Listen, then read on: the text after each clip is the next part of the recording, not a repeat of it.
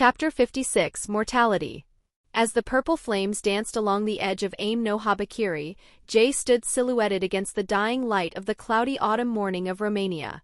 The air around him distorted, humming with the frequency of spatial displacement. As flocks of Teep's reinforced vampires lunged toward him, Jay tightened his grip. With a single fluid horizontal motion, he swung the jet-black blade. Shirring. A crescent of violet energy erupted outward.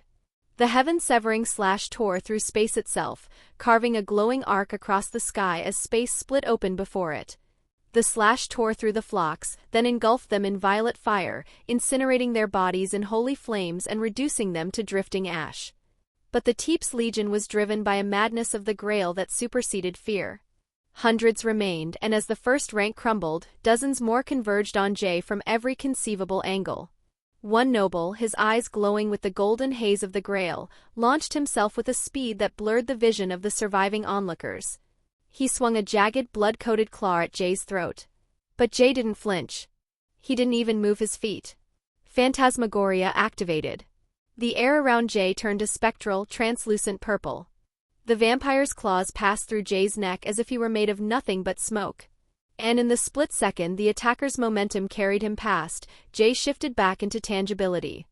He spun 180 degrees as a silver streak of Aim no Murakumo following his rotation. The silver blade, crackling with residue of the rhythmic lightning, took the vampire's head in a clean strike. And before the decapitated body could even hit the stone floor of the walls, a burst of purple flame erupted from the ground beneath it, consuming the remains in an incinerating anthem. Dozens more vampires flooded the top of the wall, their wings beating a frantic rhythm of death. They landed in a tight circle, intending to crush the human under the weight of their combined power. Die, human! One screamed, thrusting a hand forward to unleash a torrent of dark mana. Jay didn't look. He merely stood there as a massive burst of purple flame erupted from his body like an expanding burst of solar flare.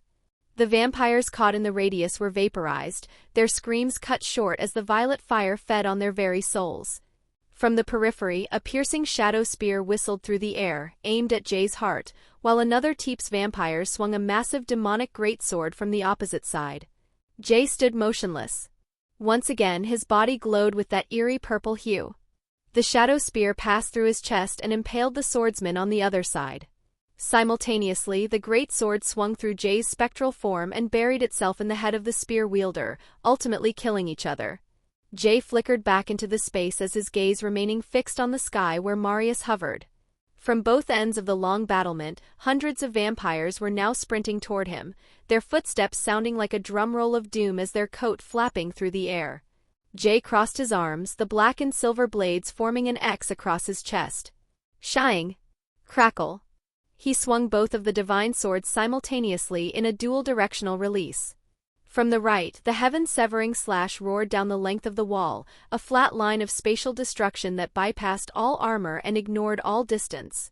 And from the left, a lightning dragon erupted from the silver blade, coiling on top of the stone walls as its head snapping out of the air to swallow everything in its path. Arg! The wall was cleared in an instant with the scream of the Teep's vampires. The stone was scorched black, and the air was filled with the smell of burnt meat. High above, Marius Teeps watched the one by one of his elite guards as being slaughtered. His knuckles were white as he gripped the Sephiroth Graal, the golden chalice pulsing with a frantic stuttering light. He was trembling not just with rage, but with an incomprehensible fear. He just didn't want to admit it. Why? Marius cursed, his voice a jagged roar of frustration. That flame, it's holy energy. Then why can't the Grail remove their weakness of it? He pressed his hand harder against the glowing chalice, pouring his mana into it. Marius looked down at the lone human standing amidst the ash of his army. Meanwhile, seeing as their comrades slaughtered in an instant, the remaining elite guards at Marius's side halted their charge. Fear rooted them in place, breaking the will that had driven them forward. It had begun with a single human standing atop the wall. And it ended the same way. With that same human still standing there. Seeing their cowardice, Marius erupted in rage. What the fuck are you doing? Go! Kill him, he roared. But they did not obey. Instead, their fear took hold. They turned and fled. Run! He's going to kill us. Marius stared in disbelief as his elite guards, the very ones he had empowered by the Grail, broke formation and scattered in panic, fleeing in the opposite direction. Rage twisted his doll-like face. "You fucking cowards!" he screamed after them. "I'll kill every last one of you myself if you run. Come back here." "Hey!" His voice echoed across the battlefield. But none of them turned back. But then Marius widened his eyes as Jay already disappeared from his place, and then he sensed the presence from behind as he turned. Jay already in front of the fleed vampires. He didn't fly, he can't. He just hovering in the air in that split second. And then with a swing of his jet-black blade as he whispered, "Cleave." His voice devoid of emotion, calm and serene. But to the vampires it was the last bit of sound they could heard in their life. Shying. Purple flame engulfed the last remaining guards of Marius Teeps, as the only thing remain is their soundless screams and the drifting ash. Marius silenced as all of his guards just annihilated by some random human. A human that he didn't even know his name of. Then Jay suddenly vanished from the battlement, reappearing directly in the blind spot behind Marius Teeps. The transition was so seamless it bypassed the vampire's sensory range entirely. With a casual flick of aim no Murakumo, Jay sent a sickver slash toward Marius's neck. Marius spun, his instincts screaming. He barely managed to conjure a shield of dense solidified shadow magic to meet the blade. Clank! The impact sent a shockwave through the sky, the silver lightning of the blade gnawing at the dark barrier. "Filthy human!" Marius roared, his face contorting with a mixture of shock and anger. That a mortal dared to touch his shroud was a heresy he could not stomach. He thrust his hand forward, the Sephiroth Graal glowing with a violent rhythmic light. His aura surged, doubling, then tripling, until the sky itself seemed to bow under his weight. From the shadows beneath his cloak, dozens of massive obsidian snake heads erupted, their fangs dripping with a corrosive darkness that hissed against the air. Jay's expression didn't change. He merely swung his hand in a short vertical line as he activating rupture, and a jagged tear in the fabric of space opened before him, a tear that simply erased the snakes of darkness, deleting them from its space before they could even snap their jaws. And before Marius could even process the loss of his spell, Jay followed through with a swing. Shying! A purple slash manifested directly on Marius's hand. There was no travel time, no warning. As if the concept of distance is non-existent. Splurt. Arg! Marius's left hand, still clutching at the air, was severed cleanly. The limb fell, blood spraying in a hot crimson arc. But the scream had barely left his throat when his true immortality that the Holy Grail gave to him took hold. In a grotesque supernatural display, white light surged from the stump, the hand magically knitted back together instantly as sinew, bone and skin weaving back as if the cut had never happened. Jay's eyes widened slightly. The speed of the regeneration was reaching the level of a true anomaly. But he didn't let that stop him. Gravity began to pull at him, yet before his momentum could fail he used Voidwalker as. He materialized behind Marius once again, his jet-black blade already mid-swing. Splurt. This time the cut was deeper. It bypassed the spine, bisecting Marius's lower body. The self-proclaimed God King let out a sound that wasn't human. A high-pitched, agonizing shriek of a soul being flayed. But once again the Grail flared in a golden hue.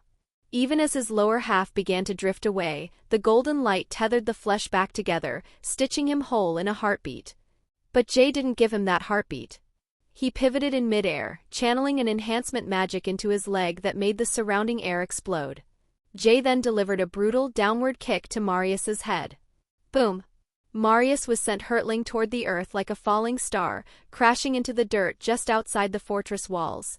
Before the dust could even settle, Jay was already there, standing behind him in a flicker of violet embers. Marius scrambled to find his footing, his regal armor cracked and his platinum hair matted with blood. Sensing Jay's presence behind him, he turned, raising both hands to unleash a desperate burst of darkness magic. Why you dash?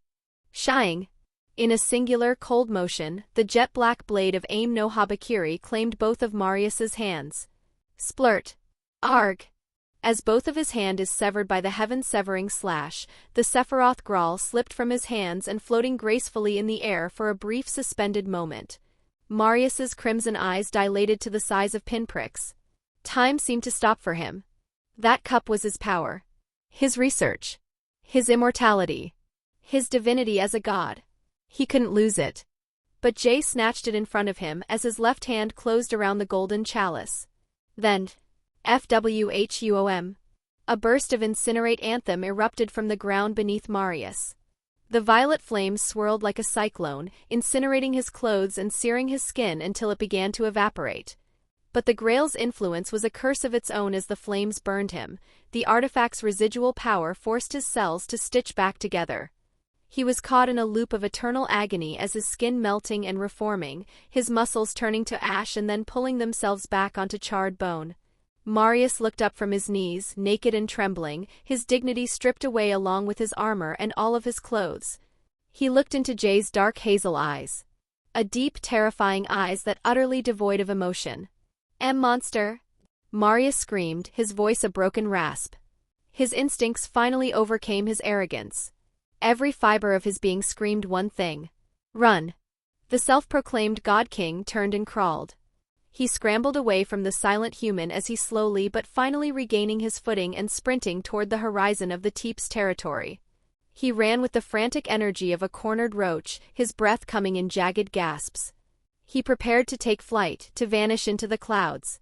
But, shying. The world tilted. Marius slammed into the dirt as his legs were suddenly severed at the thighs. Arg! He screamed, his limbless body dragging itself through the mud. His legs tried to regenerate as the bone beginning to protrude. But every time they formed, another black slash appeared and severed them back to the stump. Help! Help me! He crawled so hard that the friction against the jagged stones tore the skin from his groins to his chest, only for the Grail to stitch the raw meat back together so he could feel the pain all over again. Jay followed him. He didn't run. He didn't rush. He walked with a steady rhythmic pace while holding the golden chalice in his left hand. The artifact felt strange in his grip. It hummed, a low, resonant vibration that felt like a greeting to an old friend. There was a sickening sense of familiarity to it that he can't quite put it. Jay looked at the cup, then at the roach crawling before him. Shirring. Arg! Another limb severed. Marius was a moving torso trailing blood in the dirt. Crawling desperately with both of his hands. Jay walked slowly as he allowed the golden chalice to float in front of him. A bright light suddenly engulfed the area. And with a single thought, the regeneration stopped. Marius's eyes widened in pure terror. No, no, no. He whispered in denial before a scream of fear filled his mouth. My immortality. My power. I am the God King of the vampires. You can't do this to me. Give it back. Give it back. His crawl slowed to a pathetic twitch. Jay stepped over him, looking down at the ruin of a man. So that's how the Grail works, Jay thought. But then his expression changes as he looking at the golden chalice. All this bloodbath, all these thousands of lives, just for this shallow, artificial immortality. The solemnness in Jay's chest turned into a cold, hard knot of disgust. Marius tried to reach out, his stumps twitching as if to grab Jay's pants to beg for mercy. Please. Don't kill me. Shirring. Jay finally cut the both of his arms. Arg! The God King of the vampires was now nothing more than a human nugget, as he lost his immortality.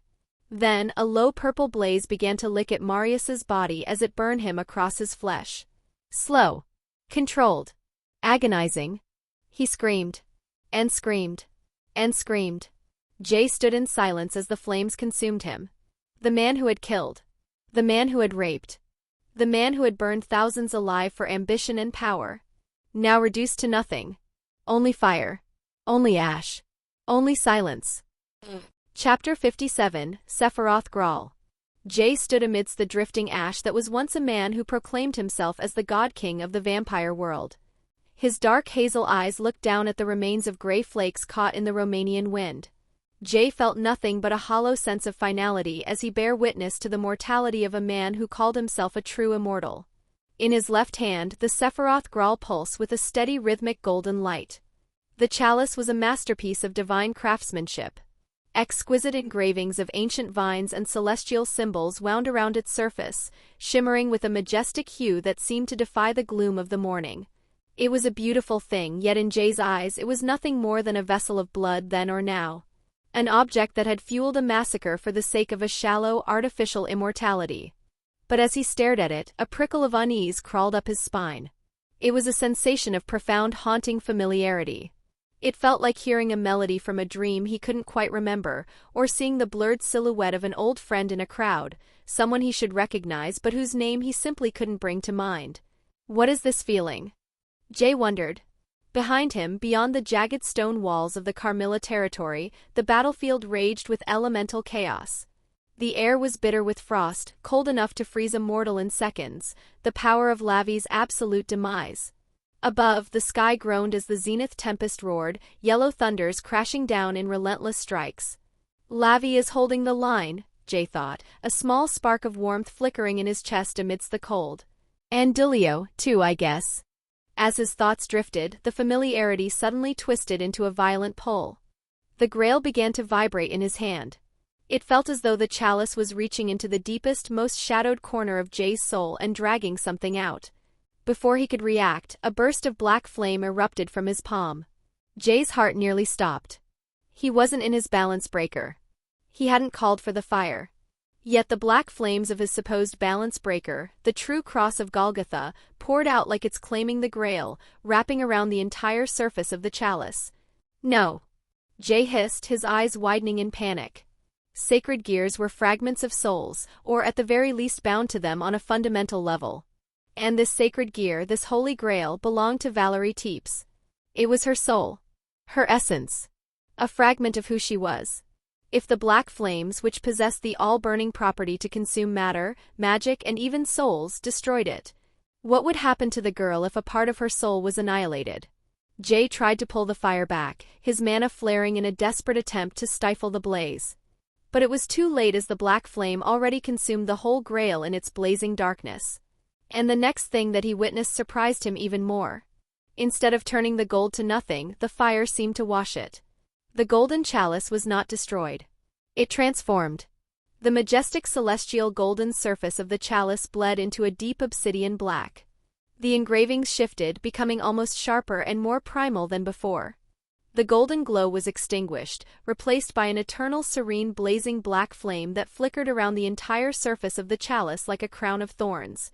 Then, a memory or perhaps an echo of information whispered directly into his mind, cold and absolute. The Holy Grail of the Last Supper. The information hit him with the force of a physical blow. The black chalice, now a twin to the darkness in his soul, floated upward. It hovered before his face for a fleeting second before lunging to his chest and melted to it. A sensation of overwhelming disgust washed over Jay. It felt like he had been forced to swallow a torrent of thick, iron-scented blood. His stomach churned, and his heart hammered a frantic rhythm against his ribs as the foreign object integrated itself into his very being. Then the sensation vanished as the world returned to its gray, quiet state. What? Jay muttered, clutching his chest. What just happened? He reached inward, searching for the presence of the grail. And with just a single thought he called for it. Immediately, the blazing black grail manifested in his hand, its obsidian flames dancing lazily in the wind. The black flame, it didn't burn it, Jay whispered, his voice trembling with confusion. Is it absorbing the grail and integrating it into my soul? He stared at the black fire. He had always known the true cross was an anomaly. Again and again, the black flame, the true cross black flame, continued to defy everything he thought he understood about it. It possessed both the all-burning property and the unburning property. It could annihilate matter, magic, souls, and divinities alike, yet now it was doing something else entirely. It was absorbing a soul. He had once believed the true cross was merely a subspecies balance breaker of the Incinerate Anthem. But after what had just happened with the Grail, he realized he might have been fundamentally wrong about what it truly was. No, it can't absorb just any soul, it can't be. Jay reasoned, his mind racing. If it could, it would have consumed the souls of the hundreds he had killed before. This was the first time it happened, and it's pretty specific. The cross, which was Incinerate Anthem. The Grail, which was the Sephiroth Graal. One thing they have in common, both of them are related to the crucifixion, both were directly tied to the God of the Bible. The cross, the Grail. Jay's breath hitched. Is it possible? If there is a third, the spear. The true Longinus. If the flame encounters that, would it consume that too? The thought was a chilling one. And that led to the real question. What is the black flame? He had no answer to that question. He looked back at the blazing black chalice. Remembering how he had used it to weaken Marius, to strip away the power the Grail had given him, Jay willed that same authority in reverse. This time he commanded it to strengthen him. And the response was instantaneous. Jay's eyes went wide as he felt his physical capabilities surge, doubling in an instant. Combined with the exponential growth he had gained from wielding Aim no Habakiri for the first time, he realized that he was now 16 times stronger than he had been before his battle with Susanoo, physically. For a human, this was nearly the highest point possible, perhaps even beyond it. He was still leagues away from the raw, monstrous physical power of beings like Ryzavim or even Euclid, but he had already surpassed the limits of mortal biology. Enchantment magic, which he had relied on for so long, now felt like it would offer only diminishing returns. And all of this came from using the newly formed Black Grail, or should he call it his new sacred gear? It was said the Sephiroth Graal could govern the concepts of life and death. As that thought took root, a dark thoughts clawed at Jay's mind. He can revive them, using this power, maybe, just maybe he can undo their death. Sister Andrea, Elena, Mihia, Philip, Iakob, Ilya, Andre. Everyone. But then Jay stopped. No. In this world full of suffering, grief, and sorrow, I can't just revive them and then let them experience death once more. Maybe they were in a better place or maybe not. But in this world where people died a pointless death. In this world where bloodshed and war occurred for people with power. In this world where the weak is abused and can't do anything. In this ugly, despicable, and evil-filled world. No child deserved to be born in this world. Jay remembered that night. The Utsusemis. The basement beneath the Teep's territory. That's what humanity is in this world. The blazing black chalice disappeared once more. Jay felt his body grow light, weightless. All the mana he had spent slaughtering Teep's vampires in their castle, fighting Ryzavim and Euclid, and waging the war inside the Carmilla territory and killing Marius just now, it all returned to him, replenished and overflowing after the physical enhancement. It was as if his mana capacity were a lake that had been cut in half, only to have an entirely new lake poured on top of it. Still, he needed to analyze this new power, to understand how it differed from the original Sephiroth Graal. And also, he needs to explain and apologize personally to Valerie and Gasper. With Aim no Habakiri still in his hand, Jay vanished from his place in a flicker of purple flame. Inside the Carmilla territory, the war was reaching its frozen twilight. Lavinia floated gracefully in the air, her dark purple robes whipping in the wind as her sapphire eyes glowing in a white sparks. Below her, the battlefield had become a graveyard of ice. Her balance breaker, the absolute silver world, Asalit Argento Mondo, was a sentient disaster. It wove through the ruins, bypassing the church exorcists and the Carmilla defenders with impossible precision, as if it possessed its own will, seeking out only the Teep's reinforced nobles. Lavinia exhaled, her breath coming in a heavy silver mist. Her energy was bottoming out. Even with her mastery, maintaining a Longinus tier balance breaker of this scale was like trying to hold back the ocean with her bare hands. She had maybe 5 minutes left before her mana collapsed. And yet there were still plenty of them left. Crackle. Boom. A pillar of holy lightning obliterated a cluster of vampires to her left. Dilio Gesualdo surged forward, propelled by flight magic, wrapped in golden light like a falling star. He was a whirlwind of divine judgment, his carefree smile replaced by grim focus. 4 Teep's vampires burst from the shadows behind him, claws extended in a coordinated strike. Dilio didn't turn. Shying. A golden flash of holy energy cleaved through the air. Griselda Quarta appeared at his side, her blade a blur of silver engulfed in a golden light of holy energy. She cut through 4 vampires in a single fluid motion, her eyes sharp and cold. Arg! Don't stop, Dilio. Griselda commanded. Dilio nodded, his hands blazing with light. He didn't give the cleaved vampires a chance to let the Grail's power regenerate them. At point-blank range, he unleashed a thunderous blast of storm energy that vaporized their remains instantly. Seeing that their god king was nowhere in the sky, and watching their front line being crushed between a frozen blizzard and a lightning storm, the remaining Teep's forces finally broke. The reinforcements from outside never came. The so-called Immortal Legion was nowhere to be seen. Run. Retreat. Fuck you, Carmillas. You'd ally yourselves with filthy humans?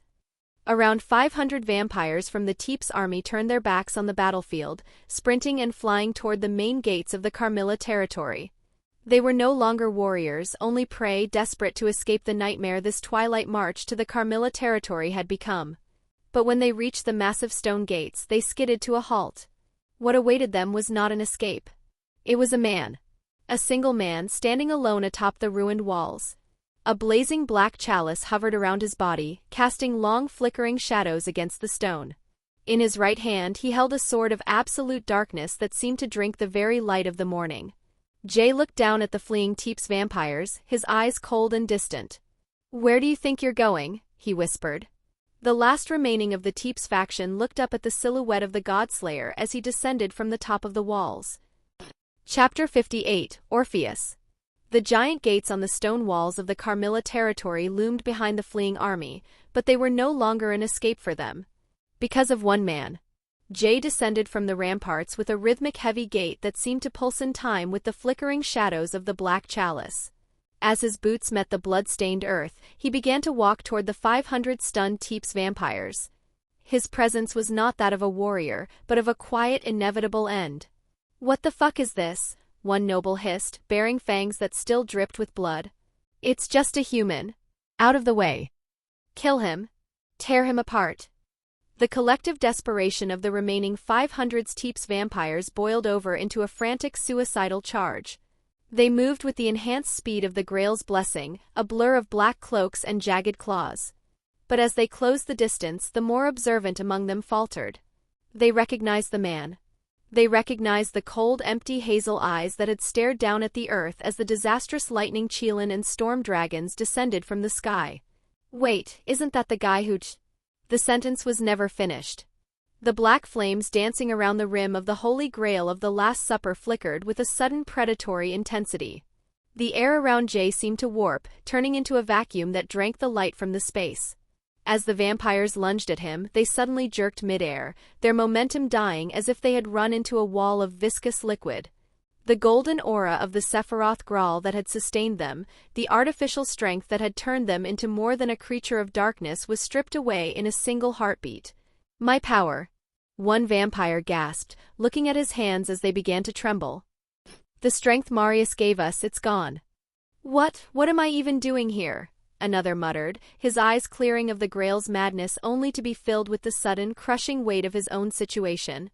Confusion and powerlessness rippled through the ranks. Some stood paralyzed by the sudden void in their souls, while others dropped their weapons, realizing they were no longer the predators they had been minutes ago. Jay continued to walk. He looked at the faces of the Teep's faction. The lineage that had butchered families, raped the innocent, and turned children into cattle. Jay walked slow and unhurried toward the stunned hundreds of Teep's vampires. He had killed their parents. He had killed their children. He had killed their brothers and sisters. And then at last, the Teep's faction would be no more. And with another flicker of black flame around its rim, the blazing black chalice whispered silence. Jay then raised his left hand and a small concentrated sphere of light manifested above his palm. It was no larger than a baseball, appearing almost harmless in its simplicity. But as the sphere erupted with a sudden, blinding radiance, the screams began. "Arg! No! Please! Stop it!" It was not an explosion. It was just light. A simple, almost harmless glow. But with the Grail amplifying the deepest weaknesses of their beings, even that gentle radiance became as burning as the sun to the remaining Teep's vampires. Before they could take a single step to flee, their feet began to melt. The light reached out and targeted the fundamental weakness of their species. Their flesh began to run like heated wax, melting into the stones of the courtyard. They were literally being consumed by a harmless light. As their screams echoed through the roads, Jay stared at the burning vampires with an empty gaze. Then he looked at the flickering black chalice. It seems the Grail's power. Valerie's Grail, the ability to add or remove strength and weakness, to amplify strength or deepen weakness, is still here in my Grail, Jay thought. Look, if you've actually made it this far into the video and you're still here, come on then. Hit subscribe. And honestly, if you think a friend of yours would like this, go on and share it with them. It really helps out. Right, I'm done. I'll get out of your hair now so you can get back to the good stuff. But seriously, stick around till the end. It's well worth it. Within seconds, the 500 remaining Teeps vampires were reduced to puddles of cooling tallow and drifting ash. The twilight march of the Teeps army, led by the self-proclaimed God King of the vampire world, ended not with a grand clash of magic and steel, but with the quiet, agonizing sizzle of candles being snuffed out. The battlefield fell into a vacuum of silence. The surviving Carmilla vampires and the weary church exorcists stood frozen, watching the lone human who had just executed an army without breaking his stride. As the Carmilla vampires and the church exorcists watched Jay, their expressions were a tangled mix of emotions. There was curiosity in their eyes, a quiet sense of awe, a trace of reluctant appreciation, but above all there was fear. Fear of unknown. Jay ignored them all. He walked past the obsidian stone road, his eyes fixed on a single figure descending from the sky. Lavinia Rennie was drifting downward, her purple robes tattered and her face as pale as the snow she had conjured. As her balance breaker deactivated, the frost on her blonde hair began to sparkle in the dim light. Her legs buckled the moment her boots touched the uneven ground. Ah! Before she could hit the earth, Jay was there. He caught her with a strength that was far more solid than it had been hours ago, his arms acting as a steady anchor for her exhausted frame. Lavinia looked up into his eyes and felt a wave of relief wash over her. She reached up, resting a cold, trembling hand against his cheek. A warm, tired smile touched her lips. "It's finally over. Illya Kovalenko," she whispered. A thin, rare smile flickered across Jay's face, a momentary break in his icy mask. "Yeah. It's over. I am sorry I couldn't help you more," Lavinia said softly, her eyes reflecting the guilt and helplessness of leaving him to face the horrors in the basement alone. "Don't say sorry," Jay replied, his voice uncharacteristically gentle. "You did amazing.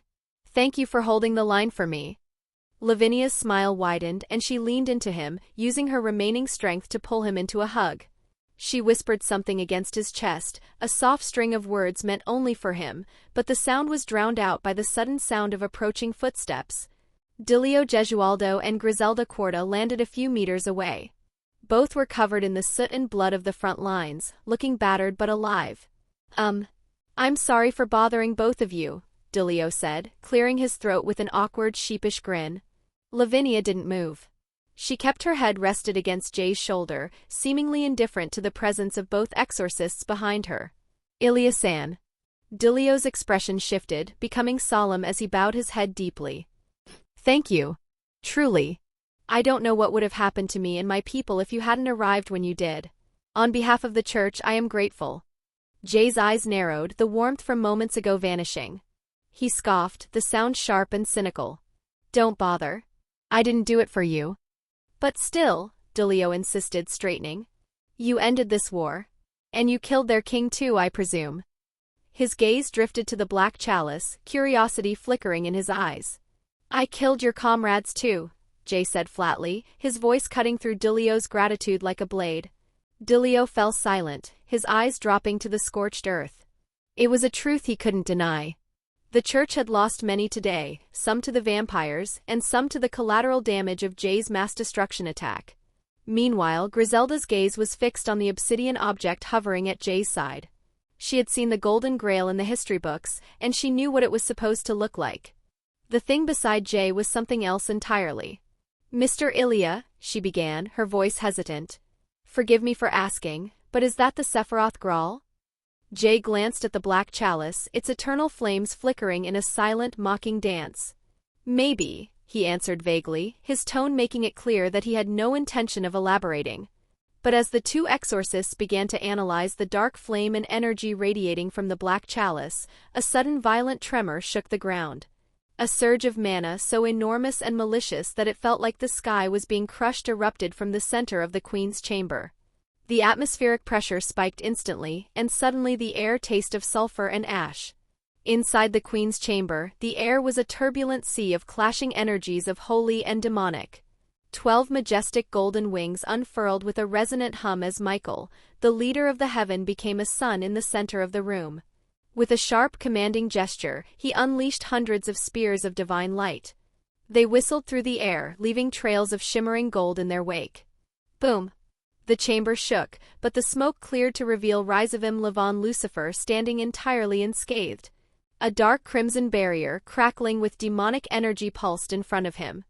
He didn't even have his hands raised as he simply stood there with that insufferable, mocking smirk decorating his face. Is that the best the strongest of the heavens can offer? Zayyn taunted. Before Michael could retort, the floor beneath Zayyn's feet dissolved into an abyss. Thousands of obsidian thorns and black roses erupted from the shadows. From the floor, the walls, and the high vaulted ceiling, coiling like snakes toward Zayyn and Euclid beside him. Cuckoo. Now this is getting interesting, Zayyn laughed, his voice echoing with a slight sarcasm underneath it. Light and shadows dancing together. Your father must be so disappointed, Michael-chan. To think the Prince of Heaven is affiliating himself with a creature of the darkness. Truly, the standards of the heavens' grace have fallen. Euclid Lucifuge stepped forward, his expression a mask of cold professionalism. He raised a hand, and dozens of silverish-crimson magical circles manifested in a geometric ring around them. With a sharp flick of his wrist, a large explosion detonated, shattering Queen Carmilla's shadow thorns into harmless particle of shadow. High above, Gabriel drifted majestically, her own 6 pair of wings casting a soothing, golden radiance. She closed her eyes in prayer, channeling her essence into Michael. A sudden violent burst of golden aura erupted from the seraph leader, his sword of light vibrating with such intensity that the stone walls began to crack. I will punish you for your transgressions, Zayyn Illya Lucifer, Michael declared, his eyes glowing with a terrifying light. You haven't been able to do that. For thousands of years, Zayyn countered, his smirk widening. What makes you think anything has changed today? Michael didn't answer with words. He vanished in a golden flash, appearing instantly in front of Zayyn. He brought his blade down in a devastating diagonal slash. Clank! The sword of light was parried, but not by Zayyn. Euclid had intercepted the strike with a silver blade of his own, his eyes narrowed in focus.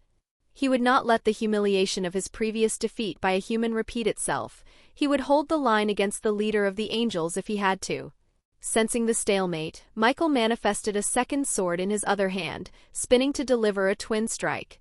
Zayyn merely leaned back, his movements fluid and lazy, retreating toward the balcony. Where do you think you are going? Queen Carmilla resurfaced from the shadows directly behind Zayyn, her slender hand elongated into a lethal claw aimed at his heart. But Zayyn's reaction was terrifyingly casual. He didn't even look back. He swatted her hand away with the back of his palm before spinning and catching her by the throat. Ack! Carmilla gasped, her feet dongaying above the floor. A bat should know her place, Zayyn whispered. His victory was short-lived as Michael surged forward, sending a wave of golden light that forced Zayyn to release his grip and jump back. As Zayyn retreated, his eyes locked onto Gabriel in the back. She was in vulnerable state, as she is the one who keeping Michael's output at its peak with her power. Let's remove the annoyance, Zayyn muttered. He raised a finger, and a demonic bullet of a condensed sphere of pure malice launched at supersonic speed toward the vulnerable Gabriel. Gabriel's eyes widened, her wings curling instinctively to shield herself, but she knew she was too slow. Then, boom! A translucent golden barrier manifested in front of her just in time. The impact of the bullet was absorbed, sending ripples of gold across the shield. Michael stood before her, his back to her, but the move had cost him his momentum. Zayyn seized the opening, launching a second demonic bullet. Michael raised a light barrier, and the resulting collision threw him back, forcing him to skid across the floor to maintain his position in front of Gabriel.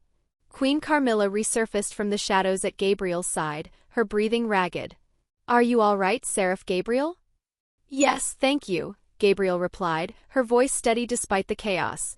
Across the room, Zayyn began patting the dust from his pristine clothes, let out a dry, chilling laugh. Cuckoo. Well, since the pleasantries are out of the way, I might as well try something I've been working on. He raised his hand, and a crimson teleportation circle opened on the floor. A limp, unconscious body of a vampire fell to the ground. Michael and Gabriel looked on in confusion, sensing no threat from the prone figure. Then Zayyn reached into his cloak and produced a golden chalice. It pulsed with a rhythmic golden hue that fought against the darkness of the chamber. With a sudden wave of energy, the Grail emitted a pulse that wiped away every shadow in the room, forcing Carmilla back into a physical form. The Holy Grail. Michael's voice was a low growl. That is not a weapon for you to wield, Zayyn. Who? Then come and take it, Zayyn challenged, holding the cup aloft. Isn't this the device your people created? Oh, my bad. I forgot. You can't remove it, can you? Because your god is dead. Cuckoo. Michael's eyes narrowed, his grip on his swords tightening until his knuckles turned white. Zayyn's laughter died down, replaced by a cold, clinical seriousness. Think yourselves lucky as you are about to bear witness to the fruit of my research. The golden light of the Grail began to envelop the unconscious vampire on the floor. Suddenly, the golden hue turned into a sickly, miasmic purple. An enormous malicious energy erupted from the body as an aura so ancient and evil that it felt like a physical pressure on the hearts of everyone present. Michael's wings flared in alarm. He recognized the scent of sulfur and ash. The world went silent as the very air turning stagnant as if welcoming an old friend back from the abyss. Zayyn's face was lit by the hazel glow as he whispered into the silence. Welcome back, Evil Dragon. Chapter 59, Evil Dragon.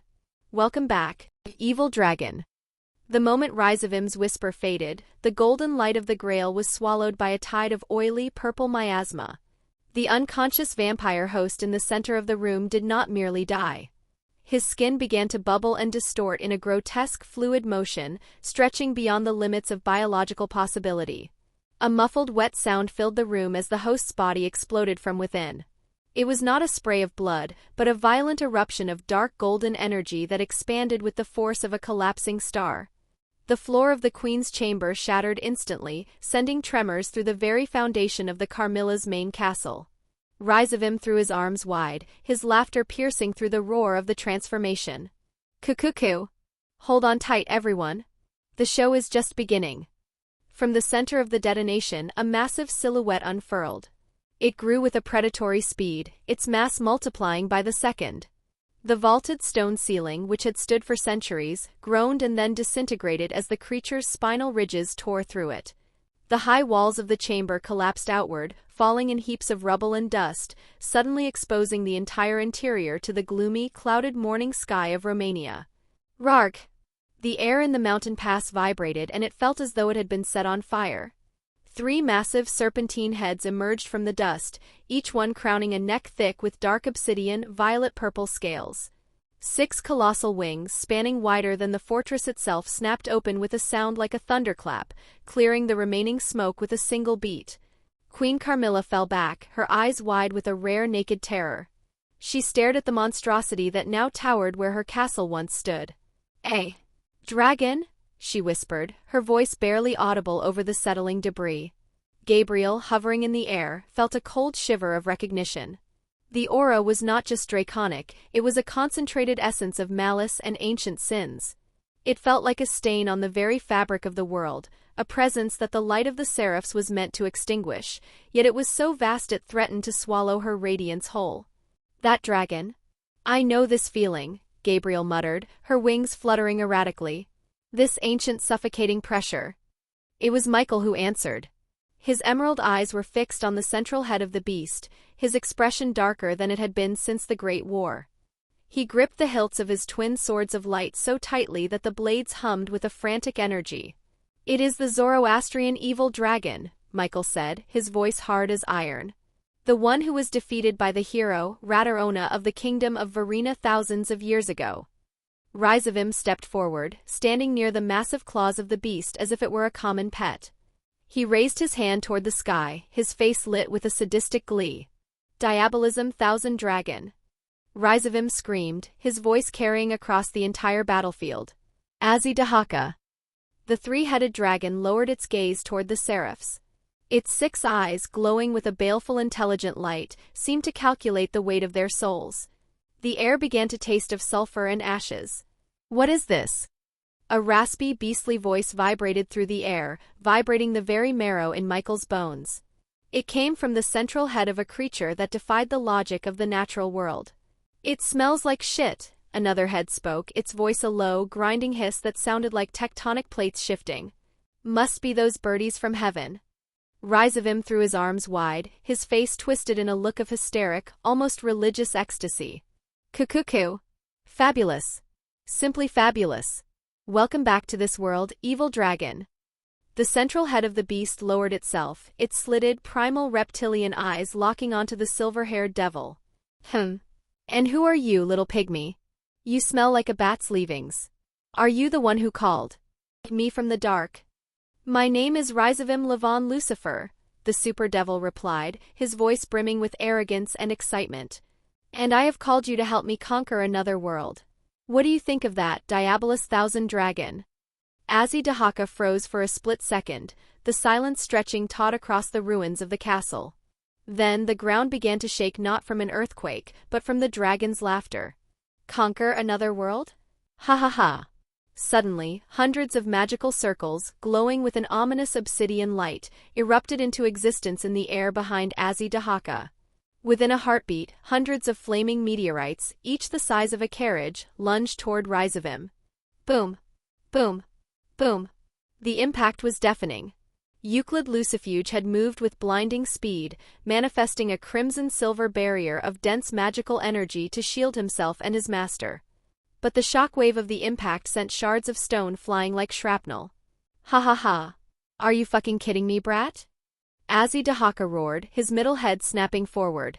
Conquering another world? You speak as if you have even tasted this one. Ryzavim's smile did not waver, even as the smoke from the dragon's attack curled around his shield. He stepped out from behind Euclid, his hazel eyes sparkling with madness. Don't you find this stagnant world to be a bit boring? Ryzavim asked, gesturing broadly at Michael, Gabriel, and Queen Carmilla. Look at these weaklings. The so-called rulers of the age.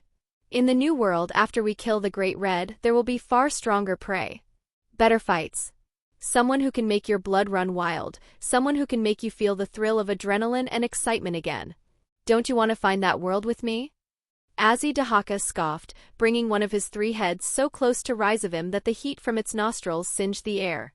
The slitted reptilian eyes searched Ryzavim's face, looking for a hint of a joke.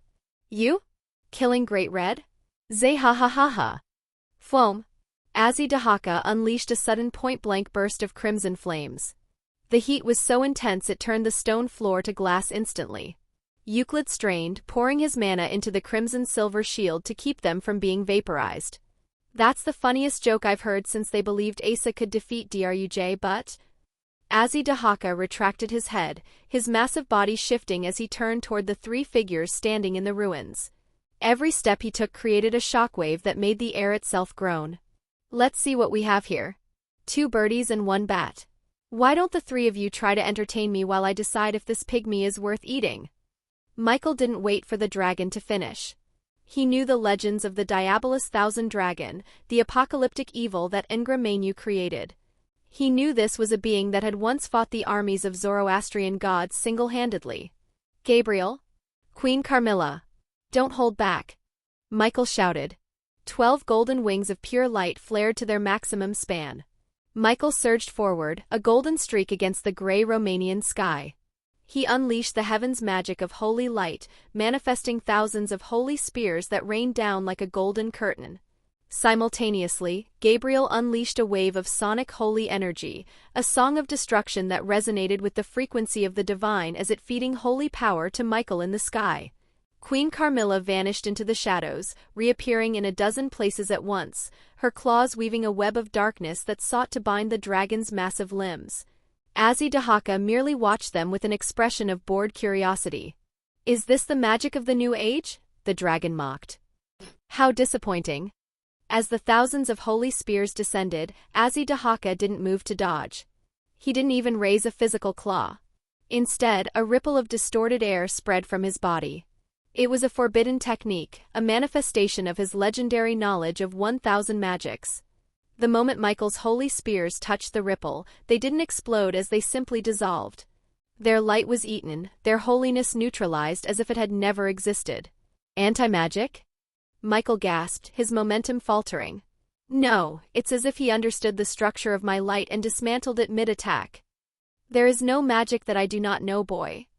Azidahaka rumbled, his 3 heads moving in perfect terrifying synchronization. I have tasted the spells of ancient gods long before your father even whispered your names. Your magic has been written in Avesta since the creation of bread." With a casual flick of his tail, he shattered the shadow bindings Carmilla had placed on him. Whoosh!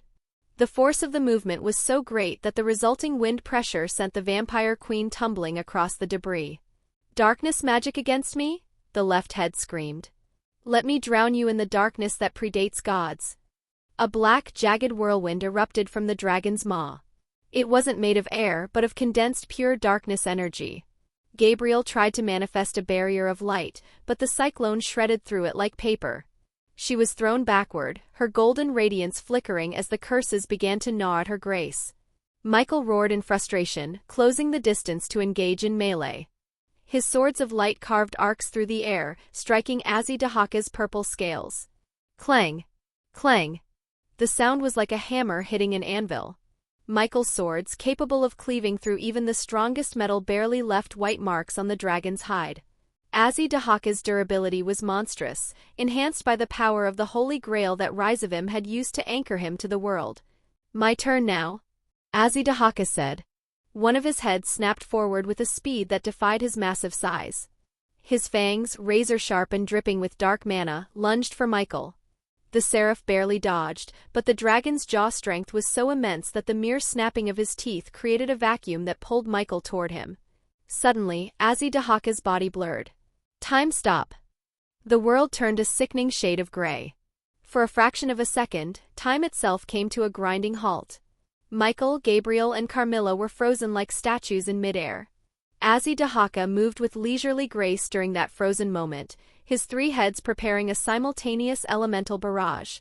When time resumed, the impact was instantaneous. Boom! Boom! Boom! A blast of compressed light, a jet-black lightning bolt, and a spear of absolute zero ice slammed into the three of them. The explosion was so vast it leveled what was left of the fortress walls. Michael crashed into the earth, his armor cracked and his golden wings scorched. Gabriel was slumped against a pillar, her holy blood staining her white robes. Carmilla lay in a crater as her regal composure utterly destroyed.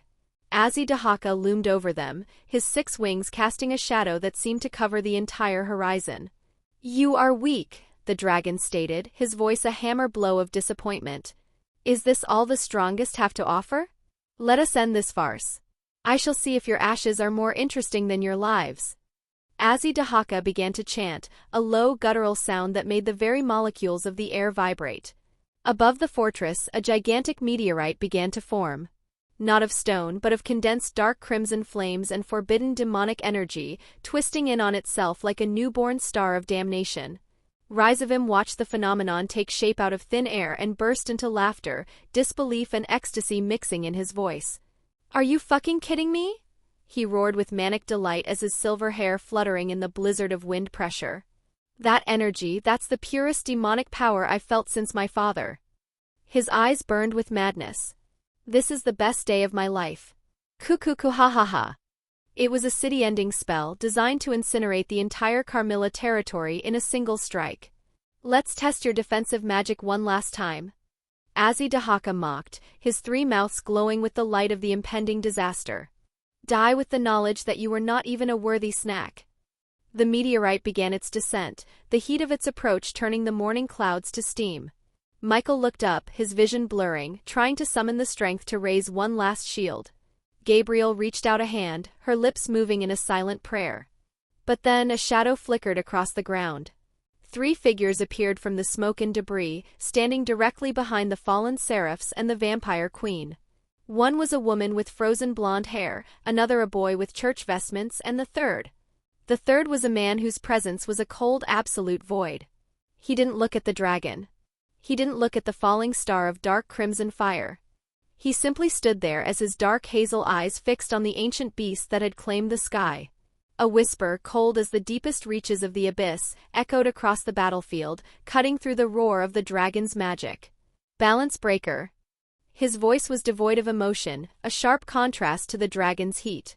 At his side, the obsidian chalice flared with an eternal serene black flame. And as the air slowly evaporated by the demonic crimson flame, he whispered, "True cross." Chapter 60, Diabolism Thousand Dragon. True cross. As the whisper left Jay's lips, the world underwent a terrifying structural shift. A black flash, colder and more absolute than any shadow, erupted from the earth. In an instant, the blade of Aim no Habakiri manifested in Jay's grip, black flames dancing on its blade. Enhanced by the Holy Grail, Jay's physical form felt lighter than a feather, yet dense with a power that threatened to crack the stone beneath his boots. With a motion so fluid it blurred the perception, he delivered a quick horizontal swing toward the sky. Cleave. Shine. Time seemed to stutter. The gigantic meteorite of demonic crimson flame, which had been seconds away from turning the entire Carmilla territory into hell, was suddenly bisected. A slash of pure obsidian darkness slit the very dimension the meteorite occupied. Azidahaka's central head tilted, a low guttural sound escaping his throat. Who? Boom. The black flames, silent and as vast as the dimensional gap, erupted from the seam of the slash and engulfed everything. The demonic fire was devoured whole, reduced to drifting inert dust in a single heartbeat.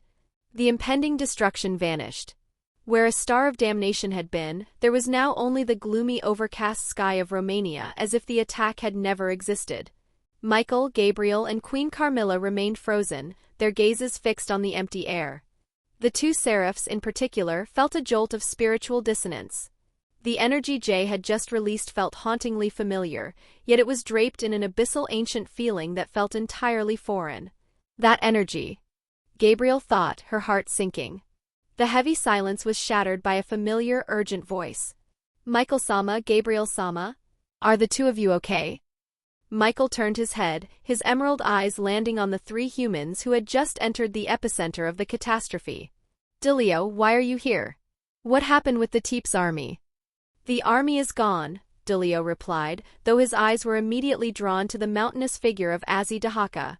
He swallowed hard, caught between the awe of a legendary mythical creature and the primal fear of its malevolent aura. I sensed a spike of malicious energy from the castle, and then... While Dilio scanned the three-headed dragon, Azidahaka was doing the same to the humans. However, his reptilian eyes bypassed the exorcists and the ice princess and settled entirely on the black-haired young man with the blazing black sword and the hovering obsidian chalice. That flame. The dragon rumbled, his three heads swaying in unison. Rizavim, seeing the familiar face that had consistently derailed his parties, let out a frustrated click of his tongue. His face soured instantly. TSK. That brat again. Beside him, Euclid Lucifuge's eyes narrowed into cold, murderous slits, his hand tightening on his silver blade as he glared at Jay. Jay ignored the devils. He walked slowly toward the seraphs and the vampire queen, his boots crunching on the glass stone. His focus was entirely directed at Azidahaka. The dark hazel eyes staring at the doom incarnate with narrow gaze. To human eyes, aside from the fact that this being was the embodiment of a mythical dragon, a creature from fantasy books, there was nothing that could explain the sensation Jay was feeling right now. He hadn't been in this world long, by this world meaning the supernatural one, but no one had ever made his body scream for him to run like this. After being physically enchanted by the Grail, Jay's senses had been enhanced as well, including his magical perception. Just by standing in front of this monstrosity, Jay could tell that the amount of aura the creature emanated was unparalleled. Susanoo and not even Rizavim had ever given him this feeling.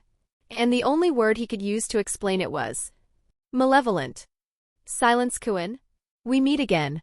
Rizavim called out, his voice dripping with forced cheer. Jay didn't even look at him. Instead, he swung his hand in a blinding arc. The motion was faster than Rizavim had anticipated, as Habakiri was already cutting through the air before the super devil could finish his sentence. Acting on pure survival instinct, Rizavim grabbed Euclid by the collar and threw himself backward. A heaven-severing slash of black flame whistled through the space they had occupied a millisecond prior. The silver-crimson barrier Euclid had reflexively raised was atomized into dust in second. Rizavim, hovering midair, felt a cold sweat break across his neck. He's getting faster. And what is that black flame? That's not the purple fire of Incinerate Anthem, he thought. As they landed, Rizavim's eyes locked onto the black chalice floating at Jay's side. His confusion turned into sharp, piqued curiosity. I see, you took the Sephiroth Graal from that useless prick Marius, Rizavim noted, his voice trailing off as he analyzed the relic's different appearance. But why does it look it has been painted black? What did you do to it? The attention of everyone, including the Seraphs and Queen Carmilla, shifted to the blazing black grail. You talk too much, Jay retorted flatly. The response elicited a booming, threefold laugh from the dragon. Ha ha ha. You're goddamn right he does, human. Azzy Dahaka roared. His serpentine heads moved closer, his amusement tangible. I like you already. A man of few words and sharp steel. Speak. Tell me your name. Jay remained silent, his mind racing through tactical permutations. Could a being of this scale even be killed? And with Ryzavim and Euclid still looming nearby, he had no real grasp of how strong the angels and vampires in front of him truly were. Too many unknown variables. My name is Azzy Dahaka, the dragon continued in a weird accent, his voice taking on a formal, regal tone. Zahak, the dragon of the end. I have been known by many names through the cycles of time, but I'd like to be called Doom of Humanity. Azzy Dahaka said. But Jay still didn't give him his name, as he just clenching his grip on Habakiri and called upon Aim no Murakumo on his other hand. Still not going to give your name? Well then let's just fight. The dragon didn't wait for a response. With a sudden violent snap, Azzy Dahaka clapped his 6 colossal wings together. The result was not a gust of wind, but a sonic boom of such catastrophic proportions that the earth itself surrendered. A massive fissure ripped through the foundation of the Carmilla fortress, and in a single heartbeat, the main castle, a structure that had survived centuries of war, instantly disintegrated into a cloud of stone and dust. Boom! Ryzavim and Euclid had already unfurled their devil wings, soaring into the safety of the upper atmosphere. The Seraphs took to the sky with frantic beats of their 12 golden wings, while Queen Carmilla manifested her own bat-like wings to escape the collapsing ruins below. Jay, having no natural means of flight, felt the ground vanish beneath his boots. He reached for a teleportation spell, but before the mana could coalesce, a soft hand gripped his. He felt himself lifted upward, stabilized by the icy magical currents of the woman beside him. Thank you, Lavi, Jay said, his voice steady despite the chaos. Lavinia smiled, though her eyes remained focused on the monster above. You should really learn flight magic, Illya Kovalenko. Though I don't mind being your wings anytime. They hovered near Dilio and the Seraphs, a small group against the mountain of scales that now dominated the sky. Azzy Dahaka beat his wings, hovering with a grace that mocked his massive size, looking down at Jay with 6 eyes brimming with malice. You can't even fly? Ha ha ha ha. The dragon threw his head back in a mocking gesture. I have the higher ground now, boy. Jay ignored him. Instead, he looked at Lavinia and gave a subtle nod. It's okay. I have a plan. Before she could ask, Jay released her hand. But his figure didn't fall, it vanished. Azzy Dahaka's predatory instincts flared a millisecond too late. Though he was still the first to realize that the human was no longer in the distance. Jay had reappeared directly atop the dragon's central head. To the onlookers, Jay was no larger than an ant on the back of a giant salamander, but the energy he radiated was heavy enough to tilt the world. Black flames erupted from Aim no Habakiri with a roar that drowned out the wind. With 2 blinding diagonal swings, Jay traced a path of absolute destruction through the air. Cleave. Shying. You think that would scratch my scales, boy? Azzy Dahaka roared, his mana surging to reinforce his hide. But the attack was not aimed at his hide. In an instantaneous display of spatial severing, the dragon's 6 massive wings were bisected, and the severed wings is burned in seconds by the black flame. The giant world-cutting slashes didn't just cut flesh, they severed the ability to flight from the beast. Azzy Dahaka's 6 eyes widened in genuine, stunned surprise as he felt his connection to the air vanish. What? The dragon of the end lost his footing in the sky. His massive 100-meter body plummeted like a falling mountain.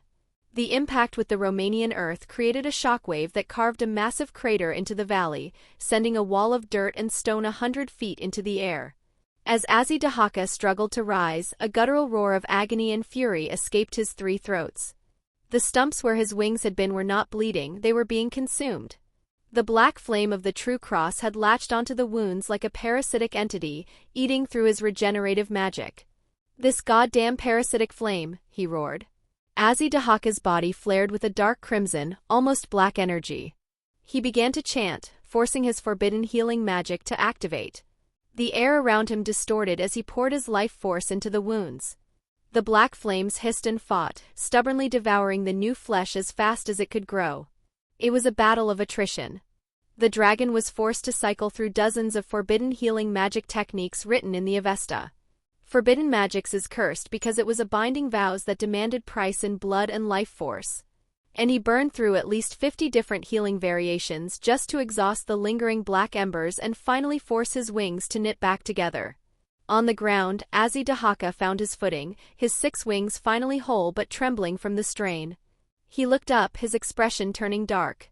High above, silhouetted against the gloomy Romanian sky, Jay descended from the sky, a blazing black-flamed sword in his grasp.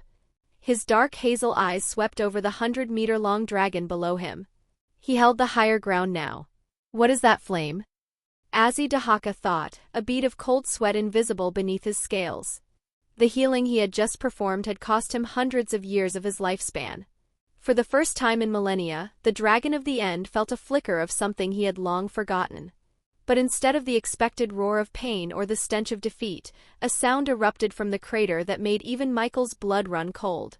It was laughter. Ha ha ha ha, yes yes yes. The 3 heads of Azidahaka began to shake, and then a wide predatory grin split across all 3 maws. His 6 eyes weren't filled with fear, they were dilated with a manic, overwhelming joy. The dragon let out a roar not of agony but of pure ecstasy. That's it, the central head bellowed, the sound rippling through the air like a physical blow. That's the sensation. The sting of a wound that won't close, the weight of a mortal who can actually reach my throat. That's so peak. The dragon's massive tail thrashed against the earth in a rhythmic pulse of excitement, shattering the remaining stone pillars of the courtyard. The sheer thrill emanating from him was so thick it felt like a second atmosphere. Don't stop now, human. Bring it. Bring it all on again. Jay, who had teleported to the ground with a soft click of his boots against the glass stone, stood about 100 meters away. He looked at the giant ecstatic monster wagging its head like a crazed hound, and for the first time since the fight started, his stoic expression faltered. His eyebrows raised in genuine disbelief. A look of profound, soul-deep disgust washed over his face. What? Jay thought, his grip on Habakiri tightening as he stared at the writhing, joyful dragon. Is this guy some kind of masochist? The thought of fighting an ancient world-ending disaster was one thing. Fighting one that seemed to be getting a high off having its wings ripped off was another level of repulsive entirely. You're sick, Jay muttered, his voice cold and flat, though it was drowned out by Azidahaka's continuing laughter. Meanwhile, high above the sky, Michael, Gabriel, and Queen Carmilla widened their eyes, though not for the same reason as Jay. Especially Michael. That black flame? Gabriel murmured in a low voice. What is that black flame, brother? And why does it feel so familiar? Michael slowly shook his head. I don't know. The one who answered was Dilio. Michael-sama, Gabriel-sama, that man is the wielder of Incinerate Anthem. The cross. Michael turned his head, eyebrows rising. Dilio nodded. Yes. That black flame is probably some kind of subspecies balance breaker of Incinerate Anthem. I think that is the only logical explanation. But instead of confirming it, Michael looked even more confused by the statement. HM? Am I wrong, Michael-sama? Dilio asked. Michael turned his gaze back toward Jay's figure in the sky and spoke slowly. Before I came here, I checked the current sacred gear database in heaven to confirm which sacred gears possess subspecies balance breakers. I know there are several in this era, with the Grail being one of them. But, Dilio asked quietly. Everyone focused on Michael as he finished. There is no recorded subspecies balance breaker of Incinerate Anthem. Chapter 61, Forbidden Magic.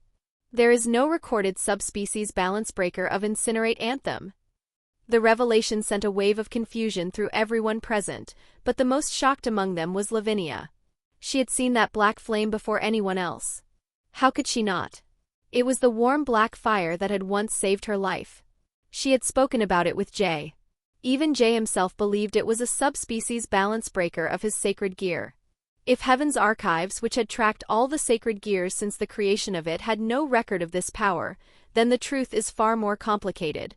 Lavinia's eyes drifted to the figure of Jay, whose swords were currently wreathed in a flame that looked like a tear in the fabric of reality. A flame so black it absorbed light instead of radiating it. What kind of power do you truly possess, Illya Kovalenko? She wondered, a shiver running down her spine that had nothing to do with her ice magic. Dilio Gesualdo broke the tension, scratching the back of his head with a forced, nervous chuckle. So, it wasn't even his balance breaker? Maybe it's just some crazy ability from those legendary swords of his. Either way, it works so we good. It doesn't matter right now, Michael intervened, his voice regaining its gentle authority. We can analyze it later. For now, we help him. The leader of heaven turned his gaze toward Gabriel. Gabriel, split my buffs and give them to the young man as well. Dilio and Miss Rennie will provide long-range support. Queen Carmilla, I want you to debuff and slow his movement. Gabriel nodded, her face set in a mask of focus. She clasped her hands in a tight prayer, her 12 wings flaring with a brilliance that rivaled the sun. A golden holy aura suddenly enveloped her body as she whispered. Golden revelation. Streaks of liquid gold launched from her palms. One hit Michael, causing his 12 wings to grow in size and intensity. The other struck Jay. He widened his eyes as a sudden torrential burst of power flooded his veins, enhancing his senses to an almost painful degree. His body glowed with a golden holy aura for a split second before the light was abruptly smothered, turning into a dense, oily blackness that pulsed in time with the Grail at his side. Gabriel's body shook for a moment, a look of profound distress crossing her features as she felt her holy energy being swallowed by the void within Jay. She bit her lip and focused on the battle, forcing the doubt to the back of her mind. Dilio launched himself into the sky, while Lavinia glided toward Jay's flank. Queen Carmilla vanished into a pool of darkness, her presence becoming a predatory chill that crept across the crater. Michael soared upward, his golden light creating a vast shimmering golden barrier that stretched for thousands of meters square. I will immobilize him. Michael yelled, his voice echoing through the barrier. Kuhahaha. Yes. Come. Give me everything you have. Azidahaka roared in pure ecstasy. As the dragon prepared to lung, a massive glacier erupted from the earth, encasing his massive talons in miles of enchanted ice. Lavinia stood at the edge of the crater, her eyes glowing purple as she poured her mana into the frost. Jay didn't wait. Fueled by the Grail and Gabriel's buff, he moved. In a flash of black flame, his body vanished and reappeared directly behind the dragon's central neck. The heavens nail! Michael shouted from above. 6 piercing, gigantic spears of light formed in the sky, each the size of a cathedral spire. They launched downward with the weight of heaven judgment, pinning Azidahaka's massive body to the scorched earth. Jay began his swing, his twin blades trailing arcs of obsidian flame that promised to sever the dragon's heads from its shoulders. But just as the blades cut through the air, the dragon's middle head slowly began to grin. Time stop. Shying. The world froze in a monochromatic gray. Jay finished his swing, but the blades passed through empty air. When time resumed with a violent jerk, Azidahaka was gone from the crater, appearing hundreds of feet in the air, flying majestically despite his earlier injuries. The heaven-severing slash burned nothing but the wind. Azidahaka hovered above, his 3 heads looking down at Jay with a new sharper calculation in his 6 eyes. So, even in the suspended world he can still move his heart and his blade. That flame. I cannot allow it to touch me again. Even a dragon who craved the peak of pain knew the difference between a thrilling wound and total erasure. Azidahaka's body began to glow with a dark pulsating crimson aura. Michael's barrier began to groan and crack just from the pressure of the dragon's presence. The world went silent as the beast prepared his true masterwork. Let me show you why they called me the Diabolus Thousand Dragon. Azidahaka declared, his voice resonating from all 3 mouths at once. Forbidden magic, the 100 centuries of death. What happened next defied the logic of the supernatural world. From the singular form of the giant dragon, 100 identical copies erupted into existence. One second the sky was gray and the next it was choked by 100 dark purple, almost black-scaled monstrosities, each one radiating an aura just as massive and malevolent as the original. Michael's face turned grim, his swords trembling. Dilio cursed under his breath, looking at the sky in disbelief. There is no fucking way, the exorcists muttered. 100 of them? All with that much power? Lavinia, Gabriel, and Carmilla felt their bodies begin to shake. The sheer weight of the combined mana was enough to crush the spirit of any lesser warrior. Jay looked at the sky, eyes narrowing. What a monster. Duplication magic at this scale. And every single one of the clones shares Azidahaka's appearance and his aura of power. What kind of mastery over magic is this? Forbidden magic. And the most terrifying part was, Jay did not even know how many more forbidden magic technique existed in that monster's arsenal. This was why he preferred fighting true warriors rather than true magicians. A master warrior relied on skill, strength, and discipline. A master magician fought with variables, layers, systems, and reality itself. A warrior could dominate a magician in a normal battle. But a truly skilled magician would rewrite the battlefield itself. Unless the warrior could wield magic on the same level. There is no way the former would win against the second. Lavinia appeared beside Jay in a flash of light. Illya, I think something is wrong with the way he exerts his magic, she said quietly, her eyes fixed on the monstrous figure in the sky. Lavi, something wrong? What do you mean? Jay asked, not taking his gaze off Azidahaka. Forbidden magic is called forbidden for a reason, Lavinia replied. Using it usually costs the caster their lifespan or their life force. Even beings with long lifetimes cannot cast magic on this scale without consequences. Her voice lowered. But the way he is using it, it is as if he realizes that his lifetime is barely being affected at all. This isn't just recklessness. She hesitated, searching for the right words. How should I put it? It's calculated. Controlled. A deliberately reckless way of wielding forbidden magic. Jay frowned. Then you're saying there's a reason he doesn't care about the cost of his life force? Lavinia nodded slowly. Jay's gaze shifted. Beside him, the blazing black chalice hovered in the air, radiating a dark, oppressive presence. His eyes narrowed. Is it possible that the Grail is the reason? Jay asked. Lavinia's eyes widened slightly. The Grail? The implication hung heavily in the air between them. Jay thought about it. The Grail could govern the concepts of life and death. Did that mean it could also bypass the price of life demanded by forbidden magic? Jay's words made Lavinia's expression turn grim. Then, he can cast those spells without paying a price? Jay fell silent and his gaze shifted to his own Grail. He did not know how it would work. He did not know if it would even respond the way he hoped. But it was worth trying. This was no longer just a battle of power. Before Jay could finalize his tactical descent, the sky over Romania was rewritten by a godlike hand. Hundreds of gigantic magical circles ignited above Romania's shattered horizon, layered across the heavens like an apocalyptic constellation. Each sigil burned with dark crimson light, etched with ancient runes written in Avesta that twisted reality around them. From the maws of 100 dragons, a rain of fire began.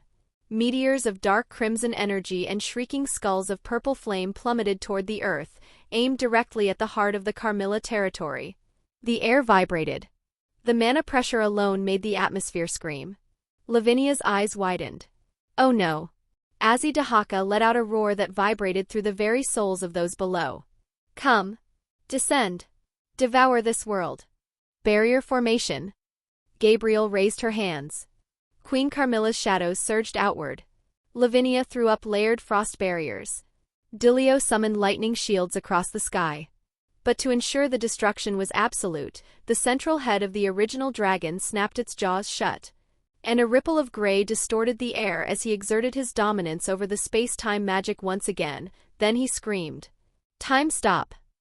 The world was plunged into a suspended, monochromatic void. Yet, as if untouched by the frozen reality, the meteors continued their descent at a terrifying speed, tearing through the stillness like falling judgments.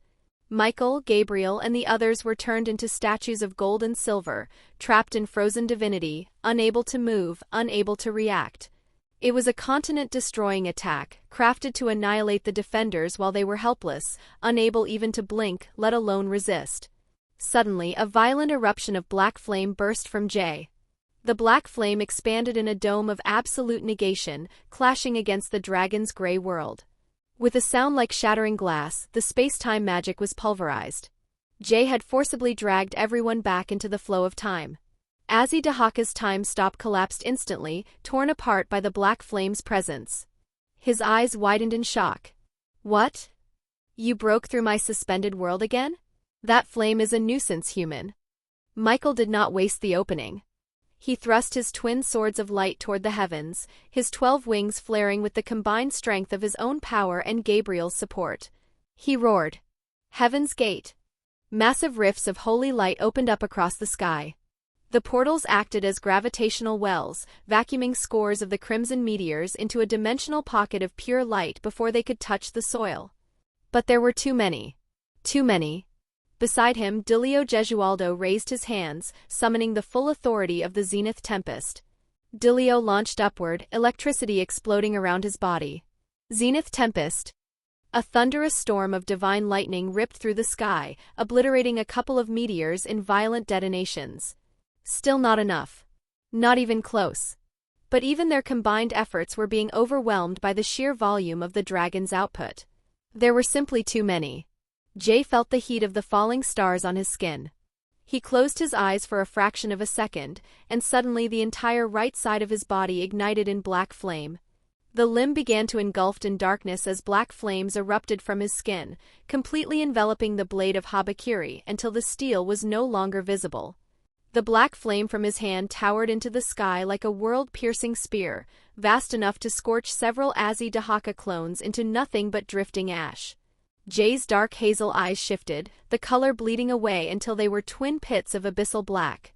He stepped forward into the air, his posture shifting into the primal, effortless stance of a god of war. It was a form he had seen only once, during his clash with the storm god Susanu. Turned to dust. He swung the sword in a casual, sweeping horizontal arc. World Slasher. The world went silent. A thread-thin cut appeared in space, a literal rift in the dimension that spanned across the entire horizon of the battlefield. FWHUOM. And then a second later, the mana channeled through the blade erupted.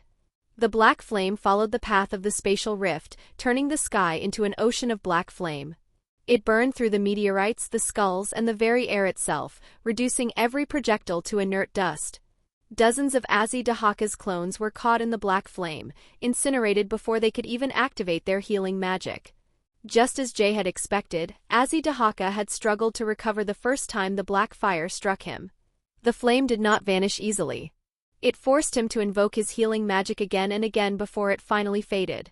And if Jay forced him to do that for every single clone, then imagine the cost multiplied across them all. In the end, it was nothing more than a game of numbers. And no matter how freely he could wield forbidden magic without paying its price, he would assume that even for a monster like him, that many consecutive spell activations of forbidden healing magics on dozens of his clones would overwhelm both his mana reserves and the processing limits of his mind. Even monsters had ceilings. But the cost of the strike hit Jay instantly. He buckled to the ground, coughing up a spray of dark viscous blood. He clutched at his chest, feeling his heart hammer against his ribs as if it were trying to break free. The sheer output of the World Slasher was threatening to tear his human body apart from the inside out. "Jay!" Lavinia cried out, rushing to catch him before he fell. She tried to hold his trembling frame, her ice magic cooling the feverish heat radiating from his skin. Suddenly, Jay's body was bathed in a gentle, warm golden light once more. The internal ruptures and shattered capillaries began to mend with miraculous speed. Jay looked back and saw Gabriel, her face drenched in sweat and her hands trembling, pouring every ounce of her grace into his body. He gave her a silent, appreciative nod before turning back to Lavinia. "I'm okay, Lavi," Jay rasped, wiping the blood from his chin. He looked into her worried sapphire eyes. Jay then turned his gaze toward Azzy Dahaka once more. "Didn't you say you would be my wings anytime?" Lavinia's expression softened into one of fierce determination. "Of course I did, Illya Kovalenko. Then let's do it now." High above, the original Azzy Dahaka let out a booming laugh that shook the clouds, though several of his remaining clones were still struggling to extinguish the black embers on their hides. "That attack. That boy is truly something else." Azzy Dahaka bellowed with manic joy. "Even with that weird feeling his flame gives off, he is still just a human in a human body. What the hell are they feeding the mortals in this era to produce a monster like you?" Suddenly, the dragon's laughter cut short. He felt a presence looming directly above his central head. He looked up, his 6 reptilian eyes narrowing. Jay was there, standing on a platform of frozen air provided by Lavinia, who stood at his side as his support. But Jay was no longer holding a sword. His right hand was wrapped around the base of the blazing black chalice. The grail was pulsing with an oppressive, light-devouring rhythm that made the very air around them bleed. Jay scanned the sky, looking down at the army of dragons. His gaze was cold. "Let's see who truly has the right to govern the concepts of life and death," Jay whispered, his voice carrying clearly over the roar of the wind. It was Grail against Grail. His against Rhizovim's. As the black on its rim flickered, Jay whispered, "The Holy Grail." Jay's hazel eyes turned toward the central dragon, a look of absolute denial reflecting in his pupils. Denial of apotheosis. As the words left his lips, the world imploded inward. Chapter 62, Snapdragon. Apotheosis, transformation of someone into something beyond mortal existence, where limitation ends and divinity begins. As the world seemed to implode inward, Jay stood frozen, staring as if nothing had happened. Michael, Gabriel, Dulio, Carmilla, and the remaining forces of both the churches and the Carmilla vampires all lifted their eyes to the sky. Hundreds of colossal meteors hung above them. Dragon clones filled the sky. Black flames churned through thunderous clouds. A golden gate burned in the firmament. But nothing happened this time. The silence was underwhelming. Unnatural. But Azidahaka knew better. Suddenly, his eyes widened. Agony tore through him, as if his scales were being ripped from his existence. Dark blood streamed from his eyes. Fucking bastard. Ha ha ha. The backlash is back. Dark light surged over his body as he regenerated. Then, with a snap decision, most of the clones vanished into nothingness. Only 10 remained. Azidahaka looked up at Jay, his head swaying with a mixture of exhaustion and a new, more dangerous level of insanity. "I have killed countless gods while bound by the limitations of my flesh." The three-headed dragon roared, his voice echoing in the sky. "And who decided I cannot kill a single human while under those same constraints?" He beat his wings once. "Bring it on." 8 of the massive clones swarmed the sky, their wings beating like thunder as they converged on Jay and Lavinia. The remaining 2 plummeted toward the ground, intending to tear through Michael, Gabriel, Queen Carmilla, Dulio, and the exhausted Church and Carmilla forces. Beside Jay, Lavinia remained the eye of the storm. With a sharp, commanding motion of her hand, a waterfall of frost and a screaming blizzard descended from the heavens, encasing the clones and the original body in a crystalline prison. Azidahaka's central stomach ballooned, his scales glowing with internal heat before he vomited a torrent of demonic flame to melt the encroaching permafrost. But the blizzard was a feint. As the steam hissed into the air, the freezing mist coalesced into a complex network of jagged ice platforms suspended in the sky. "Go, Ilyakuin." Lavinia took to the air, her flight magic propelling her higher to dodge a snapping maw from a lunging clone.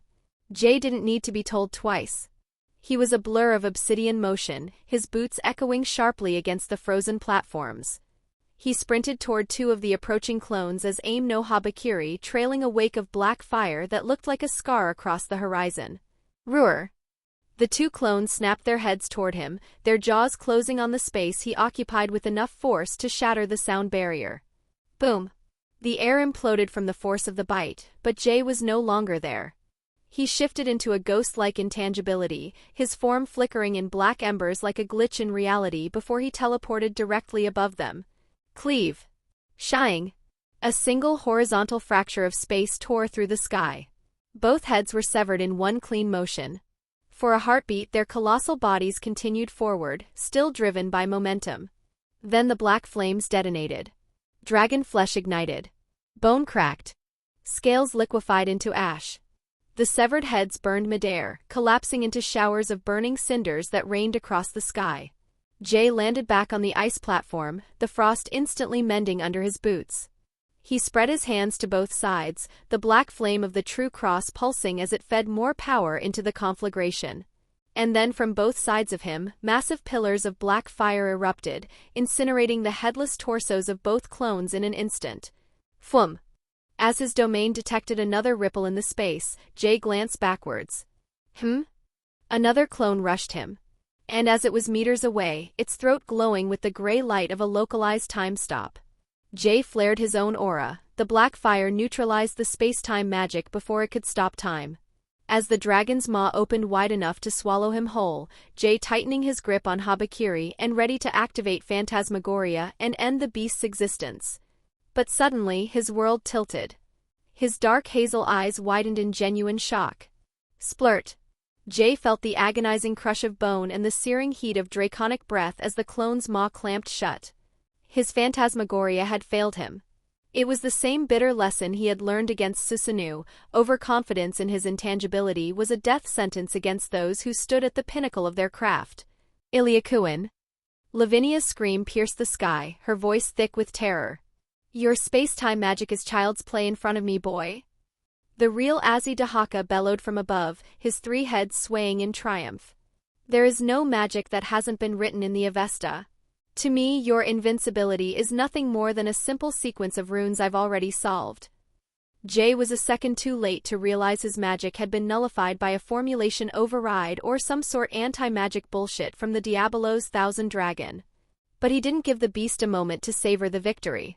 Even as the teeth ground through his flesh, Jay's remaining hand shot upward. Phum! A massive concentrated pillar of black flame erupted from his palm, incinerating the clone from the inside out. The dragon's head detonated in a spray of obsidian sparks and ash. Jay pulled himself back, stumbling onto the ice platform. He looked down at his left arm. It was gone, severed cleanly from just above the elbow down to the palm. And the stump didn't just bleed like a normal wound, it smoked with a sickly purple miasma that fought against the natural closure of the capillaries. Kahahaha. That one-handed look suits you. Azidahaka taunted, his voice dripping with childish malice as he circled above like a vulture. In fact, get used to it. You'll be looking like that for the rest of your short life. I've used forbidden magic to curse that wound and it is now permanent. Ha ha ha. Lavinia reached Jay in a flash of frost, her hands glowing with a frantic, desperate blue light. She pressed her palms against the stump, her mana surging to bridge the gap and regrow the limb, but the purple curse repelled her magic like oil on water. Ilyakuin, it's not working. It can't be healed, Lavinia panicked, her eyes welling with tears as she watched his life force leak away. No, there must be a way. Gabriel. We have to get Seraph Gabriel to heal you again. Lavi, it's okay, Jay said, his voice flat and terrifyingly steady. He looked at her, his dark hazel eyes meeting hers with a coldness that momentarily stilled her heart. The battle hasn't even finished yet. Jay raised his right hand and drove black flame into his own left arm. The fire burned through flesh and magic alike. The wound cauterized instantly, and the purple miasma around it was incinerated and erased completely. The black flame is the all-burning flame. No spell is immune to it. No magic escapes it, forbidden or divine alike. Lavinia's eyes widened. So did Azidahaka's. Forbidden magic or whatever, Jay muttered. The black grail flared with dark flame. As the black flame dancing on its rim, the severed hand began to knit itself together, bone reforming, flesh weaving back into place, skin sealing as the limb regenerated fully. Azidahaka grinned. Jay's dark hazel eyes already set on the main body of the dragon, the black flame on his blades flaring with a renewed intensity. Let me teach you how to give a permanent wound. Azidahaka threw his head back and laughed, a sound of pure unrestrained delight. Ha ha ha ha. You are the greatest human I have ever seen. Truly a monster to match my own. Let's battle each other to the death, shall we? But suddenly Jay's energy erupted. A dark aura surged outward. The scenery began to distort. The gloomy sky of Romania and the destruction of the Carmilla territory vanished, replaced by a desolate, infinite land of darkness. The sky turned a bruised black, torn apart by a single bleeding red streak. And behind Jay, a towering ancient wooden cross rose, its beams so immense they seemed to pierce the sky above, its wreathed in black flames that roared with the sound of 1,000 dying stars. Azidahaka's 3 heads recoiled, his 6 eyes darting frantically. An illusion? The dragon's voice trembled, touched by a fragment of something ancient and forgotten. Now that it's unleashed this fire, it reminds me of that bastard Asha. Its presence, the feeling it carries, it's just like Ahura Mazda's. He paused. But it's different. It twisted. Wrong in a way I can't name. His thoughts were cut short. In a flash of black embers, Jay appeared directly behind the dragon's central neck. Turn to dust. Jay whispered. Azidahaka's instincts screamed. Using a burst of forbidden space-time magic, the dragon's physical form blurred, teleporting him miles away to the edge of the domain. But Jay was already mid-swing. World Slasher. Fum.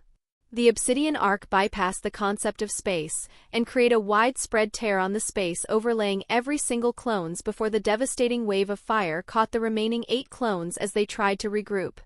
There were no screams, only the sound of high-pressure combustion as the clones were reduced to drifting cinders in an instant by the sudden burst of black flame. Jay coughed up blood, but a flicker of black flame danced along the rim of the black chalice, and all of his internal wounds were instantly healed. Shit. I can't keep using this, Jay muttered, clutching his chest. The avatar manifestation helped significantly in unleashing the black flame faster, since he no longer needed to draw it from within himself. Instead, it behaved almost like a domain he could summon that allowing him to manifest and control the black flame at any point coordinate in space. However, using it on top of World Slasher strained his body far too much. Then Jay suddenly remembered the ability of the Sephiroth Graal, along with the information it had given him when his hand was severed by the 3-headed dragon. The Sephiroth Grail had told him to reconstruct his hand using Azidahaka's soul and flesh, but because of the urgency at that time, he had been forced to use his own soul instead. Seeing his army reduced to ash, Azidahaka roared, his crimson aura flaring to its absolute limit. I am the dragon of the end. You cannot trap me in this illusion. He vanished again, reappearing behind Jay with a speed that defied logic. Simultaneously, hundreds of wreathed, crimson-red chains erupted from the rift on the space surrounding Jay. The chains of Ahriman, designed to bind the souls of gods. They lashed out like vipers seeking to tie Jay down. Jay flared his black flame, and the chains that touched the fire dissolved instantly into nothingness. But Azidahaka was a master of variables. He noticed that the black flame did not entirely cover Jay's body. While Jay focused on the frontal assault, chains coiled around his torso and legs, tightening with a force powerful enough to crush a mountain range. Jay gritted his teeth, his body flickering. Phantasmagoria. Nullified. Azidahaka screamed, his 3 heads grinning. I told you that your magic is a child's play. The chains groaned as they began to compress Jay's ribs. But Jay simply reached out, his bare hand grabbing the red-hot links. The black flame spread from his skin into the metal. The crimson chains turned to ash from the inside out, the fire crawling back along the flow of the dragon's mana, tracing it to its source. It then engulfed the entire gate from which they had been summoned, burning it away completely. Azidahaka's eyes narrowed. If I cannot reach you physically, then let us see how your mind handles the weight of eternity. He opened his jaws and a wave of gray light suddenly rolled over the battlefield. This was one of his forbidden magics, the illusion of the false prophet, a fabricated world shaped from the target's deepest psyche and hidden desires. It was a spell that had felled thousands of the world's strongest warriors, trapping them in a loop of their own perfected lives until their souls withered away. It was the same illusion that had allowed him to fight the armies of the Zoroastrian gods and Radarona single-handedly, leaving them with no choice but to seal him. Azidahaka plunged his consciousness into Jay's mind, searching for a hook. His desires, power, love, vengeance, a home. But as he reached the core of Jay's psyche, the dragon froze. There was no gold. There were no faces. There was nothing. It was a world of plain, absolute black. A void so profound that even a dragon of darkness felt like a trespasser. In the center of that black world stood a figure. It was not Jay, but a silhouette of pure darkness that looked back at him with eyes or no eyes that held the weight of a collapsed star. A spirit? Azidahaka thought, his heart's pausing in a moment of pure, existential confusion. Before he could react, the illusion shattered like a mirror hit by a hammer. The mental backlash sent Azidahaka reeling. Jay was already in front of him, Habakiri poised to cut the dragon in half. Azidahaka dodged by a hair's breadth, teleporting to Jay's back, but Jay's reflexes were now operating on a level of pure instinct. He did not even turn around. He sent a cleave backward through the space the dragon had just occupied. Azidahaka teleported once more, appearing high above, but Jay was already standing on his central head. Turn to dust, Jay whispered. Fum. A localized explosion of black flame erupted. It stripped the dragon of every last scale on his central neck, exposing his raw, black smoking flesh. Dahaka shrieked, instantly activating a series of forbidden healing magics. He forced his body to teleport away, his scales regrowing in a frantic burst of mana as he stabilized his form. The dragon hovered in the air, his chest heaving. The pain. The damage. The agony. He devoured it all. "If there is nothing left that can reach you," he roared, "then the world itself shall end." Dahaka's aura exploded, turning the dark sky of the domain into a bleeding crimson. He began to chant, the words of the Avesta vibrating with such power that the ancient wooden cross behind Jay began to shake. "I sacrifice half of my soul," the dragon vowed, his 3 heads weeping blood. "Feast upon my soul's malice of this world." The clouds above bulged like an overweight stomach, pulsing with a sick rhythmic light. Seeing the sky turn into a churning, bruised crimson as it bulged with necrotic energy, Michael paused mid-swing.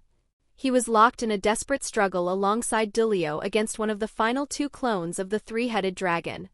They had just managed to strike down the other, but the seraph suddenly looked up in absolute terror.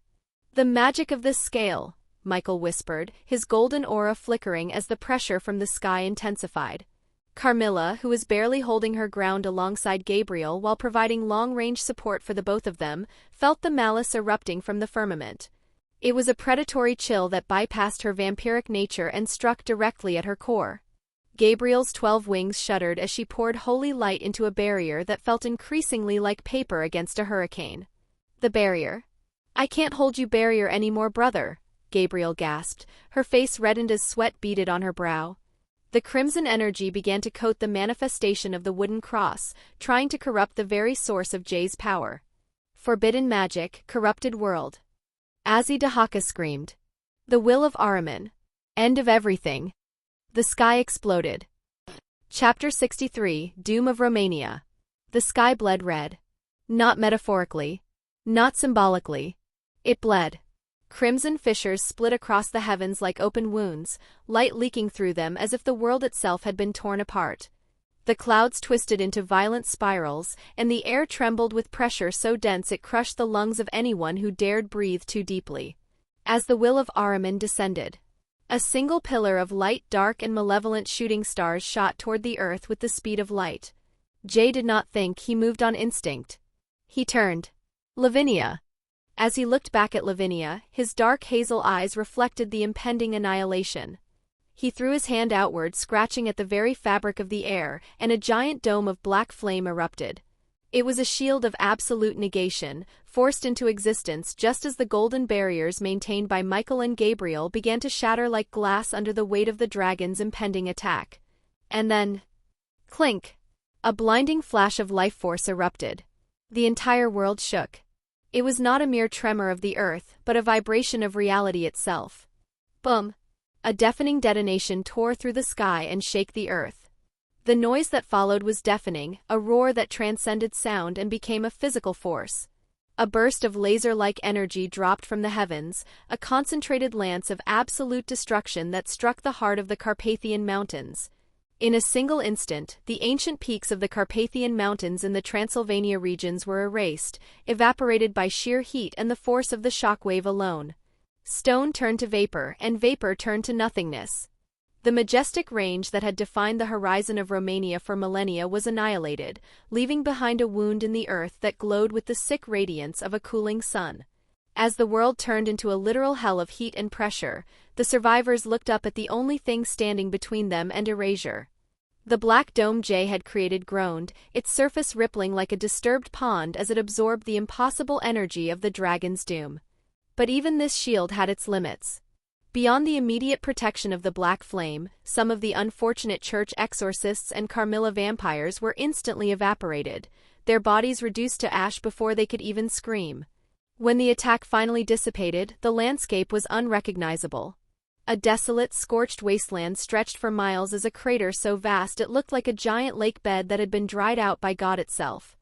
The Carpathian Mountains were gone. In their place was a hollowed earth, and above it, a hole in the sky that pierced every layer of the atmosphere, revealing the cold, indifferent stars beyond. "Is this the power of an evil dragon?" Michael whispered, his mind shaking. The leader of heaven looked at the devastation with a hollow expression. He realized in that moment that the masquerade was over. The destruction was so total, so geographically massive, that no amount of memory manipulation or holy miracles could cover it. The human world would realize that something beyond their understanding had reshaped the face of Romania and Europe as a whole. Zayyn hovered in the center of that sky. His body had become smaller, his massive bulk condensed into a lean, compact form of pure malice. His aura, however, flared even bigger than before, pulsing with a crimson light that felt like a heartbeat. "Leave this to me, Lavi," Jay rasped, his voice sounding like sandpaper on stone. "No." Lavinia rejected him instantly, her eyes burning with a sapphire light. "I told you I would be your wings, Illya Kovalenko. I am not leaving you to face this alone. Even with the cost of my life." Before Jay could argue, a burst of blizzard energy erupted from her form. Lavinia activated her balance breaker, Assolito Argento Mondo, for the second time in a single day. The strain was immense, but she pushed her mana past its breaking point. A torrent of frost shot toward Zayyn, freezing the very air around him in an attempt to lock him in a tomb of absolute zero. The dragon was encased in a block of ice the size of a cathedral, but a flare of crimson energy erupted like a volcanic blast, shattering the prison into a million shards. However, the opening was all Jay needed. He was already on top of the beast. Cleave. Shurring. 2 consecutive slashes of black flame tore through the air. They bypassed the dragon's scales and severed his wings at the base, burning the stumps instantly. But Zayyn no longer cared about preserving his lifespan. Rarg! With a deafening roar, he forced his wings to regrow using every healing magic in his arsenal, forbidden or not, and in an instant his aura flared. Thousands of crimson, laser-like projectiles fired toward Jay at near light speed. Jay flicked his left wrist, unleashing a black burst that swallowed the projectiles, but the dragon was already gone. Devoid of his initial taunts and mockery, Zayyn appeared behind Jay. His middle head opened its maw, revealing a condensed, beaming sphere of dark crimson energy. Then it exploded. Boom! But Jay was too slow. He had not even finished turning his body. The attack moved at the speed of light, a piercing ray that vaporized his left hand and shoulder, shooting past him and tearing through the horizon itself. Tisk! Despite the agonizing burning pain, Jay did not flinch. He bit down on his lip as the blazing black grail flared. Obsidian fire danced along its rim, black flames licking across the wound. With a violent flash of darkness, his hand regenerated, bones, muscles, and nerves knitting back together in a grotesque display of supernatural regeneration, as if reality itself were being forcibly rewritten by the black chalice. Before Zayyn could reposition, Lavinia's mana flared again. Absolute silver. She focused every ounce of her remaining strength to flash freeze the dragon's core. The draconic body stiffened as the blizzard took hold. Seeing the opening, Jay raised his sword to the sky. His eyes turned to pitch black and he gritted his teeth, enduring a pain in his heart so sharp he felt it might shatter. "Turn to dust," Jay whispered. He swung the sword. The motion was not as fast as it should have been, for his muscles were tearing under the strain of this battle, but it was enough. As the world went silent for a fraction of a second, he whispered, "World Slasher. SHING."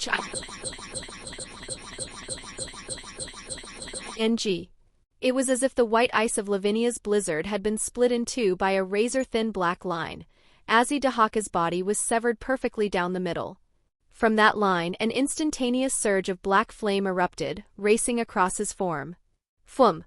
The upper half of the dragon ignited first as the black fire devouring his head, back, and wings in mere seconds, reducing the malevolent dragon to drifting ash that scattered into the frozen storm. Jay saw the dragon split and burned by the all-burning black flame, felt a wave of relief wash over him. It's finally over. His power had been drained to the dregs, his body screaming in a language of agony he had never known. He had pushed his soul to the brink, and he knew that attempting another healing cycle with the Grail in his condition right now would cost him everything, his very self. I might need help from the Seraphs, he thought, thinking about Gabriel's healing ability. As he began to fall slowly from the sky, Habakiri still clutched in his right hand and the Grail hovering faithfully around him, he closed his eyes. He trusted that Lavinia would catch him. But then the world exploded with energy once more. Jay widened his eyes, but he was too late. From the falling remains of the dragon's lower half, two heads erupted with impossible speed. They clamped down on his body with a cruel, crushing force. Arg! Jay screamed as the teeth sank into his torso, shoulder, and both of his hand. How? He thought frantically. Splurt. Blood erupted from his wounds, painting the dragon's snout. Azidahaka's middle head, which was not currently biting him, let out a groaning sound of pure, concentrated pain.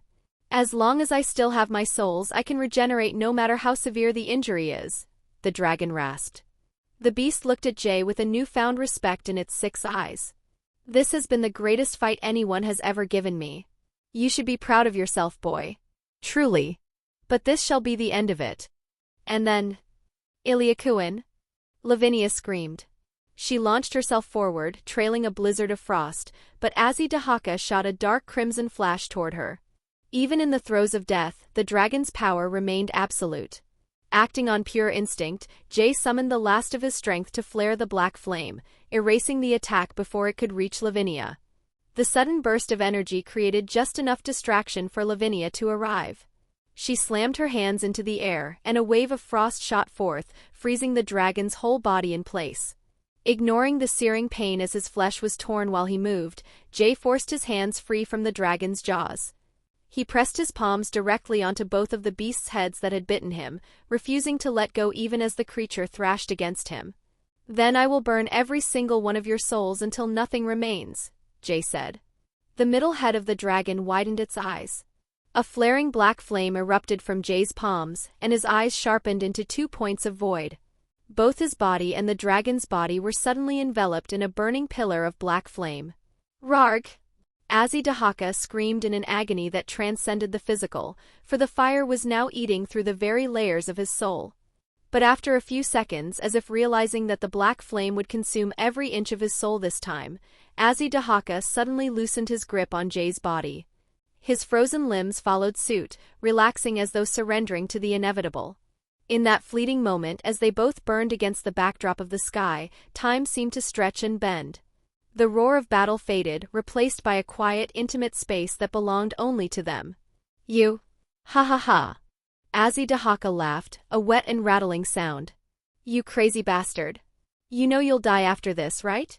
Burning away every inch of your life force for this attack. Fuck you, Jay said, his voice cold and resolute. Ha ha ha. I like you. Azidahaka laughed again. Let us meet again after you die. Let us fight in the afterlife, the dragon roared, his form beginning to wither and turn to ash. Azidahaka's body withered into nothingness, consumed completely by the black flame. Jay let out a final gut-wrenching scream as the attack tore through him. His hands, shoulders, and parts of his torso were badly shredded from the dragon's final desperate thrashes. Pain lanced through every fiber of his body, yet he clung to consciousness, refusing to collapse. The only thing remaining of Azidahaka was a pulsing, dark crimson heart-shaped thing. It hovered in the sky where the dragon had once been, radiating a thick, potent energy. But Jay had no energy or life force left to consume the remnants. Jay felt his consciousness slipping. He was dying. He knew that if he did not heal his wounds and the severed parts of his hands, he would be dead before he hit the ground. The only way to survive was to use the information the Grail had whispered to him earlier. He had to use Azidahaka's flesh and the remnants of its soul to heal himself. The hovering black Grail moved in front of him. With a flicker of black flame and a surge of crimson light, the Grail pulled the dragon heart into itself. Suddenly, Jay's body was encased in a cocoon of light.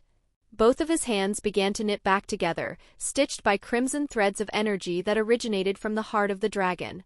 It was a reconstruction of the self using the Holy Grail, but instead of drawing on his own soul, he used the remnants of Azidahaka's soul and flesh. As the process completed, the last thing Jay saw was the blazing black Grail. It glowed with an intense, searing heat before slowly melting into his chest, merging once again with his very soul. Feeling Lavinia's soft hand catch his body, he let out a trembling breath and closed his eyes as the world faded to black. Chapter 64, Oritorona. In the distance, the space warped and shimmered with a sickly pale light as Rizavim Levon Lucifer manifested. He had carefully positioned himself just outside the radius of the absolute destruction wrought by Azidahaka's ultimate attack. As the spatial distortion settled, he stood atop a jagged spire of rock, his eyes fixed on the sky where the legendary three-headed dragon was currently turning into drifting obsidian ash. Cuckoo, it is just marvelous, is it not, Euclid? Zayyn asked, his voice airy and light as if he were discussing a pleasant play at a theater. To think that in the long, bloody history of our supernatural world, there would arise a human capable of slaying one of the strongest evil dragons all by himself. Zayyn adjusted his cloak, his gaze shifting downward. Far away he could see the figure of Jay cradled in the arms of Lavinia Rennie as she slowly descended toward the scorched earth. Zayyn-sama, do you truly believe that letting that human live is a wise idea? Euclid Lucifuge asked, his voice tight with suppressed agitation. He stood half a step behind his master, his eyes narrowed as they fixed on the horizon with a look of pure, unadulterated loathing. Pardon my insolence, but this is our perfect chance. He is at his weakest. If we strike now, we remove a significant hindrance to your future plans. Zayyn turned slightly, a playful yet mocking smile dancing on his lips. See, Euclid? This is exactly why I often tell you that I am different from all those brute devils in the underworld. Those petty lords who think only in terms of strength and brute force. He tapped his temple with his finger. I do not solve every conflict with blunt force. You need to learn to think outside the box. Who told you that this human wouldn't help us achieve our goal? A pawn does not always need to know it is serving the king to be useful. What do you mean? Euclid asked, his brow furrowing in confusion. Now, that is for you to ponder in your spare time, Zayyn replied vaguely. His thoughts, however, were centered on a singular, haunting image. The all-burning black flame. He had seen many powers in his long life, but a flame that turned literally everything into nothing was a variable he had not anticipated. I have gathered more than enough data from this trial, Zayyn said, swiping his hand through the air to summon a complex, crimson-tinted teleportation circle beneath their feet. Let us perform our due diligence for the next phase of the plan. After all, a new variable has arrived on the board, and I do very much love a chaotic game. Without another word, the two figures vanished into the shimmering light, leaving the ruined landscape of the Carpathian Mountains. The sky over Transylvania had finally begun to recover. The bruised, bleeding red of the three-headed dragon's magic had faded, replaced by the pale, cold gray of an autumn morning.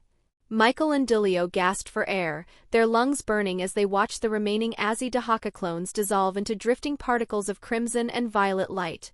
Is it finally over? Dilio asked. The brave saint slumped to the ground, his knees buckling.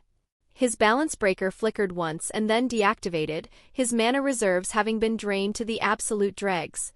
He looked like a man who had aged 10 years in a single night. Michael stood taller, though his golden armor was cracked and stained with soot. He looked out at the crater where the Carpathian Mountains used to be, his heart heavy with the weight of the destruction. He was relieved that the evil dragon had been vanquished, but the cost was staggering. Then his gaze shifted to Jay's motionless body. Father, it seems your words have been proven correct once again, Michael whispered to the wind. He watched as Lavinia touched down on the blackened soil, her wings of ice shattering as she knelt to lay Jay's head in her lap. Gabriel did not hesitate. The seraph rushed toward them, her white robes fluttering against the scorched earth. Seraph Gabriel. Lavinia started, her voice trembling with exhaustion. Let me take a look, Gabriel interrupted softly, her expression turning into one of deep worry as she crouched beside them. She placed her hand over Jay's chest and her face went pale. She felt for a heartbeat, for a spark of mana, for anything that resembled a soul. His life force is empty, it is as if the well has run dry. But somehow there is another energy, something else that is keeping his heart beating. Gabriel began to inspect Jay's condition more closely. His clothes were almost entirely gone, his black pants tattered and his chest bare. To her surprise, there were no visible lacerations or broken bones. Instead, she found something far more unsettling. Across his upper arms and stretching over his shoulders were intricate, black markings that looked like living tattoos. They were runes, but they were not of heaven, hell, or any pantheon she recognized. What are these? She murmured, but she did not wait for an answer. A brilliant golden light enveloped her hands as she began to pour her own holy life force into Jay's body, forcing her own into his shattered form. Michael, Dilio, and a weary Queen Carmilla gathered around the group. Sister, can you save him? Should we attempt to transport him to the heaven for more intensive treatment? Michael asked. No, Gabriel replied, her brow furrowed in concentration. It is not a matter of physical trauma. His life force simply cannot be restored by a standard act of healing. Suddenly, Jay's eyes snapped open. The movement was so abrupt that everyone recoiled in surprise. Illya Kovalenko, you are awake, Lavinia cried, instinctually pulling him into a tight embrace. Jay did not speak. He groaned, clutching his head as if his brain were being seared by a hot iron. He pushed himself up into a sitting position, his movements stiff and mechanical. A violent migraine throbbed behind his eyes, especially the left one.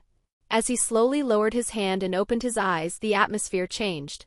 An aura both raw and ominous emanated from his left eye. It was so potent that even Michael felt a chill run down his spine. Illya Kovalenko, your eye, Lavinia whispered, her breath catching. Jay's dark hazel eyes, which she had grown to love for their hidden warmth, were different now. In his left eye, a golden X symbol glowed with a faint steady light against the dark hazel iris. Meanwhile, Jay felt as if he were seeing the world for the first time. As he scanned the faces around him, he didn't just see people like he used to. He saw their mana. He saw the golden healing magic Gabriel was using, but it was no longer just a glow of light. In his eyes, the magic was composed of physical threads, golden fibers woven together in complex geometric patterns. Within those threads, he could see runes written in modern Romanian language, flowing like data, explaining the exact function and intent of the spell. It's strange, it's almost felt like his left eye were writing runes directly into his mind, shaped in the one language his soul instinctively recognized. My eye, he thought, his mind racing. He did not know what had happened to his body after he instinctively followed the information the Grail had forced into his mind. He only remembered obeying it as the last mean of survival, using Azidahaka's soul and flesh as the foundation to reconstruct himself. At the time, he had not even known the Grail was capable of giving that kind of assistance. If his guess was correct, then using Azidahaka's soul and flesh together with the Grail's power to rebuild his body had to have caused some kind of change. Something had been altered. Whether it was his physical form, his soul structure, or his life force itself, he could not tell. Whatever had happened, it was not something he could understand yet. He would have to examine it later. But he had a general idea of what had happened to his left eye. Is this how he did it? Is this why he can nullify my magic so easily? Jay thought, remembering his battle with Azidahaka. If Azidahaka viewed the world and magic through that kind of perception, then it made sense. He would not see other people's spells as attacks but as structures. Not as power but as construction. Patterns. Frameworks. Blueprints. Something that even some users did not know existed. It meant he could read a person's magical constructs the same way one would read a book, understand the internal logic of a spell, and dismantle it at its foundation before it could even fully manifest. It was like a power that stripped any magician naked, exposing every formula, every weakness, every flaw in their casting. Not just mages, but anything that relied on magic at all. Nothing could hide its structure from that kind of sight. And it was probably the same power that allowed him to learn so many forbidden magics so quickly. A perfect ability for a being known as the Diabolism Thousand Dragon. The Avesta. But none of that mattered to him right now. He was alive and Lavinia was safe. I don't know what it is, Jay finally said to Lavinia, his voice cracking. He tried to stand, but Gabriel placed a firm hand on his chest. Do not move yet. Your body is still stabilizing. Jay didn't listen. He reached up and gently moved her hand aside. It is okay. I need to check something important. But your life force has not recovered. Gabriel insisted, her voice full of worry. Jay ignored the warning and forced himself to his feet. He swayed for a moment, his vision swimming, but he stabilized himself. He looked at Michael and Dilio before his gaze settled on Queen Carmilla. The look he gave her was one of cold, lingering despise. Wait, Michael said, stepping forward. His emerald eyes caught sight of a scar on Jay's back, a jagged mark that looked like he had been struck by lightning. My sister is right. You are in no condition to be walking. You need treatment. There is something I must do, Jay replied, his voice trembling slightly with an emotion Lavinia instantly recognized as deep-seated anxiety. If you wish to help, then follow me. If not, stay here. And what is this urgent matter? Michael asked. Jay turned to Lavinia, ignoring the archangel. Lavi, please. Teleport us to the basement. Lavinia's eyes widened as she realized what his words implied. A small, sad smile touched her lips. Of course, Illya Kovalenko. I will accompany you, Gabriel said firmly. Jay nodded once. Michael took a step forward as well. I shall go as Dash. No, brother, Gabriel interrupted, looking out at the massive crater that now dominated the landscape of Carpathian Mountains. There is something more urgent that requires your presence here. We cannot leave this level of destruction unattended. The humans will be here soon. Michael looked at the crater and sighed, realizing she was right. Very well. I will summon the other seraphs to begin the containment and restoration. We shall meet again soon. Gabriel then turned to the brave saint. Dulio, please assist Griselda in treating the survivors. I will return shortly to aid you. Your word is my command, Gabriel Sama, Dulio replied with a tired salute. Lavinia's gaze landed on Carmilla, who still looked terrified of Jay's presence. I will tend to my own people first, the queen stammered before quickly making her exit. With the permissions settled, Lavinia raised her hand. A teleportation circle of shimmering ice and shadow enveloped Jay and Gabriel. In a flash they were gone. After a quick spatial shift, they reappeared in the dark, damp confines of the basement. The smell of rot and old blood was so thick that Gabriel, despite her holy nature, felt the urge to gag. The room was filled with debris from the shockwaves of the battle above, stones and dust covering the floor. Jay did not wait. He stumbled forward, his unsteady eyes searching through the darkness of the room. His steps were weak, his body still struggling to respond, but instinct pushed him onward. He reached the place where the victims of the Teep's vampires had been kept. The human children. The damper. The pregnant human woman. They were there. Alive. Breathing. Bruised. Traumatized. Terrified. But alive. They are safe, Lavi, he muttered. The relief in his voice was so profound it was almost heartbreaking. Without even realizing it, a thin, genuine smile appeared on his face. Seeing that smile, a serene one appeared on Lavinia's face as well. She stepped up beside him and took his hand in hers. Yes, they are. Somewhere in an elegant, lavish room filled with extravagant chairs and tables crafted from rare magical woods, a strikingly handsome man sat in quiet contemplation. He appeared to be in his early 20s, with shoulder-length crimson hair and deep blue eyes, dressed in refined, aristocratic attire that matched the grandeur of the room. That man was none other than the current Mao of the underworld, one of the 4 Satans. Surzex Lucifer. Stacks of paperwork sat before him, but his attention was fixed on a magical hologram of a silver-haired woman in a maid's uniform. Grafia-chan, are Rias and her friends safe? Surzex asked, his voice laced with concern. That energy blast. I could feel the ripples all the way here in the underworld. It was unlike anything I have felt in decades. Do not worry, they are unharmed, Grafia replied through the hologram. However, Rias is becoming difficult to manage. She is determined to go outside because she claims she has lost contact with the new members of her peerage. I see. That is a relief, Surzex said, leaning back in his chair. But what exactly is happening up there? My report said it was a simple territorial dispute between the church and the vampires. Who could possibly possess the power to unleash an attack of that magnitude? I cannot say for certain yet, Grafia said, her expression grave. But the residue I sensed, it felt like a dragon. Surzex went silent for a moment, his fingers tapping the desk. Understood. Thank you, Grafia. Once I have finished these urgent matters, I will come to meet you and Rias personally. The hologram flickered and died. Surzex looked down at his papers, but his mind remained on the surface world. A new power had moved, and the balance of the world was shifting once again. Chapter 65, A Better World. The basement did not smell like death. But it smelled worse. It smelled like rot, sour milk, old blood, damp stone, and fear that had soaked into the walls for years. The air was thick, heavy enough to feel like something physical pressing against the lungs. The torches along the corridor burned low, their weak light barely touching the corners of the massive underground chamber. Gabriel stopped. For the first time since entering the Teep's castle's basement, she did not move forward. Her eyes widened slowly as the scene unfolded before her. Rows of iron cages. Stone cells. Rusty bars. Chains embedded into the walls. Inside them were bodies. Children. Women. Dampiers. Some were alive. Some were barely alive. Some were not alive at all.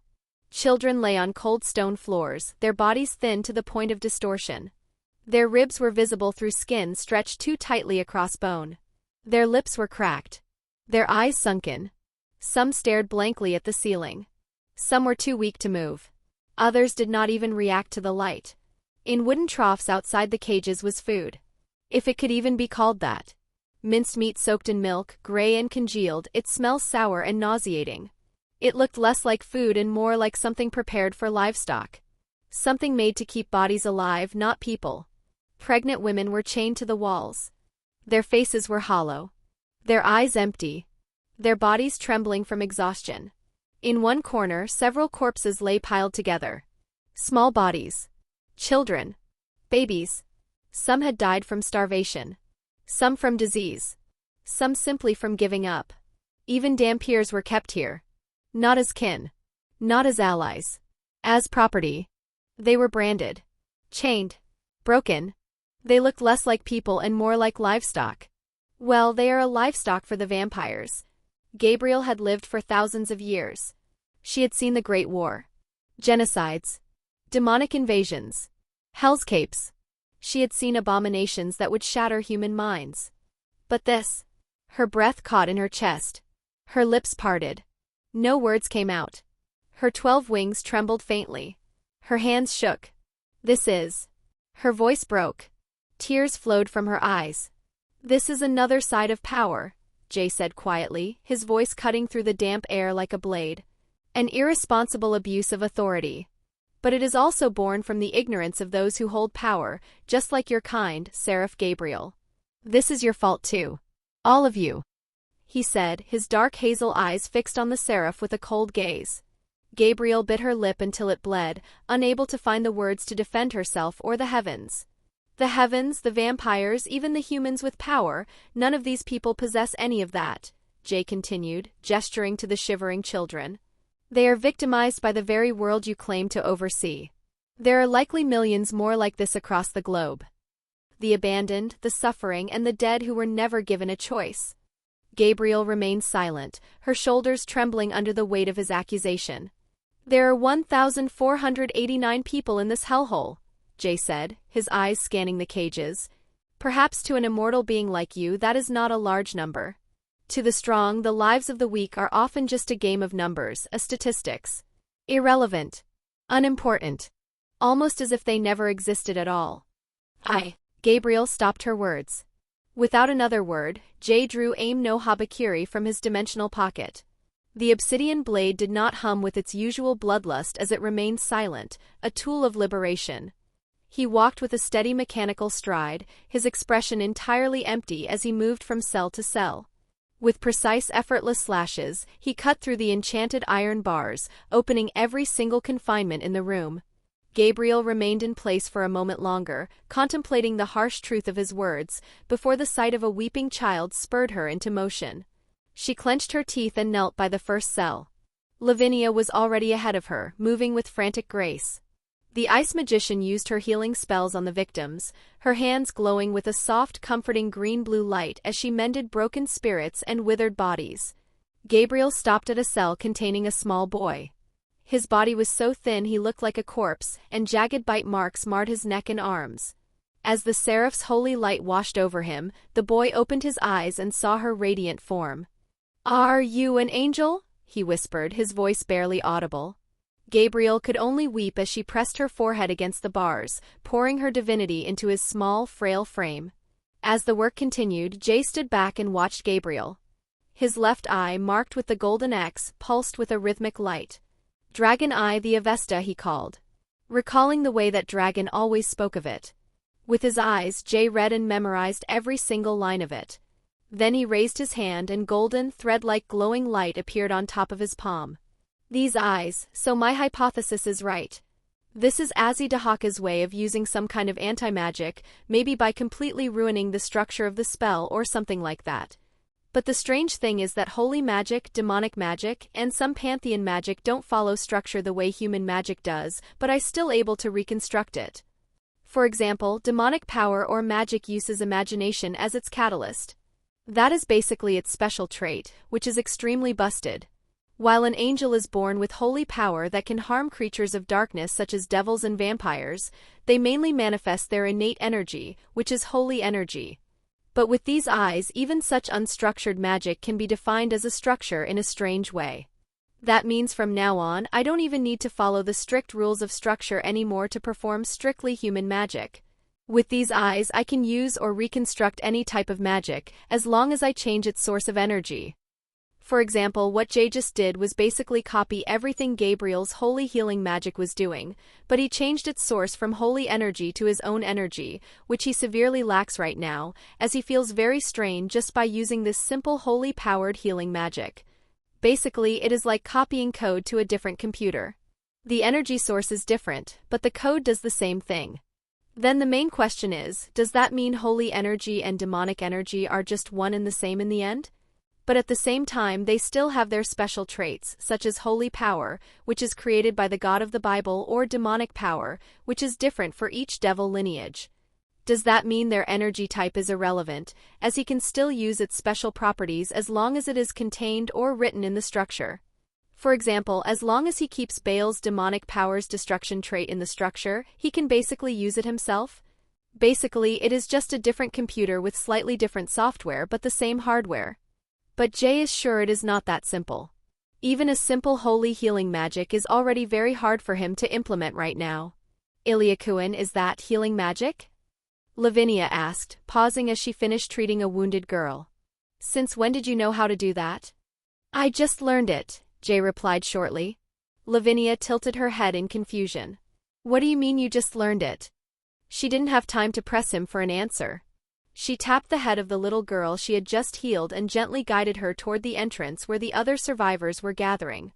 The little girl stopped and looked up at Lavinia with large hollow eyes. I want to meet my mom. Wani-chan, can you help me find her? She was with me here, but the masters took her away some time ago. The silence that followed was agonizing. Jay and Lavinia exchanged a look, both of them knowing the likely fate of any adult taken from this basement. Lavinia forced a gentle smile and patted the girl's head. Yes, we will search for her later, okay? For now, go and stay with the others. The girl nodded, hugging Lavinia's body before walking slowly toward the group of survivors. As Lavinia watched her go, the smile on her face slowly crumbling. Tears began to track through the dust on her cheeks. I don't even have the courage to tell her that her mother is almost certainly dead. Jay stepped forward and grabbed her wrist, pulling her into a silent, firm hug. She reminded me of myself, Lavinia sobbed into his chest. I don't know what would have happened to me if Ashisha-sama hadn't adopted me back then. She must have been so lonely, Illya Kovalenko. I know, Jay said, his voice low. Lavinia pulled back slightly, her eyes red but determined. I want to do something for them. Not just today. I want to give them something real. Then let's do it, Jay said. Lavinia stopped and listened. There are rooms full of gold, diamonds, and rubies in this castle. The vampires gathered them over centuries. We will take them and use them to give these people a place to live and a better life. Do you mean an orphanage? Lavinia asked, her voice hopeful. A home, Jay corrected. They have no one left in this world. No families. No home to return to. Let's build them a sanctuary they can call home, just like Sister Andrea gave me one and Glenda gave you one. Jay thought of his own home, of Sister Andrea and the life he had fought so hard to protect. He was not a righteous person by any means. Some people would call him evil. He had killed thousands, humans, vampires, devils, God, and even dragon. Some of them were enemies. Some of them were monsters. And maybe, some of them had been innocent just like these people. But judgment in the end is purely subjective. There is no one who has the objective right to judge another, not even a god. And then he leaned close and whispered into Lavinia's ear. He leaned down and whispered into Lavinia's ear, his voice gaining a rare warmth. Let's make a better world for them. Chapter 66, Infinite. The air in the basement had begun to clear as Gabriel and Lavinia worked in tandem to stabilize the hundreds of survivors.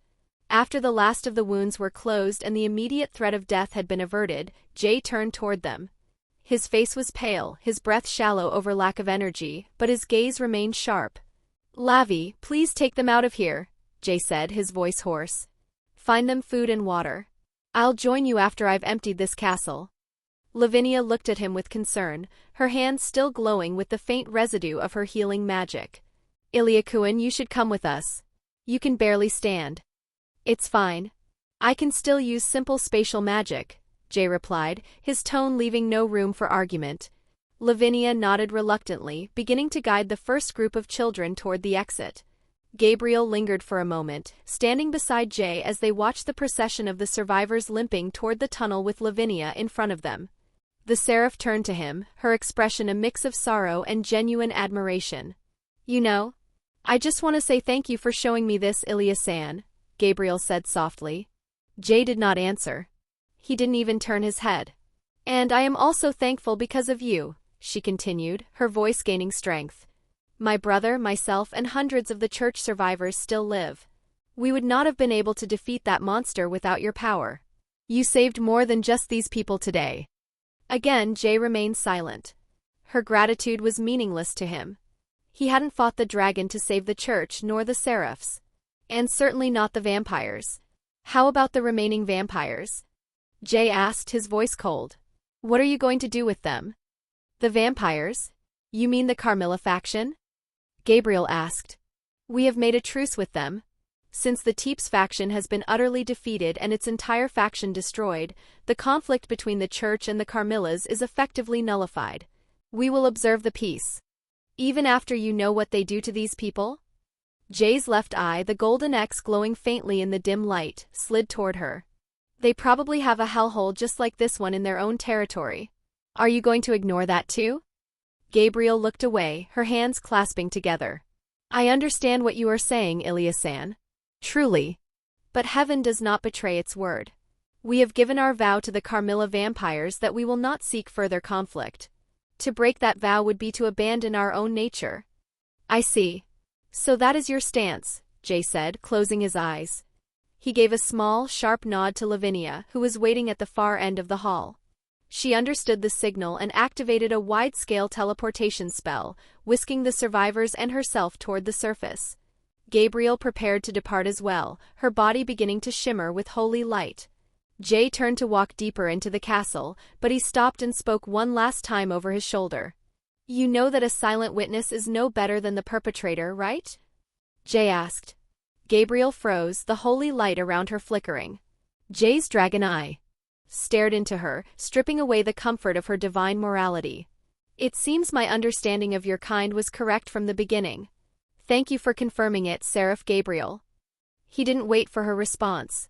Jay stepped into the shadows of the inner corridor, leaving the Seraph standing alone in the dark, silent basement. Though every step felt like a hammer blow to Jay's ribs. His life force was a flickering candle, and his mana was so low that even the thought of magic caused a sharp, stabbing pain in his temples. He needed to find the treasury of the Teeps, but his senses were dulled. He closed his eyes and forced a brief activation of his domain. The map of the castle flickered through his mind for a fraction of a second, and that was enough. 3 distinct nodes of gold, precious metals, and gemstones flared into clarity. Left wing. Central spire. Right wing. He moved toward the first one, descending a spiral staircase that led to a massive ornate gate. It was constructed of the same heavy, enchanted metal as the altar Rizavim had used to torment Valerie Teeps and extracted 2 of the grails from her. Jay placed his hand on the cold surface and pushed. The hinges groaned, protesting the intrusion, before swinging open to reveal a chamber the size of an indoor court. Inside, the sight was staggering. Mountains of gold coins, jagged piles of raw rubies, and chests overflowing with diamonds reached toward the ceiling. It was a hoard gathered over 1,000 years of blood and conquest. Treasure probably worth billions of dollars, gleaming in the dim light. They are loaded, Jay thought, leaning against the doorframe to catch his breath. This is more than enough to build an orphanage for them. Food. Clothes. Infrastructure for thousands of people for decades. And there are still 2 more rooms like this. He reached out, preparing to activate spatial magic and draw the treasures into his pocket dimension. But before he could mutter a single word, a flat, toneless voice echoed through the vault. I found you. Jay's heart skipped a beat. He spun around, his hand instinctively reaching out, ready to draw Habakiri, his mind screaming in alarm. A person? How could I not sense them? Standing at the entrance was a young girl who looked no older than 12. She had long raven black hair that reached down to her hips and eyes as dark as the void. Her ears were pointed at the tips, and through his dragon eye, Jay could see in the darkness that her pupils were thin, reptilian slits against her black irises. "Who are you?" Jay asked, his voice tensed. "Are you lost, kid?" The girl stood only about 4.5 feet tall, looking fragile and out of place among the mountains of gold. She tilted her head, watching him with an expressionless face. "I searching for you after sensing that noisy lizard's power," she said. Jay stared at her, but his left eye provided no answers. Usually he could see the flow of mana, and with Dragon Eye he could perceive it even more clearly. But this girl emitted nothing. She was a hole in reality. His eyes could see her physical form, yet it was almost as if they could not comprehend her existence. A nothingness. "You strong," the girl said. "Do you want to help me defeat another noisy lizard?" "What are you even talking about?" Jay replied. Suddenly an aura erupted from her small frame. It wasn't mana or holy light. It was a dark purplish haze that seemed to expand infinitely. In Jay's vision, millions of words and sentences began to flow through the air like an endless stream of data. The threads of her power stretched toward every corner of the universe, bypassing the walls of the castle as if they didn't exist. In Jay's mind there was only one word that could describe the aura he felt. Infinite. What the hell, who is this kid? Jay's eyes widened. He considered teleporting immediately, but before he could even flex his will, the girl appeared directly in front of him. She didn't attack. Instead, she reached out and hugged him. Huh. Jay stood frozen. He was a master of combat, a man who had killed a god and a dragon, but he found himself unable to move even an inch. Her small arms held him with a strength that defied the laws of physics. It felt as if a mountain were leaning against his chest. "You felt like home," the girl said softly. She ruffled her black hair against Jay's stomach, her presence overwhelming his senses. Jay's mind raced, trying to make sense of her statement. "Wait, who are you? And why are you searching for me?" The girl released him and stepped back, tilting her head. "Ophis. You strong. I want to go home and your power can help me kill Big Noisy Red." Ophis. Jay repeated the name. It felt familiar. He remembered Azazel mentioning it once in passing, but he couldn't quite recall the details. "So Ophis. I don't think I understand," Jay said, reaching out almost instinctively to ruffle her hair, a gesture of confusion more than anything. "I don't know who this Noisy Red is, but I don't think I can help you. I am not even as strong as you are." Ophis didn't pull away from his hand. "But you have that power inside you. The end inside you. The zero. The opposite of infinity. You strong. The end inside me? Is she talking about the black flame?" Jay wondered. But then Ophis paused, releasing his body from the tight hug. "I guess you are weak now. And unstable," Ophis said, her eyes scanning his body. Jay knew she was right. The soul and flesh of Dahaka that the Grail had used to reconstruct his body hadn't fully integrated yet. His soul felt like a jigsaw puzzle with pieces that didn't quite fit, leaving his energy erratic and his physical form fragile. "But after you are strong, let's team up and beat Noisy Red." Ophis then reached out and touched Jay's stomach. A dark obsidian light with a purple hue enveloped his body. It didn't burn, instead it felt like a cool balm being poured over his jagged nerves. Slowly, his energy began to stabilize. The mana started to flow through his circuits with less resistance. It wasn't a total recovery, but he felt 30% better than he had a moment ago. "I help you a little bit," Ophis said. Her void-like black irises locked onto his dark hazel eyes. Jay was speechless. The most powerful entity he had ever encountered had just given him a tune-up and a hug. Thanks. Let's meet again sometimes." Ophis turned and walked toward the entrance. As she stepped into the shadows, she disappeared into a rift of black and purple void that simply ceased to exist a second later. Jay stood alone in the treasury, his heart finally slowing down. He leaned against a pile of gold coins and slid to the floor, breathing heavily. He had just encountered a being that made Dahaka look like a literal lizard, just like she said. In his eyes, her power is incomprehensible. He sighed, looking at his hands. Even with the black flame in his new eyes, he wasn't sure if a creature like that could ever be defeated. After a few minutes of processing the encounter, Jay forced himself to stand. He used his remaining strength to activate his spatial magic, systematically moving every mountain of gold and every chest of jewels into his pocket dimension. He moved through the other 2 storage rooms with the same mechanical efficiency, stripping the Teeps family of every cent they had ever collected or stolen. By the time he was finished, Teeps Castle had been emptied twice, of its people and of its treasure. Both by himself. As Jay teleported back to the surface, the world reformed around him in a soft spatial distortion.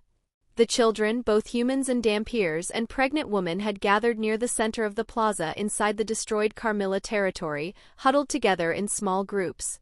They were eating real food, what looked like warm soup and bread, their hollow expressions slowly giving way to quiet relief. The air smelled faintly of cooked herbs and clean water.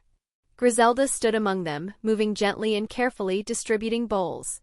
Jay noticed that more angels had arrived as well. Some radiated stronger, heavier auras, unmistakably seraph-tier presences. In the distance, divine light shimmered as they worked, cleansing the ruins, stabilizing structures, healing the scorched, corrupted ground. Recovery operations. Michael must have called them, Jay thought. Lavinia stood beside Griselda, helping pour warm soup into wooden bowls.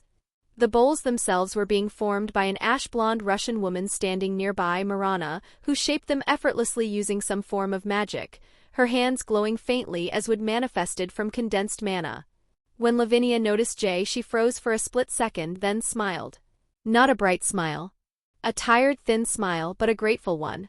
Jay returned it with a thin smile of his own. For a brief moment, neither of them said anything. Then the air shifted as a familiar pressure descended. Figures appeared in a soft descent of light. It was Michael, Gabriel, Dilio. And the last one. Jay's gaze hardened instantly. Even before fully registering her presence, his eyes found her. The woman stood calmly, composed, her expression unreadable. Queen Carmilla. Michael stepped forward, his expression calm but serious. Then he spoke. Illya-san, if you don't mind, can we talk a few things? Chapter 67, Sinners. Can we talk about a few things? Jay looked at the Archangel with an unchanging, cold gaze.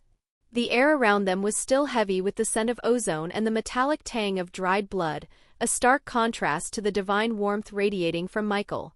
Sure, Jay replied, his voice devoid of inflection. Let's talk. Thank you. Let us find a more suitable place, perhaps away from the crowd, Michael suggested, gesturing toward a partially standing structure away from the crowded plaza. Jay didn't move. No.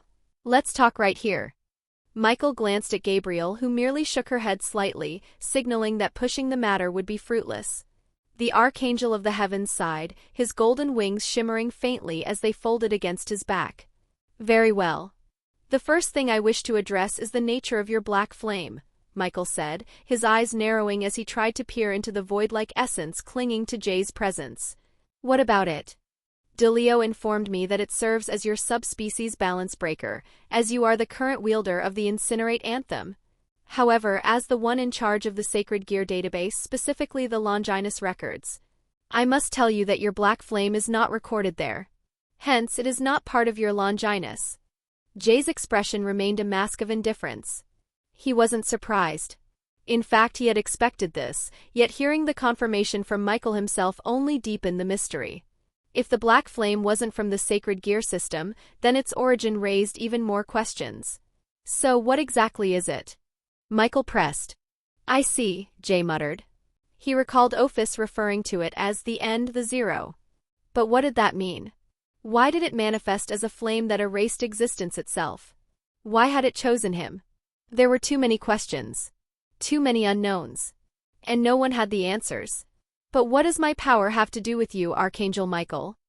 Jay said, returning the question. Michael hesitated, searching for the right words. Illya-san, Gabriel stepped forward, her voice soft and pleading. Please do not take this the wrong way, as if we wish to pry into your secrets. It is just that to my brother and me your power, even though it is so vastly different from our father's, it somehow gives us the same feeling as his power. That is what my brother truly wishes to understand. She paused, her eyes searching Jay's dark hazel eye. Why do you possess such a power? Jay didn't answer immediately. Father? Is she referring to the God of the Bible? The one they call the Creator? He thought. I cannot help you with that, Jay answered truthfully. Because I don't know the answer myself. The response didn't fully satisfy either Michael or Gabriel, but Michael sensed no deception in the young man's heart. He bowed his head slightly. I see. Thank you for your candor. It satisfies my curiosity for now. But don't you think there are more important things to discuss? Jay shifted his gaze toward Carmilla. His dark hazel eyes locked onto her crimson ones, and the temperature in the immediate area seemed to plummet. Suddenly, Aim no Habakiri manifested in Jay's hand with a sharp metallic hum. He took a predatory step forward, catching everyone off guard. Queen Carmilla startled, her breath hitching as she instinctively recoiled. In an instant, Michael and Gabriel moved to block his path. Seraph Gabriel, I was under the impression that the stance of heaven did not include protecting vampires, Jay said, his voice dropping to a dangerous whisper. I thought your kind never took back their words. Wait, Ilya-san. Gabriel cried, her expression one of mounting panic. Are you truly intent on killing Carmilla here and now? Jay didn't answer with words, he only tightened his grip on the hilt of the jet-black sword. Ilya-san, please be calm, Michael urged.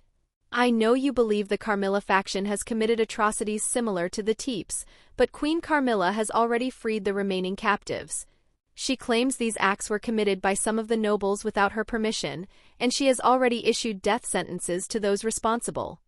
Why would I care about her excuses? Jay asked. Get out of my way, Archangel Michael. Before the confrontation could escalate, 3 more golden flashes streaked down from the morning sky. In their wake stood 3 more seraphs, each identifiable by their 12 magnificent wings. Jay scanned them with the Avesta. 2 were notably weaker than Michael, but the one in the center possessed an aura that rivaled Gabriel's in sheer intensity. The sudden arrival of more high-ranking angels drew the attention of the survivors. The children stopped eating their soup, their eyes wide with fear as they watched the tense standoff. Lavinia, noticing the shift, set her ladle aside and hurried to Jay's side. Please stop there, Dragon Slayer, the middle seraph spoke. He was a white-haired man with a stern, unyielding face. No more blood should be spilled this day. The Carmilla faction has admitted their sins. As our Father forgave our sins, so should we.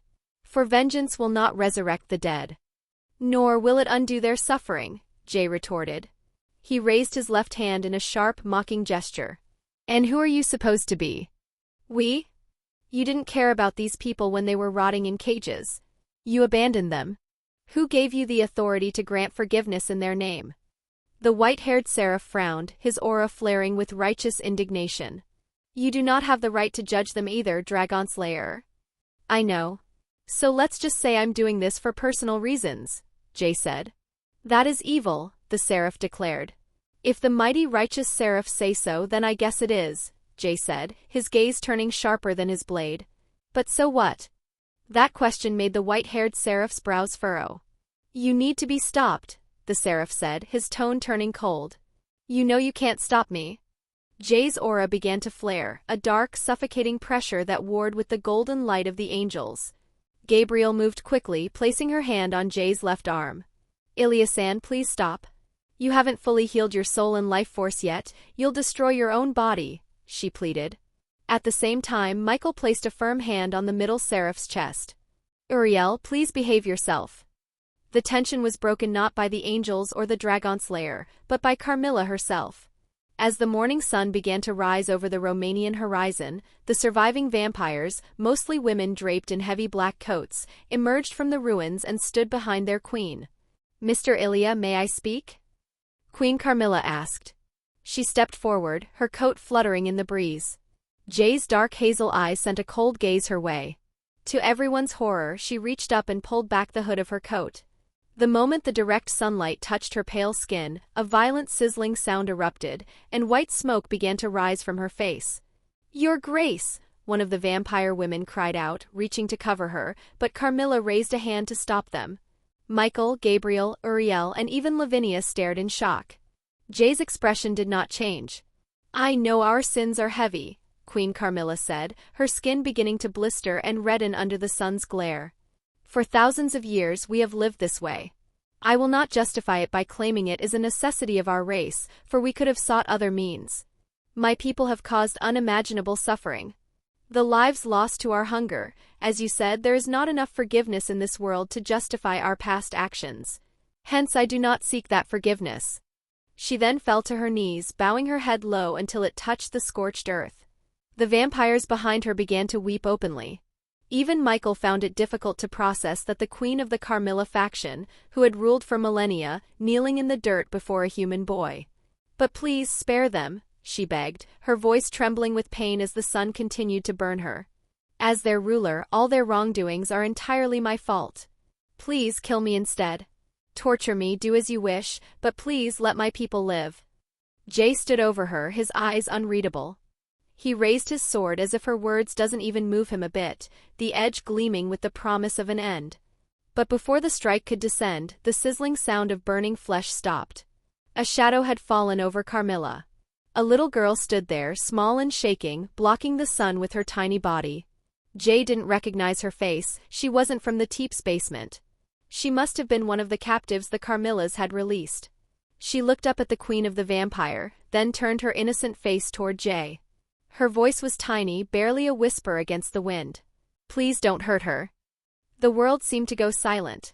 I don't know big words," she said quietly, rubbing her eyes with her sleeve. "And I hate the ones who killed my mum. I hate them so much." She looked back at Carmilla. "But she isn't the one who killed her. She saved me. She punished the bad guys who took my mum away. You know she's doing this because she's afraid of being killed, right?" Jay finally said, his voice harsh for someone speaking to a child. "She isn't doing it to save you. In the end, she's also responsible for your mother's death." He continued. The girl looked at Jay with a profound, simple clarity. "Maybe. But she already said she was sorry. So I forgive her." Carmilla's eyes widened, and then she squeezed them shut, a sob racking her frame. The little girl took a small step closer to Jay. "So, can you please let her live?" Jay didn't know what to say. He looked around at the faces of the victims, both from the Teeps and the Carmilla territories. There was no bloodlust in their eyes. No demand for the vampire's death. He looked back at the child. "How can you forgive the one who took everything from you?" he asked, his voice losing some of its edge. "The one who caused your suffering." "Because my mum would do the same," she replied. "That doesn't even make sense." He thought. Jay looked up at the sky, his mind conflicted. These people, they are either brainwashed or fools, he thought. But as he scanned the crowd, he saw no mind control, no magical influence. To Jay, forgiveness had always felt pointless. It couldn't undo the damage, nor could it bring back the dead. He sighed heavily and reached out. The Sephiroth Grail, blazing with a dark, ethereal light, manifested in his left hand. "I'm sorry," Jay said. "But I cannot let her live as a vampire." Michael tensed. "Wait, Ilya-san." Jay ignored him. He looked down at the kneeling queen. "Your sins will never be truly forgiven. Not by the dead you have caused. Do not think of this as a second chance, for you deserve none of that." He tilted the grail. The black flame began to dance along its rim. And as the grail began to draw in the darkness, siphoning the very essence of the vampire race from the survivors of the Carmilla faction. As the darkness was stripped away, a transformation took hold. The deathly pale skin of the vampires slowly gained the flush of life. Their pointed ears softened into human curves, and their elongated fangs withered, replaced by flat human teeth. The sun, which had been turning Carmilla into ash moments ago, now simply felt warm against her skin. As the sun did not burn them, Queen Carmilla and the rest of the surviving Carmilla faction were surprised by the changes in their bodies. They felt as if all of their dark energy was being stripped away. From today onward, there will be no vampires in this world, and all of your lives will be dedicated to helping these people and living together with them. Live like humans, eat like humans, and die like humans. As Jay said this, Michael, Gabriel, and the Seraphs widened their eyes. Especially Michael, who had not known the Sephiroth Grail was even capable of doing something like this. Something that defied the laws of the universe, yet Ryzavim had once used it to revive a long-dead evil dragon. It truly was a device that governed the concept of life and death. But still, Michael thought, a race-wide transmutation, effectively wiping out the vampire race from the face of the world. Jay looked into the now brown eyes of the former Queen Carmilla. "This is your punishment." Chapter 68, Black Rose. In the wake of the unbelievable phenomenon that had bent the very laws of the world, a profound stillness settled over the plaza. The remaining 850 Carmilla vampires, now stripped of their predatory nature, began to move with a hesitant newfound lightness. One by one they shed their heavy black coats, allowing the morning sun to touch their skin without the fear of turning to ash.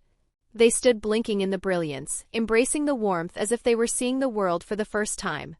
Jay moved through the crowds of survivors, systematically repeating the process for the remaining Dampiers. With a pulse of the Grail's power, he purged the lingering darkness from their blood, turning them into humans completely. Once the transformation was finished, the former monsters and the once captives began to mingle. The line between predator and prey had vanished, replaced by the shared necessity of survival. Many of the former Carmilla vampires, eager to prove their utility or perhaps seeking a distraction from their sudden mortality, began assisting Griselda, Lavinia, and Marana in preparing a massive communal meal. While the bustle of recovery continued, Jay retreated to the corner of the plaza. He sat alone on a piece of jagged stone debris, a simple wooden bowl of soup in his hands. Jay had changed into a clean gray sweater and black trousers retrieved from his dimensional pocket, as the autumn Romanian air remained biting despite the high sun. He ate slowly, his gaze fixed on the steam rising from the bowl, momentarily enjoying the quiet that Lavinia's cooking provided. His solitude was eventually interrupted by a woman who appeared to be in her mid-20s. She wore a modest black dress, her long white hair contrasting with the deep brown of her eyes. It was Ernesta Carmilla, the former queen of the Carmilla faction. Without her regal aura and the weight of her dark magic, she looked strikingly human, though her grace remained intact. "Mr. Illya, may I speak with you for a moment?" she asked, stopping a respectful distance away. Jay looked up, his expression neutral. "Sure. No problem. I have been discussing your words with my people," Ernesta began, her voice steady but soft. "If we cannot live as we once did, and if our presence here is a reminder of a dark past, we have reached a decision. We wish to follow you. Even though our blood magic and darkness have been stripped away, we will learn human magic. We will strive to be useful to you." Jay paused, a spoonful of soup halfway to his mouth. He considered her offer for a long moment before setting the bowl aside. "I actually have a better idea," Jay said. "And what is that?" Ernesta asked, her brow furrowing slightly. "I had actually planned to create a sanctuary for these people." Jay explained, gesturing toward the hundreds of survivors. "A sanctuary? I want to build an institution, not just for them but for another victims who lose their homes to the supernatural world. This includes your people as well, as they are now as powerless as any other human." Jay explained. He then looked at Ernesta. "And because of that, I want you to take charge in my stead as headmaster, a place that will be a school, a home, and above all, a place where they can truly live their best lives."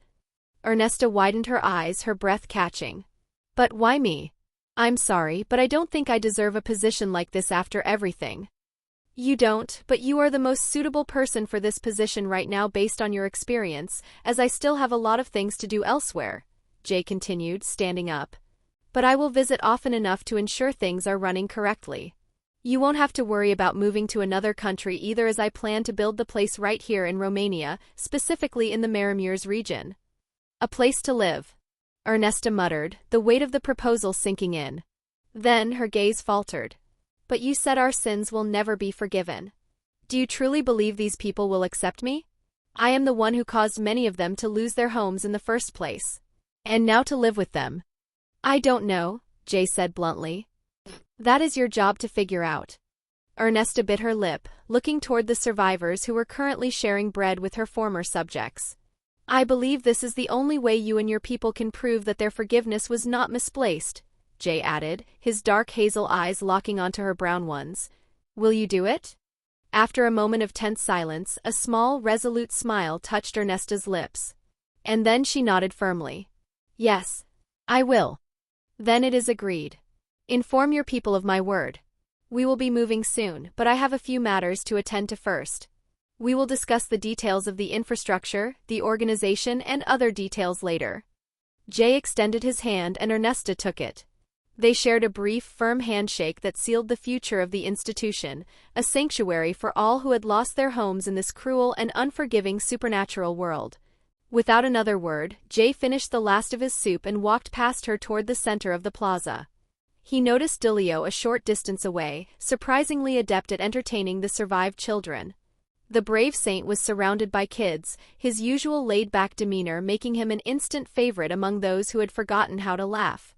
Jay eventually found his way to the fireplace where Griselda, Lavinia, and Marana were gathered. As he approached, Lavinia stood up and reached for his empty bowl. "Illya, how was the soup?" she asked. "It was good, Lavi. Thank you," Jay replied. "I'm glad to hear that." Griselda-san and Marana-san also helped. "Oh, I just realized the two of you haven't been formally introduced yet," Lavinia said, gesturing toward the ash-blonde woman. "This is Marana. She's from Russia." The woman stepped forward with a polite, measured smile. "Thank you for your effort in protecting us, Ilya. My name is Marana Shadorova. I am a sestra of the Russian Orthodox Church. It is a pleasure to meet you." Marana used the formal Russian patronymic for Jay's name and offered him a slight bow. Jay nodded. "Zayyn Illya Kovalenko. Nice to meet you. I'm sorry for asking, but are you perhaps of Ukrainian descent, Ilya?" Marana asked, her interest piqued by his name. "I don't remember my parents. But probably yeah," Jay said. I am sorry for asking." "There is no need to be," Jay replied, waving his hand. He turned his attention back to Lavinia. "Lavi, I think it is time we check on Glenda's condition. Gaspar and Valerie must be waiting for us as well." Lavinia's smile faded instantly. The mystery of Glenda's condition weighed heavily on her. This was not a simple case of a displaced soul. There was a fundamental wrongness to her master's state that went beyond her understanding. "Should I ask Seraph Gabriel for her help in examining Ashish-sama?" Lavinia asked. "No," Jay said, shaking his head. "The Grail has the power to extract information from the target. It should be able to identify the problem." In truth, Jay's disappointment with the Seraph stance during the entire ordeal with the Carmilla faction still lingered. He preferred to rely on his own methods. "All right," Lavinia agreed. She turned to the other women. "Griselda-san, Marana-san, Illya, and I will be gone for a short while. We'll return soon to bring back the children and the others. Could you watch over them for us in the meantime?" "Of course, Lavinia," Griselda said, standing up with a grateful smile. Her eyes then drifted to Jay. "And Zayyn-san, I wanted to ask. Do you remember the girls and the trainee exorcists you saved while they were fighting the Manther nobles a few months ago?" Jay raised an eyebrow. He hadn't used his Incinerate Anthem or revealed his identity during that skirmish. "How did you know about that?" Jay raised his eyebrows for a moment. How did she know? He hadn't even used his Incinerate Anthem in front of them at the time, nor had he revealed his face. He decided it probably had something to do with the Durandal. Maybe some of his mana had lingered there. He then nodded. "Of course, the blue-haired girl and the brunette. What about them?" Griselda then bowed. "I want to formally thank you for saving them," she said, a grateful smile on her face. "They are my precious disciples, and one of them, the blue-haired girl, is actually my daughter. Without you, I don't know what would have become of them." "No problem," Jay said, his voice turning characteristically blunt. "But that incident was entirely your fault. You should never have sent a bunch of kids to fight an opponent that far exceeded their combined experience and power." Griselda didn't flinch, but admitted her fault instead. "I know. We realized that it was our grave mistake to not thoroughly investigate the mission level and to overestimate our young exorcists," she said. "Era," Lavinia teased, "talking like that, aren't you just as young as them, Illya? You sound like you didn't just go and kill one of the legendary evil dragons." How old are you exactly, Ilya?" Marana asked, her curiosity getting the better of her. 14, Jay answered as if stating the time of day. The silence that followed was absolute. Marana's jaw dropped and Griselda blinked in stunned disbelief. "F14? Marana gasped. "You must be joking." 14 you said. Griselda whispered, leaning against a nearby crate. "That means you are only a year older than Zenobia and Irina." "Oh, Heavenly Father." Marana turned her gaze toward Lavinia, squinting suspiciously. "Then Lavi, don't tell me you are just as young." "No, I am slightly older," Lavinia laughed. "I am 17 actually." "You are both still children," Marana groaned, slumping slightly on her enormous chest. Longinus users are truly in a league of their own. It makes me feel ancient. Jay sighed at the turn the conversation had taken. Lavi, we're leaving. Okay. After a brief farewell, a bluish magic circle formed beneath their feet, and they vanished in a flash of light. A short while later, Michael, Gabriel, and Uriel returned to the plaza after finishing restoration work in the outlying sectors. Has Illya-san and Lavinia-san gone somewhere? Gabriel asked, looking around. Michael-sama, Gabriel-sama, Uriel-sama. Both Griselda and Marana bowed. As for Zayyn-san and Lavinia, they had a matter to attend to, Griselda reported. They said they would return for the survivors shortly. I see, Gabriel murmured. By the way, have the three of you eaten yet? In a quiet, spacious hotel room in the heart of the Bucharest, Valerie Teeps lay resting on a plush bed. Beside her, Glenda remained in a deep, unnatural sleep. While Gasper sat in a chair next to Valerie, who was already improving and could speak more words than before, though for now she was resting quietly while he watching over her. Gasper looked at Valerie's face, her features softening as she rested, and for a moment he let himself drift into memories. He remembered following Jay as he slaughtered the Teeps nobles one by one, watching him strike each of them with ruthless precision and strength that left Gasper in awe. Oddly, he wasn't afraid of him. Despite the cruelty and ruthlessness of his actions, Jay had become a hero in Gasper's eyes. Now, as he sat quietly beside Valerie, Gasper waited patiently for their return, his mind a mix of worry and trust, confident that they would come back soon. And suddenly, knock knock. He was jolted out of his thoughts by a sharp knock at the door. Gasper's face lit up with excitement. Ah, it must be Illya-san and Lavinia-san. He hurried to the door and pulled it open, his greeting ready. Welko dash. The words died in his throat. Standing in the hallway were two familiar faces, a beautiful young girl with crimson hair and another with long black hair. Behind them stood a beautiful silver-haired woman in a refined maid's outfit.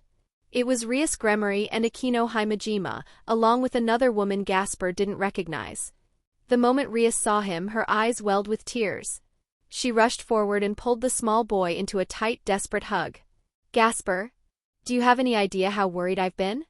Rias sobbed, clutching him to her chest. Why did you run away? Why didn't you come to me? Gasper stood frozen in her embrace, his small hands hovering uncertainly in the air. Chapter 69, Amaryllis. G. Gremory-san, why are you here? Gasper's voice trembled with a mix of shock and confusion as he stared at the crimson-haired girl who had effectively brought him back to life. Rias Gremory stood in the hallway of a certain five-star hotel in Bucharest, her expression shifting from relief to a playful pout that made the small boy even more nervous. Mao, didn't I tell you to just call me Rias? She said, crossing her arms. And why wouldn't I be here to find you? You are my bishop, Gasper. I was worried sick. She took a step into the room, her eyes scanning the space. So tell me, where have you been going? Running off without a word is not like you. It is just I had to meet my dearest friend because she was in danger. That is why, Gasper said. He straightened his back, trying to appear firm, a gesture of independence that caught Rias by surprise. Then, did you meet that friend? Rias asked, her voice softening. Gasper nodded. She is here. But her condition right now is not good, so I cannot come with you just yet. I told you that I would do everything for my family, right? Rias said, her expression becoming warm and motherly. Gasper gave a small nod. You are my family, Gasper. Therefore, your friends are my friends too. She turned to the silver-haired maid standing stoically behind her. Graphia, can we bring Gasper's friend with us as well? The silver-haired maid, Graphia Lucifuge, nodded diligently, her professional mask never slipping. Of course, Ojisama. A bright smile lit up Rias's face. Hear that, Gasper? Let's go to the underworld and bring your friend too. Your friend will receive the best treatment available in the underworld, I promise you that. Rias reached out, excitedly grabbing Gasper's tiny hands as if the matter were already settled. But, Illya-san and Lavinia-san. No, I am going to wait for ch. Before Gasper could finish his sentence, a magic circle erupted in the center of the room. From the swirling bluish light, two figures emerged. Jay stood at the center, his black hair slightly tousled and his dark hazel eyes fixed in a cold stare. His left eye, with its glowing golden X, pulsed with a predatory light. He wore a simple gray sweater and black trousers, yet the aura he projected was anything but simple, especially in Graphia eyes. Beside him was Lavinia, her purple magician's robes fluttering and her staff held firmly in her hand. The moment Jay's gaze fell upon them, Graphia's instinct screamed. She acted instantly, grabbing Rias by the shoulder, earning a surprised yelp from the girl, before pulling both her and Aquino behind her protective form. Graphia? The sudden change in her demeanor confused Rias. Stay behind me, Ojisama. That man is dangerous, Graphia whispered. Rias frowned in confusion, because in her eyes the black-haired man was just a human, albeit a very good-looking one. Didn't I tell you not to open the door to anyone, Gasper? Jay asked, his voice low. Gasper's fear vanished instantly at the sight of them. Ilya-san? Lavinia-san. Jay looked at the three devils standing at the threshold. His eyes lingered on the silver-haired maid. Her beauty and that specific shade of silver hair reminded him of a certain silver-haired bastard he had recently fought. Even more concerning was her power. Through his dragon eye, he could see she was just as strong as Euclid Lucifuge, perhaps even slightly more stronger. Then he looked at the young girls behind her. They were shorter than him, but clearly around his age. However, the one who caught his attention the most was the girl radiating a dark crimson aura. He recognized that same aura within Gasper as well. That confirmed it for him. This was the so-called peerage system. So these are the ones who reincarnated you into devils, Gasper? Yes. Thanks to Gremory-san and Himejima-san, Gasper nodded enthusiastically. Himejima? Jay raised an eyebrow at the familiar name. He looked at the black-haired girl, Aquino. Aquino felt the weight of that dark hazel gaze, particularly the terrifying left eye that glowing in the dim hotel room. It felt as if her entire existence was being stripped naked and all her secrets laid bare before his scrutiny. Now that I look carefully, she resembles that girl, Suzaku Himejima. But anyway, Jay thought. Jay took a step forward. Graphia tensed, her hand dropping to her side. She recognized the energy. It was the same draconic pressure and that inexplicable void-like sensation she had sensed during the massive energy blasts that rocked the region hours ago. I am sorry, but Gasper is with his friend here. Please get out, Jay said. His expression remained static, but the killing intent seeping from him was like a geyser. The only things holding Jay back from an immediate strike were his exhausted body and the fact that these individuals had, in their own way, saved Gasper. No. Rias countered, stepping out from behind Graphia. Gasper is my family too. I will accompany him no matter what, even if he cannot come with me right now. Jay ignored her and moved to close the door, but Rias was quick. She reached out and held the door open, staring into Jay's eyes with sheer determination. Jay looked at the crimson-haired girl for a second before his hand moved with blinding speed toward her neck. Graphia's eyes widened. Ojisama. The maid instantly began to manifest a silver-bluish magic circle to intercept him. However, Jay's hand shifted midair. Using the analytical power of Avesta, he identified the structural weakness of her spell in a microsecond. He sent a tiny, calculated disruption of mana into the center of her formation. The magic circle shattered like glass. What? Graphia gasped. He cancelled my magic? How?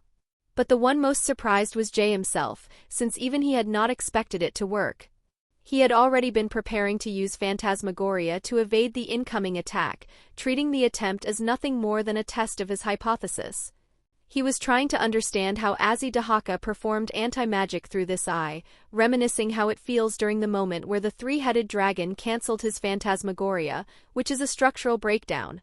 To achieve this anti-magic effect, Jay followed the same concept as antimatter, the interaction between positrons and electrons. In this case, Graphia's magic circle was disrupted by his own thread of mana, which carried information completely opposite to the runes inscribed within her spell. For example, Graphia's spell in Devil Power is turned into a more structured form by the Dragon Eye, and it could be translated as, by elemental law and structural order, let cold take form and ice manifest as truth. In that split second, Jay would do the same thing but inversed, by structural negation and inverse law, let form dissolve and ice return to null. This was only possible because Avesta could read and translate every single inscription within a magic spell. Even so, if the spell contained more complex structures and a greater number of runes, this form of anti-magic or magic cancellation would become far more difficult to perform. That was surprisingly simple for such a weak spell, he thought, glancing toward Grafia. Might as well try a few more things. Realizing the threat was far greater than anticipated, Grafia rushed forward through the narrow alleyway of the hotel suite. She threw an enhanced fist aimed directly at Jay's head. Boom! The impact was thunderous, but her fist passed through his head as if he were made of mist. Phantasmagoria. The resulting shockwave of displaced air alone created a violent gust that flipped the table inside the room and cracked the surrounding walls. Jay's body flickered and re-solidified to the side. He calmly flicked his wrist. Rupture. A jagged tear in space sliced through the air toward Grafia. Sensing the spatial distortion, the maid grabbed Rias and leaped backward. The tear missed her flesh but caught the hem of her maid outfit, shredding the fabric and revealing the white lingerie beneath. As expected, rupture is manifesting faster than before, Jay thought, looking at his hand. By slightly altering the magical structure based on what Avesta saw, he could decrease the activation time of his spell, leaving the enemy almost no window to react. This truly was a cheat. It was no wonder Dahaka could slaughter hundreds of Zoroastrianism gods in his prime just by using his magic. Jay stood his ground at the door, ready to continue, but then his eyes widened. As suddenly, a terrifying tremendous aura washed over the room, an energy that exceeded even both Rizavim and the evil dragon. A new figure emerged from a crimson teleportation circle in the hallway. He was handsome, seemingly in his early 20s, with shoulder-length crimson hair and piercing blue eyes. But his left eye did not see a man. It saw something else entirely. A form of pure destruction hidden beneath the fragile fabric of flesh. Who is this? Only Ophis possesses more raw power than this man, he thought. Jay felt like everything could go wrong with the sudden appearance of the man. Even Lavinia, who had been observing quietly until then, hurried to Jay's side, her eyes narrowing. She had seen a photograph of the man before. Anyone who had spent enough time in the supernatural world would recognize the man. It was none other than Surzex Lucifer, she whispered. Ah, one of the 4 Satans of the underworld. The strongest devil of this era. From his appearance and his hair, he must be related to that girl, Rias Gremory. Jay thought, recalling the contents of the books about current devil's hierarchy in Glenda's library as he looked at Surzex and then back at Rias. Surzex wore a worried expression as he checked on Rias, then Grafia and Aquino. Are you guys okay? Rias nodded slowly, while Grafia simply closed her eyes. Surzex smiled to them, before his expression changed as he looked at the 2 humans in front of him. However, his gaze lingered on Jay in particular, sensing that the aura he emanated was far from normal for a human. And with his vast intelligence network across the supernatural world, the Lucifer already knew exactly who both of them were. I never thought my sister's peerage would run into 2 hotshots, Surzex said. The Ice Princess from Grauzauberer and also the Scorch Magician. The Godslayer. I also never thought that the devils failed to teach manners to their young, Jay replied, shooting a glance at Rias that made her flinch. Forcefully entering someone else's room. I guess you can do anything when you possess that much power, right, Mal Lucifer? Jay said, his words heavy with sarcasm. But to his surprise, Surzex did not take offense. Instead, the great Satan offered a slight bow. I am deeply sorry for my sister's actions. I am certain she did not mean any harm. She is a very kind and compassionate girl, and she was simply trying to meet her precious friend. The sight of the strongest devil in existence bowing to him made Jay feel strangely irritated. The silence was broken by Gasper, who reached out and grabbed Jay's hand. Please stop, Ilya-san, Gasper pleaded. Jay paused, looking down at the boy. Gremory-san and Himejima-san are the ones who revived me. They saved me. They are not evil people by any means. I will go with them. Rias's face brightened at the statement. Gasper. Jay looked into the damper's pink eyes. Are you sure, Gasper? They might have revived you only for their own ambition. They will likely use you as a weapon later. That is not true. Rias retorted. I treat all my peerage like family. Jay ignored her completely. If you want, I can try to turn you back from the devil you are right now. Jay said, his expression didn't change. Ilya-san, it is okay, Gasper said with a serene smile. After all, Gremory-san and Himejima-san are the ones who gave me the chance to meet Valerie. Because of them I was able to meet you and Lavinia-san. I am very grateful to them. What is important right now is that Valerie is safe. That is more than enough for me. Gasper took a breath, his gaze hardening with a new purpose. Besides, as I am right now, I cannot protect Valerie the way you do. I want to be like you were when you were killing those bad guys by yourself. I will become as strong as you, and then I will be able to protect Valerie on my own. Lavinia watched Gasper with a proud smile. Jay sensed the firm determination in those pink eyes, even as they trembled slightly. All right. Who am I to stop you from pursuing your ambitions? Jay gently patted Gasper's head, even though he was probably only a year older than him. He turned back to the group of devils. Gasper will meet you after Valerie is fully conscious. Come back tomorrow. His eyes remained cold. He knew he couldn't handle Surzex in his current state. Even if he were fully recovered, he wasn't confident he could defeat the crimson-haired man. If his goal was to eventually eliminate the threats of the supernatural world, Surzex Lucifer was the ultimate obstacle. Of course, aside from that freak Rizavim, whose whereabouts were currently unknown. For now, his primary target was that man. After all, with the Grail in his possession, his level of threat was unimaginably high. If he could revive other beings as powerful as Azzy Dahaka, and do so simultaneously, the consequences would be catastrophic. It could very well lead to the end of the world. Very well, Grafia answered, her voice regaining its composure. I will be the one to pick up Gasper Vladisama tomorrow. Okay.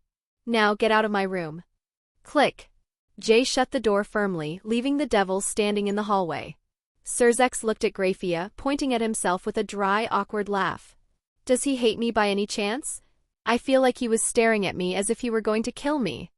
Maybe that is just your feeling, Grafia replied. But as they prepared to leave, her mind drifted back to Jay's gaze. It wasn't just hatred. It was something far more cynical. Then the devils disappeared in a silver magical circle, leaving the hallway empty. Chapter 70, Spirit. I wonder why the Godslayer, wait no, Dragonslayer is more suitable right now, and our princess would call a humble man like me is a mystery. But this situation is seriously more concerning than I thought. Azazel paced the length of the hotel room, his hands tucked behind his back as he examined the scene. He was accompanied by Penemu, both having arrived to inspect Glenda's condition at Jay and Lavinia's request. Jay stood silhouetted against the window, his gaze fixed on the Bucharest busy street. Near the beds, Gasper remained a silent sentinel beside the resting Valerie, while Lavinia sat close to Glenda, her hand gently resting on her teacher's cold fingers. After the devils had departed, Jay had attempted to use the Sephiroth Grail to diagnose Glenda. However, the artifact had yielded only a single cryptic sentence. 2 souls should never exist in one body. The souls are merged. It's very vague, but it's enough for Jay to get a rough idea of what happened. As you suspected, this was indeed caused by the water spirits the lady possesses, Azazel said, caressing his goatee as he leaned over Glenda. He shot a sideways glance toward Jay. But you said even the Grail couldn't determine exactly what is happening inside her body. I told you what the Grail revealed to me, Jay said without turning around. It seems Glenda's soul has fused with the soul of her water spirit. However, it didn't give me the specific solution I was searching for. He continued. I see. Well, technically, as you probably already know, 2 souls occupying one body is normally impossible. That is why it is so rare to see someone enter a soul-binding contract with another existence, or even a spirit, Azazel explained. But there are sacred gears, Jay interrupted. That's a bingo. Azazel pointed a finger at Jay with a grin. Precisely. Most sacred gears, especially the independent avatar types, though it isn't strictly limited to them, are designed to allow one body to host 2 souls simultaneously. Lavinia's eyes widened at this revelation. She looked back at her unconscious teacher, a sudden realization dawning on her.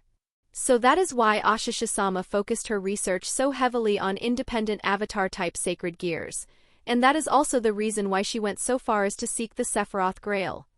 She thought. If you say she was perfectly fine before this ordeal, it is probable that something caused or accelerated the process, whether intentionally or not, Azazel noted. Then it was probably that bastard Rizavim's doing, Jay said. The mention of the name caused both Azazel and Penemu to freeze in surprise. Wait, what? You actually met him? Azazel asked, his eyes nearly popping out of his head. I thought the most surprising thing you told me would be that you had just killed an evil dragon, and not just any evil dragon, but the Zoroastrian cataclysm itself, Azzi-Dahaka, after having killed a god not long before that. And on top of that, you're holding the Sephiroth Grail, meaning you possess two Longinus at the same time. But now you're telling me you met Rizavim Levon Lucifer. Who else do you think is insane enough to revive an evil dragon in the human world for everyone to see? Jay asked. He had already told Azazel about the fight with Azzi-Dahaka, how he managed to kill it, and how he now held the Grail in his hand. He also explained that there were actually 3 Holy Grails, and that another one was still inside Valerie's body, who lay unconscious beside Glenda at that very moment. So the final Grail is in that man's hands? Azazel asked, his face clouding with genuine worry. Yeah. Oh no. Azazel rubbed his temples vigorously.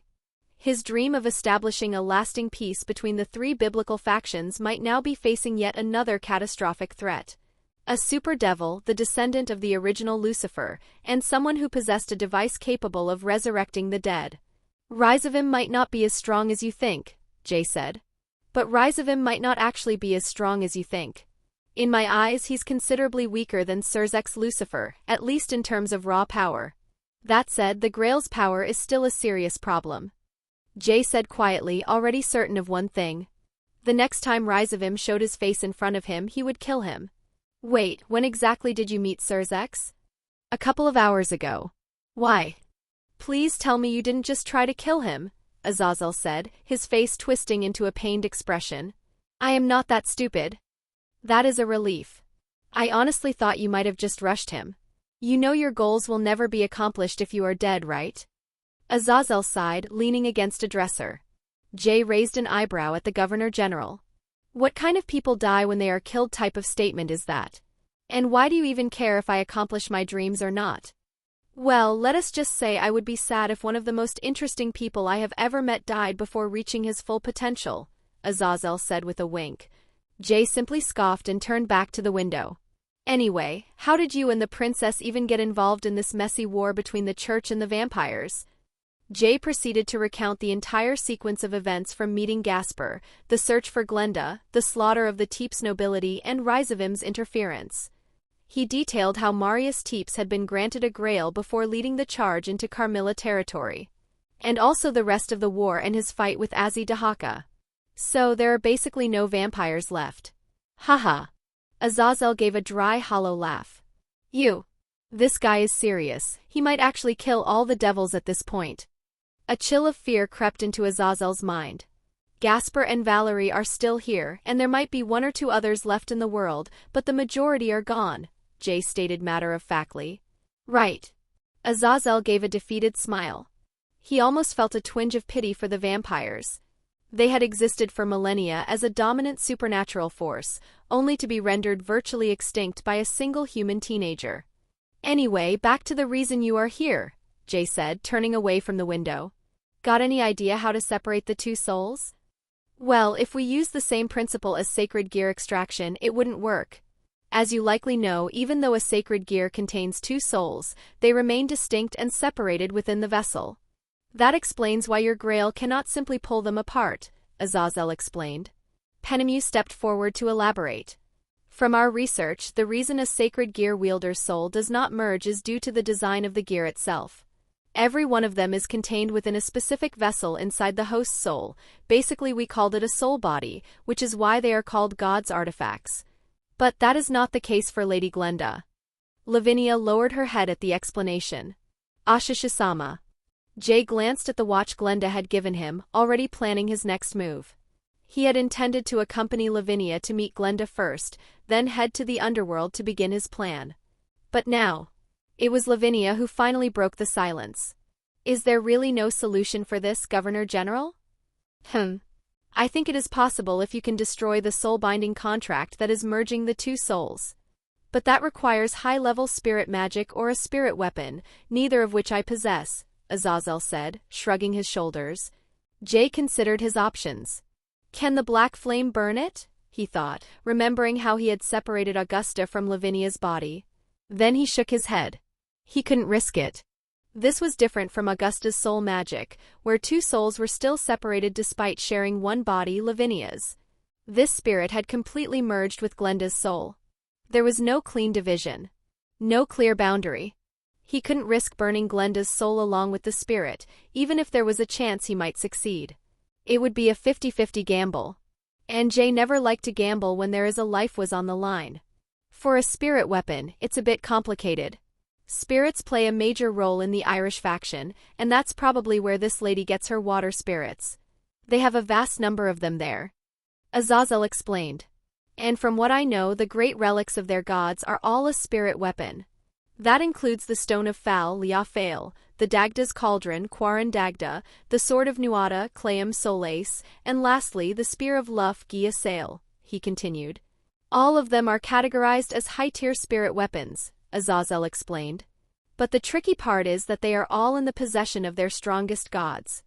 The sword and the stone belong to Nuada Ergitlam, the cauldron belongs to Dagda, and the strongest of them all, the spear, is owned by the chief of the Irish faction itself, the sun god Luff Lamfada. And I highly doubt they will let you borrow them. And just so you know, Luff is said to be on par with or even stronger than Surzex, Azazel added. Are you kidding me? Jay muttered. It wasn't entirely surprising, but it served as a grim reminder of how many monsters roamed this supernatural world. Then what about spirit magic? Lavinia asked. Spirit magic is also the domain of the Irish faction. The entire Arthurian legend is closely tied to it. Are you familiar with the legend of Avalon? Lavinia nodded.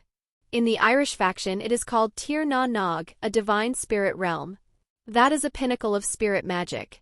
The Shinto faction is closely related to spirits, but they do not practice spirit magic, and the same goes for the Norse. Azazel paused, deep in thought, then suddenly clapped his hands together. Wait, now that I remember, doesn't the man Solomon have authority over spirits? Azazel turned to Penemu for confirmation. Yes, it was one of the divine revelations that Father bestowed upon him, it was called. Penemu replied. Jay spoke up, his voice calm. Ars Theurgia. Oh? You know of it? Azazel asked. I read about it in a book, Jay said. Yes, Ars Theurgia. It is one of the 5 divine revelations that Solomon possessed, Azazel confirmed. Wait, there are 5? Jay asked. His books had only mentioned 4. Indeed. There are Ars Goetia, Ars Almadel, Ars Paulina, Ars Theurgia, and finally Ars Notoria, Azazel explained, leaving both Jay and Lavinia surprised. Both the fact that there are 5 of them, and how Azazel is able to know all of this. Well, how do I know, you ask? It's because I'm actually pretty good friends with the man. Ha ha ha, good old times. He's the greatest human of all time if you ask me. A man truly worthy of respect. Azazel laughed. You only say that because he had 700 wives and 300 concubines, Azazel Sama, Penemu muttered with a look of visible disgust. Now, Penemu-chan. That was certainly one of the reasons, but he was truly an amazing person. You should have met him in his prime, Azazel said, scratching the back of his head. You would probably have ended up joining his harem too. I know I would have if I were a woman. Jay, Lavinia, Penemu, and even Gasper stared at Azazel with unfiltered disgust. Pause, Jay said flatly. Anyway, where can I find Ars Theurgia? I don't know, Azazel said bluntly. Jay's eye twitched, and he instinctively flicked a needle of light magic toward Azazel's head, which the governor narrowly dodged. WL? Why don't you use that grail of yours to find the information? Azazel shouted, waving his hands defensively. Find out where the Ars Theurgia and the other divine revelations were stored by Solomon before his death. The grail requires a medium or an object to gain specific information. I need something related to the divine revelations to find where the others are kept, Jay explained. Well, you are in luck. Because near the end of his life, Solomon no longer possessed all 5 of the revelations, Azazel said. What do you mean? Jay asked. Long before the Great War and the formation of the 72 Pillars, the original 4 Satans actually took the Ars Goetia from Solomon. I think with a bit of intel we can find out exactly where the devils are keeping it, Azazel explained with a proud, knowing smile. Jay and Lavinia exchanged a silent look. Then, yes, Azazel nodded. You should go to the underworld. Chapter 71, Freedom to Choose. The morning air atop the hotel was crisp, carrying the scent of rain and the distant, low hum of Bucharest waking up. Jay stood at the very edge of the concrete roof, his silhouette stark against the pale, unfolding autumn morning. Beside him, Gaspar Vladi looked smaller than usual, his blonde hair ruffled by the wind that whipped across the heights. Only yesterday, the atmosphere in the room below had been thick with the heavy weight of the Governor-General's revelations about the Book of Solomon's and the likelihood that he would finally go to the devil world and underworld. After Azazel and Penemu had departed, Jay had sought out the fallen angel once more. He needed a place, a temporary refuge, for the survivors of both the Teeps faction and the Carmilla faction, the children, the women, the ex-Dampiers, and the remaining Carmilla vampires, who had now turned human. Azazel had initially been hesitant to lend out his private estate in the Transylvanian outskirts. However, every man, especially man like Azazel, had a price. Jay had simply offered a selection of unique scrolls retrieved from the Teeps treasury, knowledge that the exceptionally eccentric Governor-General of Grigori could never resist. The deal was struck. Jay had spent the remaining hours of the day moving between the hotel and the Carmilla territory. He had personally overseen the relocation of the rest of the Carmilla faction, the surviving children and the women to the borrowed mansion. It was a very large mansion with nearly 100 rooms. Some adjustments were needed to fit everyone inside, but overall Jay was satisfied. But after all of this, there was one thing that Jay and Lavinia agreed upon. If you need something, better call Azazel. But his work had not ended there. Once his soul and mana reserves had stabilized, Jay turned his attention to Valerie Teeps. Using the Sephiroth Grail was a taxing ordeal, especially to heal Valerie's soul, as her soul had been frayed, torn at the edges by Rizavim's ruthless sacred gears extraction process. It was like trying to stitch together two pieces of torn cloth using a needle and thread made of the Black Grail energy, but with his level of control, Jay was able to do it, although it took 2 tries before her pale face regained a hint of life. The night had been a quiet one. Gaspar and Valerie talked until the stars began to fade, their voices a soft murmur behind the closed door. Jay had expected Valerie to beg Gaspar to stay and to always remain by her side. But what she said to Gaspar surprised him. She emerged from the room with a tired but resolute smile, saying that she was happy Gaspar had finally chosen a path of his own. She would not chain him and wholeheartedly supported his decision. Now, on the rooftop, the final departure was at hand. I will ask you one last time, Gaspar, Jay said, his voice level and devoid of judgment. I can remove the evil piece from your soul right now. You would be human, free from the chains the devils placed on you. You could meet Valerie any time at the place I will build. It will be a place where people like you and her finally belong. A home for you and Valerie. Gaspar looked up at the sky, the wind catching his pink eyes. Thank you, Ilya-san. Truly. But I have made up my mind. Jay did not answer immediately.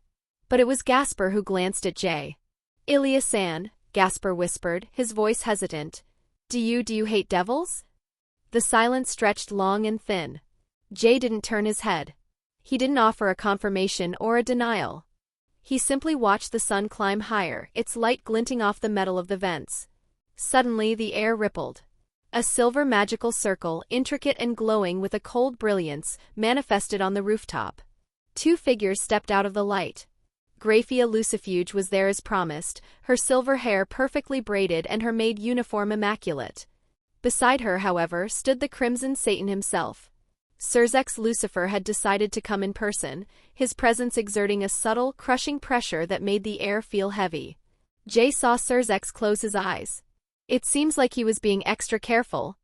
Then, Ilya-san, I will be going, Gaspar said, taking a tentative step forward. Jay's response was not a word. In a motion so fluid it seemed instantaneous, he reached into his pocket dimension and pulled Habakiri. The jet-black blade hummed with a low hum, and with a sudden light swing, Jay unleashed the world-cutting slash. Shying! The black arc of energy tore through the space as a literal dimensional rift aimed directly at the head of the Crimson Satan. Graphia's eyes widened, her hand reaching for a spell, but Surzex was faster. He did not even draw a weapon as a dark, swirling crimson aura enveloped his right hand, the famous power of destruction. When the black slash struck his palm, the space-tearing attack shattered into pieces. It crumbled into nothingness like glass hit by a hammer. Normally, a slash from Habakiri which bypassed the concept of space and distance could not be dispelled by raw force. Yet Surzex had negated it with a casual flick of his wrist and his power of destruction. So that is the power of destruction, Jay thought. Behind his dark hazel eyes, the golden X of Avesta glowing with frantic precision. He wasn't trying to kill the Mao. After all, he isn't called the strongest devil for nothing, and he certainly wouldn't die from an attack like that. Jay watched the crimson mana of the very concept of destruction spiral and move, the way it interacted with matter to erase it from existence. Even to Avesta, it was a terrifyingly complex array, containing millions of lines of magical runes woven together to create a single devastating effect. What do you mean by this, Zayyn Kuin? Surzex asked, his blue eyes narrowing slightly. The air around him crackled with the weight of his latent power. He knows my first name already, this guy. Jay stood his ground, slowly sliding Habakiri back into the void of his pocket dimension. The killing intent he had projected vanished as quickly as it had appeared. I simply wish to see the legendary power of destruction with my own eyes, Jay said truthfully. He continued, it is said to be the strongest power among the devils. I wanted to see if it lived up to its reputation. He did not mention that he was trying to write all of those millions of lines into his memory through Avesta, attempting to recreate it and determine whether it could even be cancelled using Avesta in the future. It was far more difficult than he had anticipated. As Azzy Dahaka had said, everything had already been written in Avesta. Surzex remained silent for a heartbeat, his gaze searching Jay's expressionless face. Finally, the tension in his shoulders relaxed, and the crimson aura faded. Very well, but don't ever try to do that again. Next time I might think you're actually trying to attack me, Surzex said, sighed. But Jay didn't respond. Next time? I might. His expression didn't change. He turned his attention back to Gasper. Then let us meet again next time, Gasper. To Jay's surprise, Gasper suddenly lunged forward and wrapped his arms around Jay's waist in a tight but warm hug. Jay stiffened, his hands hovering awkwardly for a moment before he let them rest briefly on the boy's shoulders. Please protect Valerie, Ilya-san, Gasper muffled into Jay's sweater. Of course, Jay replied. Gasper released him, his face streaked with a few tears but his expression more determined than Jay had ever seen it. He turned and walked toward the two devils. As the silver-bluish light of the teleportation circle began to rise, swirling around the three of them, Gasper waved one last time. But Jay's eyes locked with the deep blue gaze of Surzex. About your question, Gasper, Jay thought as the circle vanished, taking the trio with it. You will get your answer soon enough. Jay then looked at his hand. He had already sent a thread of his mana into Gasper hair. He would need it later. Then Jay stood on the rooftop for a few more minutes, staring out at the Romanian horizon. The sun was fully up now, casting long shadows across the city. And with a sudden flicker of purple flame, Jay disappeared. He rematerialized inside the hotel room. The space felt much larger now that Gasper was gone. Valerie sat on the edge of the bed, her hands folded in her lap, chatting quietly with Lavinia. Lavinia looked up, her face brightening as she saw him. Welcome back, Illya Kovalenko. Jay nodded to her before turning his focus toward Valerie. The damper princess looked fragile, like a porcelain doll that had been broken and glued back together. Her red eyes were clouded with a deep-seated exhaustion. Have you made up your mind? Jay asked. Valerie closed her eyes, taking a shuddering breath. She knew what Jay was asking. He asked if she was ready to leave her past behind, to abandon the name Teeps and to become human. Yes, Valerie said, her voice small but clear. Thanks to you, Ilya-sama and Lavinia-sama, Gasper and I are saved. But after a brief silence she continued. But I have one condition. And what is that condition? Valerie looked directly into Jay's dark hazel eyes, her body trembling slightly. Please, never let me use the Grail again to bring back the dead. I can help if it is for healing. I will mend wounds and help people recover. But I don't want to hear those noises again. The sound of the dead, it's too much. Lavinia's expression crumpled with sympathy. She sat beside the girl, pulling her frail, pale body into a warm hug. Valerie-chan. Jay watched them for a moment. He reached out his hand and the Sephiroth Grail, or at least what it used to be, manifested above his palm. It was a terrifying obsidian chalice wreathed in black flames, swallowing the light of the room itself. There won't be anyone who is going to force you to do anything anymore, Valerie, Jay said. The black flames on the Grail's rim flickered, casting long, dancing shadows against the walls. You should not follow an instruction if you do not want to do it. Not even if that instruction comes from me or Lavinia. He took a step closer, the aura of the Longinus pulsing with a dark ancient energy. From today onward, you are no longer Valerie Teeps. You are just Valerie, a girl like any other, free to seek anything you want in this world. You have no chains left to bind you. Live the way you choose to live, Valerie. You are free. As he spoke, the light in the room seemed to die away, sucked into the vortex of the Black Grail. A few days had passed since the departure of the devils and the relocation of the survivors. The air in the Marimures region of Romania was turning sharper, a herald of the coming winter that Jay welcomed with a quiet, somber familiarity. He and Lavinia walked along a winding mountain roadway, their footsteps crunching against the gravel and dead leaves. In Jay's hand was a large bouquet of white lilies, their petals pristine against the brown craft paper wrapping. To their left and right, dense forests of pine and beech climbed the slopes, their thick canopies casting long, deep green shadows that swallowed the light. Between the clusters of trees, soft alpine meadows stretched out, dotted with the last of the season's wildflowers and the occasional cluster of grazing sheep.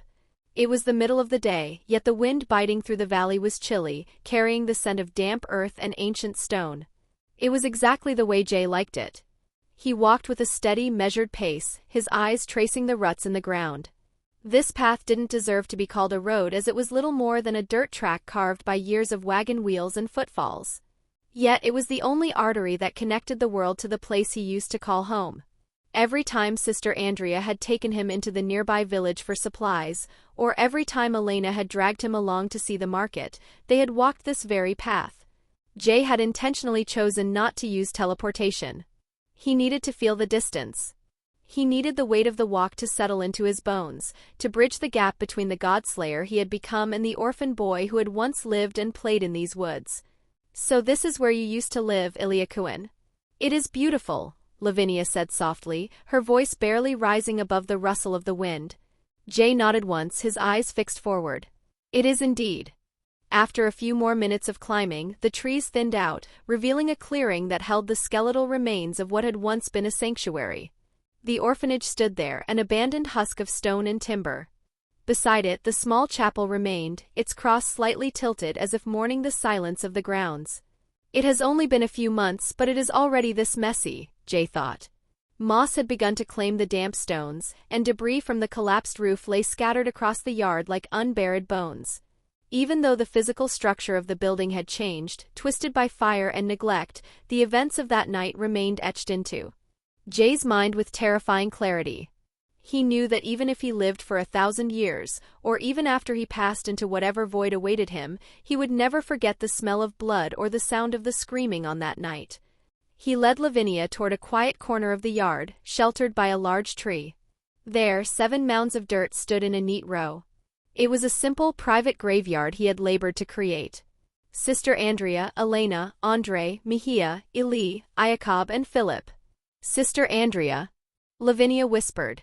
Her eyes welled with tears as she looked at the humble markers. She crouched near Sister Andrea's grave, her movements slow and reverent. From her pocket, she retrieved the chromed pendant, the one she had given to Sister Andrea, the very pendant that also had allowed her and Jay to meet. She then placed it gently upon the earth. Jay remained standing for a moment, his shadow stretching over the mounds. He began to untie the bouquet of lilies, his fingers steady despite the hollowness in his chest. He moved from grave to grave, placing a portion of the flowers on each one. He split them equally, 7 for 7, just as they used to split their meager meals at the dinner table so that everyone could have a taste. Once the last flower was placed, Jay stood back. He didn't pray. He didn't believe in a god that would listen to him, especially not after what he had done to the one he had encountered. He simply looked at them, memorizing the shape of the earth that held his family. Beside him, Lavinia remained on her knees, her head bowed and her hands clasped. Her soft prayers were the only sound in the clearing, a gentle contrast to the cold wind that whistled through the ruins of the chapel. After a long silence, they began to explore the remains of the orphanage. Jay walked through the destroyed hallways, pointing out where the kitchen had been, where the children slept, and where Sister Andrea's room had been. Eventually, they climbed the narrow, creaking stairs of the chapel, stepping out onto the small flat roof of the bell tower. They sat down on the edge, their legs dangling over the side as they watched the sun begin its slow, golden descent toward the horizon of the meadows. The sky turned a bruised purple, streaked with orange and gold. Lavinia leaned over, resting her head on Jay's shoulder. They sat there in a silence that lasted for an hour, watching the world lose its color as evening took hold. "So you want to build the place here?"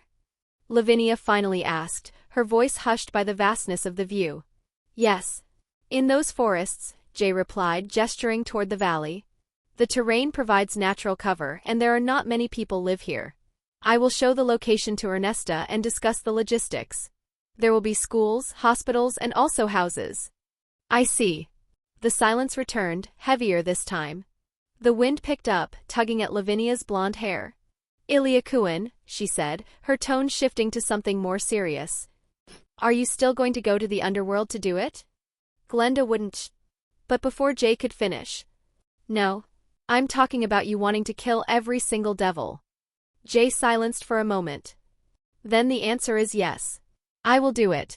Lavinia pulled back slightly to look at him, her sapphire eyes searching his dark hazel ones. "Is there nothing I can do to stop you?" "No." Jay expected her to argue. He expected her to try to stop him from going. Instead, she took a deep breath and straightened her posture. "I see. Then I will also go with you." Jay turned to her, his brow furrowing in confusion. "Wait, Lavi. I thought we agreed that you would stay here to oversee Glenda's recovery and help Ernesta with the sanctuary. The underworld is not dash." He was cut short. Suddenly, Jay felt a soft, warm sensation press against his lips. His mind, usually a whirlwind of calculations and magical formulas, went completely blank. The world around him seemed to freeze. The wind, the setting sun all vanished, leaving only the touch of Lavinia's lips against his.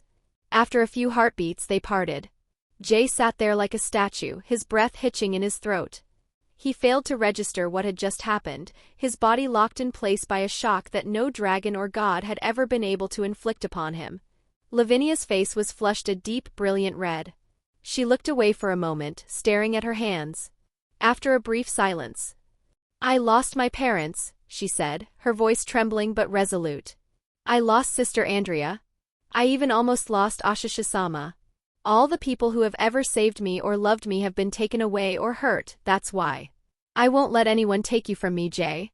Not the devils and not even death itself." Lavinia turned back to him. "So please let me go with you."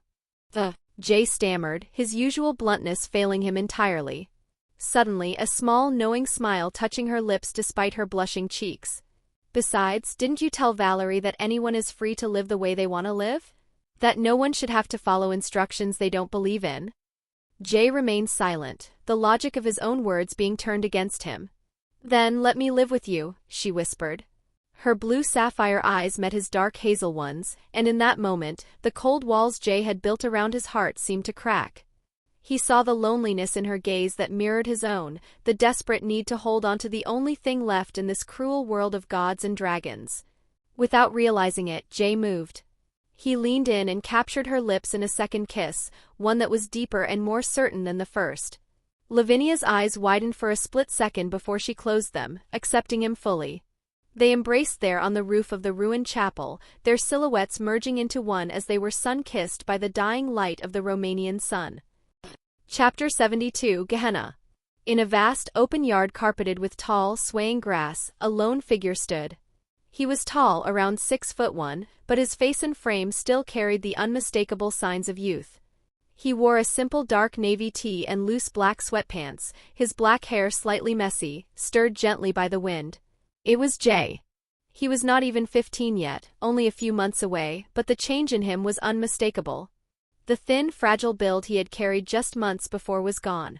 In its place was a body shaped by growth and training, lean muscle now sculpting his frame.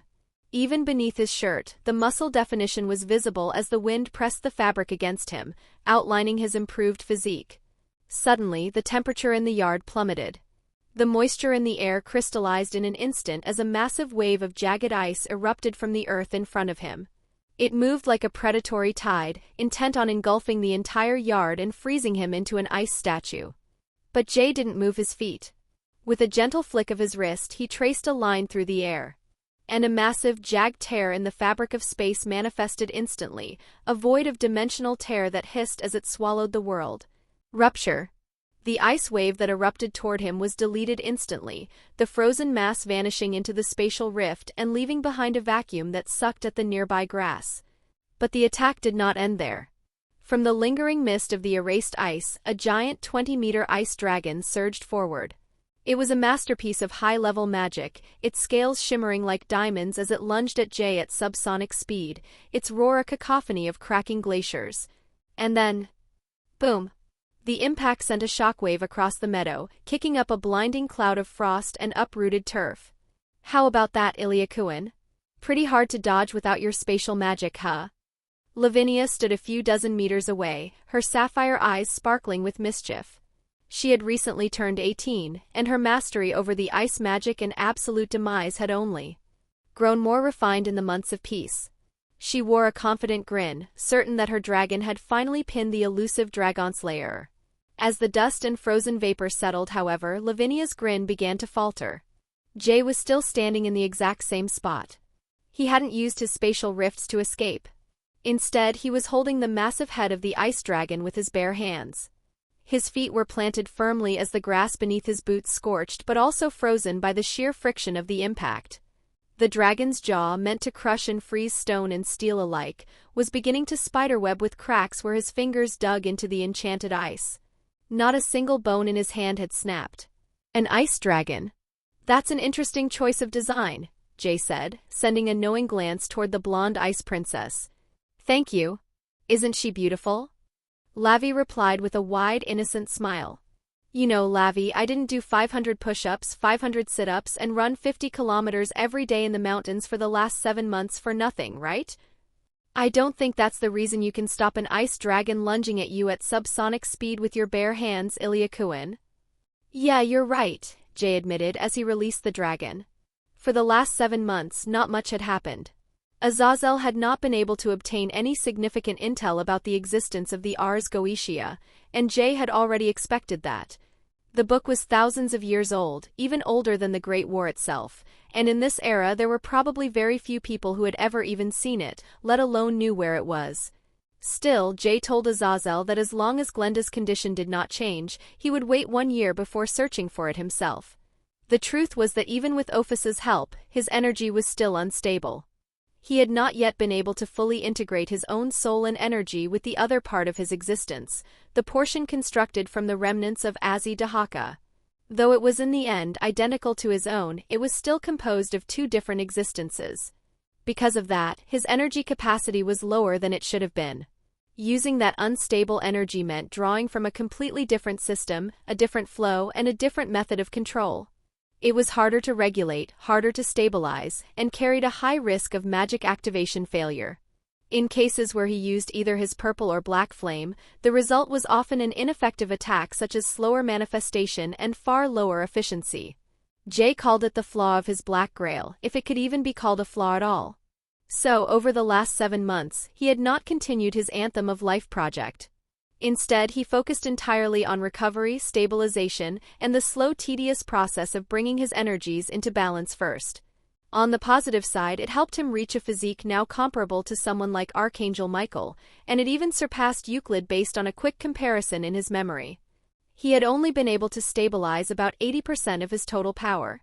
As for his mana, although it was not multiplied like when he used the Grail to enhance himself, it was still immensely high, higher than it had ever been before. And even after all that, aside from his eyes and the runes etched along his shoulder to his upper arm, there was nothing else that had changed in his physique.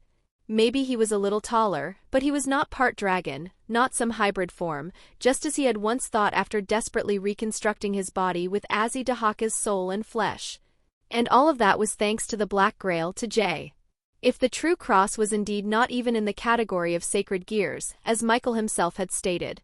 In that case, the Sephiroth Grail definitely possessed the highest potential, even compared to Dilio's Zenith Tempest or that guy, Cao Cao's true Longinus. Still, Jay knew he could not judge properly yet. He would need to witness the true, fully unleashed power of the latter before making any real comparison.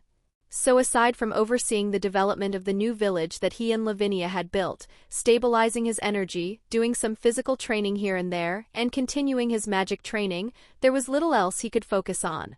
Especially spirit magic, which ultimately led to nothing. Because there were literally 0 recorded runes, symbols, or formulas related to it, not in Glenda's library and not even in the Grigori database. Kring. The sharp ring of a cell phone shattered the silence of the meadow. As Jay's hand reached into his pocket, his eyes began to glow with a faint golden light as they scanned the ice dragon. Behind his retinas, the golden X of Avesta ignited, and in a single second, he saw every magical line and rune that constructed Lavinia's creation. With a single thought, he fed that information back into the world. A moment later, the dragon shattered. Its form unraveled into shattered particles of mana, scattering into the air like drifting mist. After the construct was destroyed by Avesta, all that remained was the energy that had been used to manifest it. Hey, that's definitely cheating, Lavinia shouted, stomping her foot playfully. Jay ignored the protest and answered his phone. Ernesta Carmilla's voice came through the speaker, sounding uncharacteristically hurried.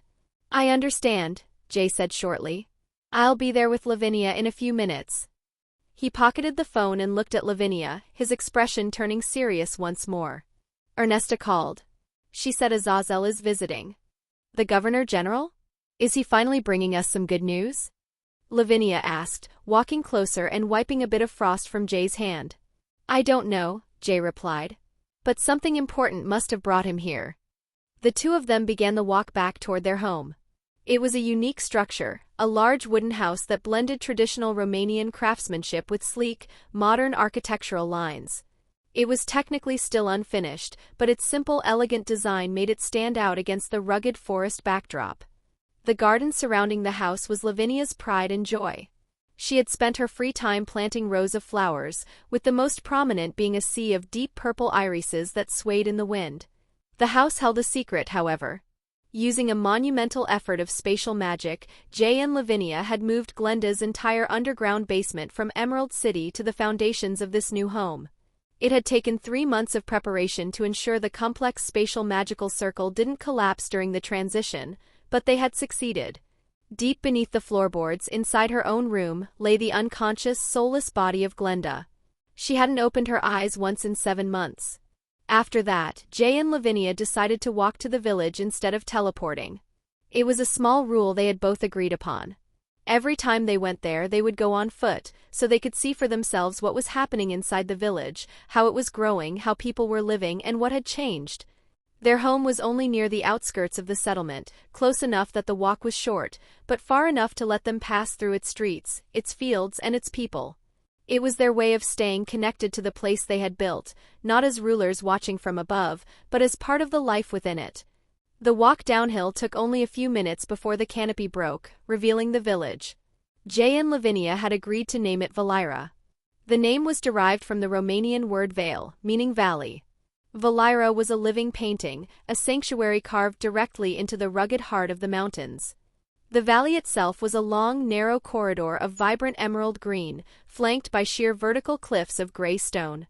These walls were so smooth and immense they appeared sculpted by the hands of old gods rather than the slow erosion of nature. From the high crests, dozens of waterfalls cascaded downward in thin, white ribbons of water that drifted through the air like silver threads, catching the light and creating a perpetual mist that kept the air humid and refreshing. It was still a modest settlement. The current census stood at roughly 2,980 residents, the vast majority being children and women. Among them were about 200 men from the former Carmilla faction who had remained loyal to Ernesta. They had transitioned from being aristocrats and warriors to laborers, helping clear the land and lay the foundations for the infrastructure. Though much of the surrounding land remained wild, the core of Valira was solid. Paved roads now connected the central plaza to the outlying houses, a hospital, some crops, and a growing school system. The process had been accelerated by the survivors' willingness to learn human magic. Under Lavinia's guidance, those who once relied on blood-empowered abilities were now channeling their mana into construction and agriculture. As Jay and Lavinia turned onto the main street, the sound of rhythmic chanting and children's laughter met them. In a wide yard adjacent to the schoolhouse, a girl with a doll-like appearance stood before a group of children. She had long, wavy light blonde hair that shimmered in the sun, and she moved with a practiced, somewhat stiff grace. This girl was Elmenhild Karnstein. Once a high-ranking vampire of the Karnstein house, one of the 3 noble houses of the Carmilla faction, she is now the primary instructor for the village's magical curriculum. Yes, there is a magical curriculum here, one that carries the same importance and weight as the normal school curriculum for these children. It was not treated as something special or dangerous, but as something natural, a part of daily life, just like reading, writing, and counting. When both the children and the girl noticed Jay and Lavinia, their faces instantly brightened. Smiles spread across the yard and voices followed. Zayyn? Zayyn! The children lunged toward Jay with a terrifying lack of hesitation. Despite his reputation among the ex-vampires, to these orphans, he was simply the man who had opened their cages. Jay stiffened, his arms hanging awkwardly at his sides as 3 young boys collided with his waist. Lavinia, meanwhile, was engulfed by the girls. She laughed, her sapphire eyes glowing as she patted heads and listened to a dozen stories at once. Well, everyone, Lavinia teased, looking over the crowd. How is the magic session going? Lavinia-sama? Karnstein-sensei is scary, one boy shouted, pointing an accusatory finger at Elmenhild. Yeah. She's a meanie, another echoed. Elmenhild's pale face instantly flushed a deep, embarrassed crimson. Hey, I am not. She looked at Lavinia with a mixture of desperation and respect. Lavinia was her mentor in human magic, and the former vampire took that role with deadly seriousness, often to an overbearing degree. Sensei, no, I mean Lavinia. I was just telling them exactly what you taught me, Elmenhild stammered, smoothing her dress. But they wouldn't pay attention to the thaumaturgy lesson, so I had to scold them a little bit. Just a little. Lavinia chuckled, stepping forward to pat Elmenhild's shoulder. Elchan, they are just kids. You have to be gentle with them. Magic is supposed to be a wonder, not a chore. She then turned to the children, her expression mock serious. And you guys, be good boys and girls. Listen to Elchan K. The children shouted a simultaneous K. Good. During the exchange, Elmenhild cast a fearful, subtle glance toward Jay. He noticed it, but he could not blame her. After all, he had taken everything they had. Their identity, their wealth, their status, and their entire existence had been reduced to the same level as the people they once saw as cattle. Practically, only Ernesta treated him as usual, with respect and normalcy. The rest of the vampires still feared him to their core. All right, everyone, back to your lessons, Lavinia called out with a wave. They continued down the street toward the center of the village. The village hall was not an imposing structure. It was a humble 2-story building made of wood. At the entrance, 2 guards clad in simple reinforced leather gave a deep, synchronized bow. When the door opened, the scent of expensive tobacco and aged paper filled the room. Inside, the familiar figure of the Governor-General was sprawled in a chair, looking entirely too comfortable. Across from him stood Ernesta Carmilla. Even in this rural setting, Ernesta remained regal. Her long white hair was tied back, and she wore a beautiful simple white dress. She was currently the Magister, the de facto leader of Valira. Now, Ernesta-chan, Azazel was saying, a smirk playing on his lips. Why would you think I'd travel to such a remote rustic place if it wasn't to see your beautiful face? Ernesta didn't even look at him. She stared straight at the door as Jay and Lavinia entered, her expression shifting into one of profound relief. Mr. Illya, Mrs. Lavinia. Welcome, she said, her voice smooth and formal. Good morning, Ernesta-chan. Lavinia chirped, while Jay offered a short, silent nod. Ernesta turned back to Azazel, her eyes cold. Since your true audience has arrived, Governor, I will excuse myself. I have reports on the new irrigation system to finalize. She exited the room with a graceful sweep, leaving the 3 of them alone. Azazel sighed, watching her go before turning his attention to Jay. His playful demeanor didn't vanish, but his eyes sharpened. So, Jay began, pulling up a chair and sitting across from the fallen angel. Are there finally news about the Ars Goetia? No, Azazel said flatly. Jay's eyebrows rose. Then why did you come here? I thought we agreed you wouldn't waste my time unless you had a lead. Wait a minute, don't be so hasty, Azazel said, holding up his hands. I don't have the book's location, but I have heard some very interesting rumors. Rumors that suggest we've been looking at the problem from the wrong angle. Rumors? Lavinia asked. We initially thought the creation of the evil pieces might be connected to the Ars Goetia, right? But that theory was disproven by the pawn piece in my lab. Azazel somehow had an evil piece in his laboratory, supposedly for research purposes. He claimed he had obtained it through his own methods. But when Jay tried using the Grail to extract information about any connection between the evil pieces and the Ars Goetia, it yielded nothing. No resonance. No link. No trace of origin. My hypothesis is that the evil pieces currently in circulation or being created today have already changed from the original versions made 500 years ago, which remain mysterious to this day, including how they were created. Azazel explained. Only Ajuka Beelzebub knows the truth behind it, and if this is correct, then that genius of a man has likely already found a way to replicate their effects from the original batch. This would mean that the current batch technically has nothing to do with the Ars Goetia, which is probably why the Grail cannot obtain any information about it. Jay remained silent, his dark hazel eyes fixed on Azazel. I thought we had already established that, but as you know, we don't even know for sure what the original batch was, which pieces were created by Ajuka Beelzebub using the Ars Goetia, or even whether he used it at all to create the evil pieces. Jay retorted. Azazel nodded. I know. That's exactly why this rumor is important. Whether or not the evil pieces are related to the Ars Goetia, it's worth trying. Jay remained silent while Lavinia curiously asked. And what is this rumor, Governor? Lavinia asked, her curiosity piqued. Azazel leaned forward, his voice dropping to a low, conspiratorial whisper. Have either of you heard of the King Piece? Chapter 73, King Piece. A King Piece. The term hung in the air, cold and unfamiliar. Both Jay and Lavinia looked toward Azazel with identical expressions of confusion. From the rumors that I have heard, there is this rare evil piece called the King Piece, Azazel began, leaning back as he rested his elbows on the polished wooden desk of the Magister's office.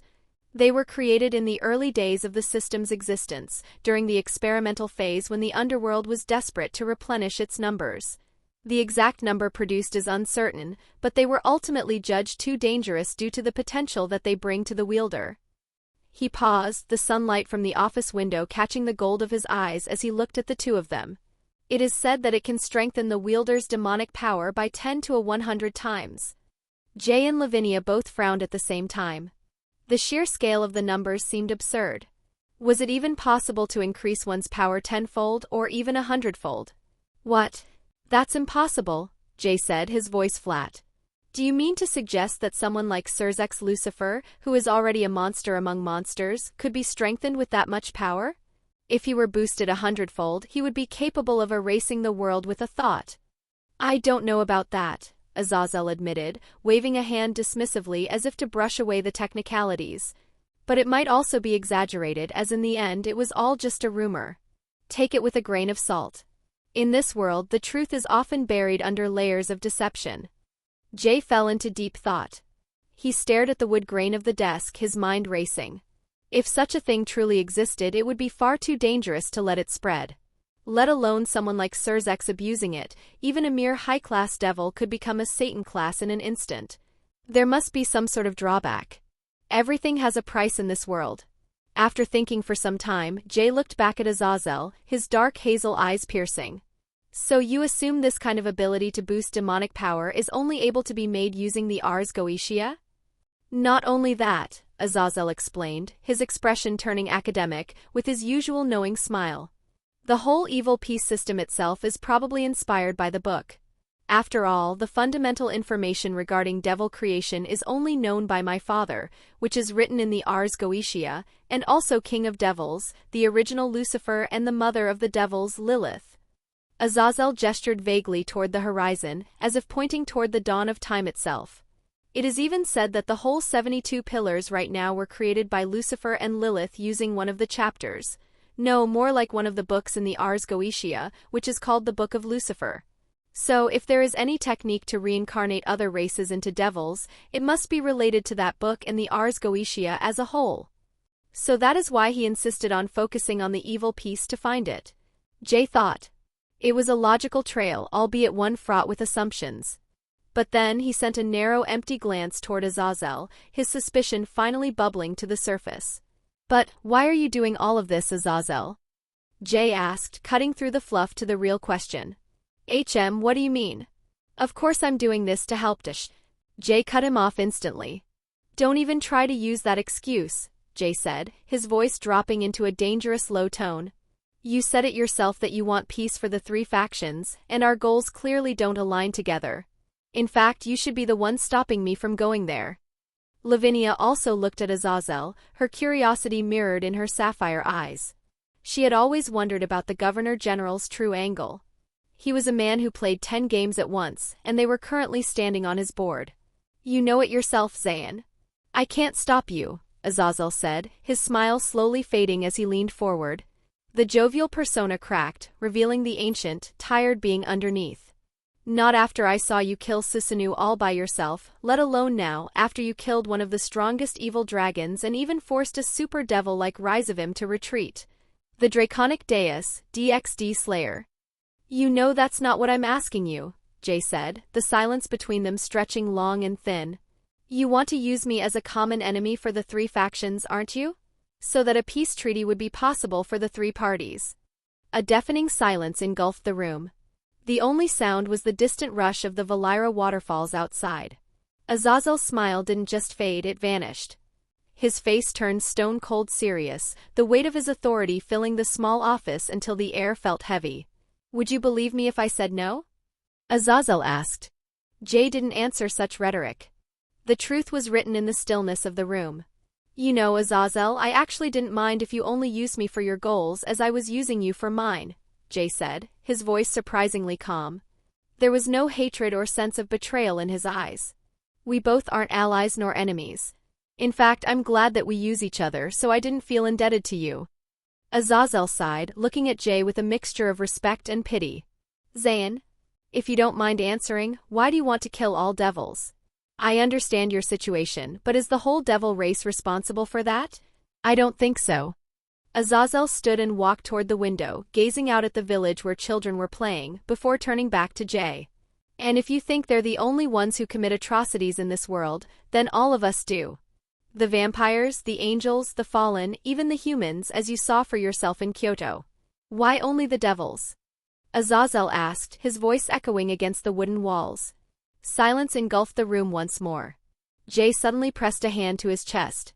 His fingers clenched the fabric of his shirt, as if trying to hold something inside. Do you know the feeling of pain so agonizing, but you don't even know who, or what to blame?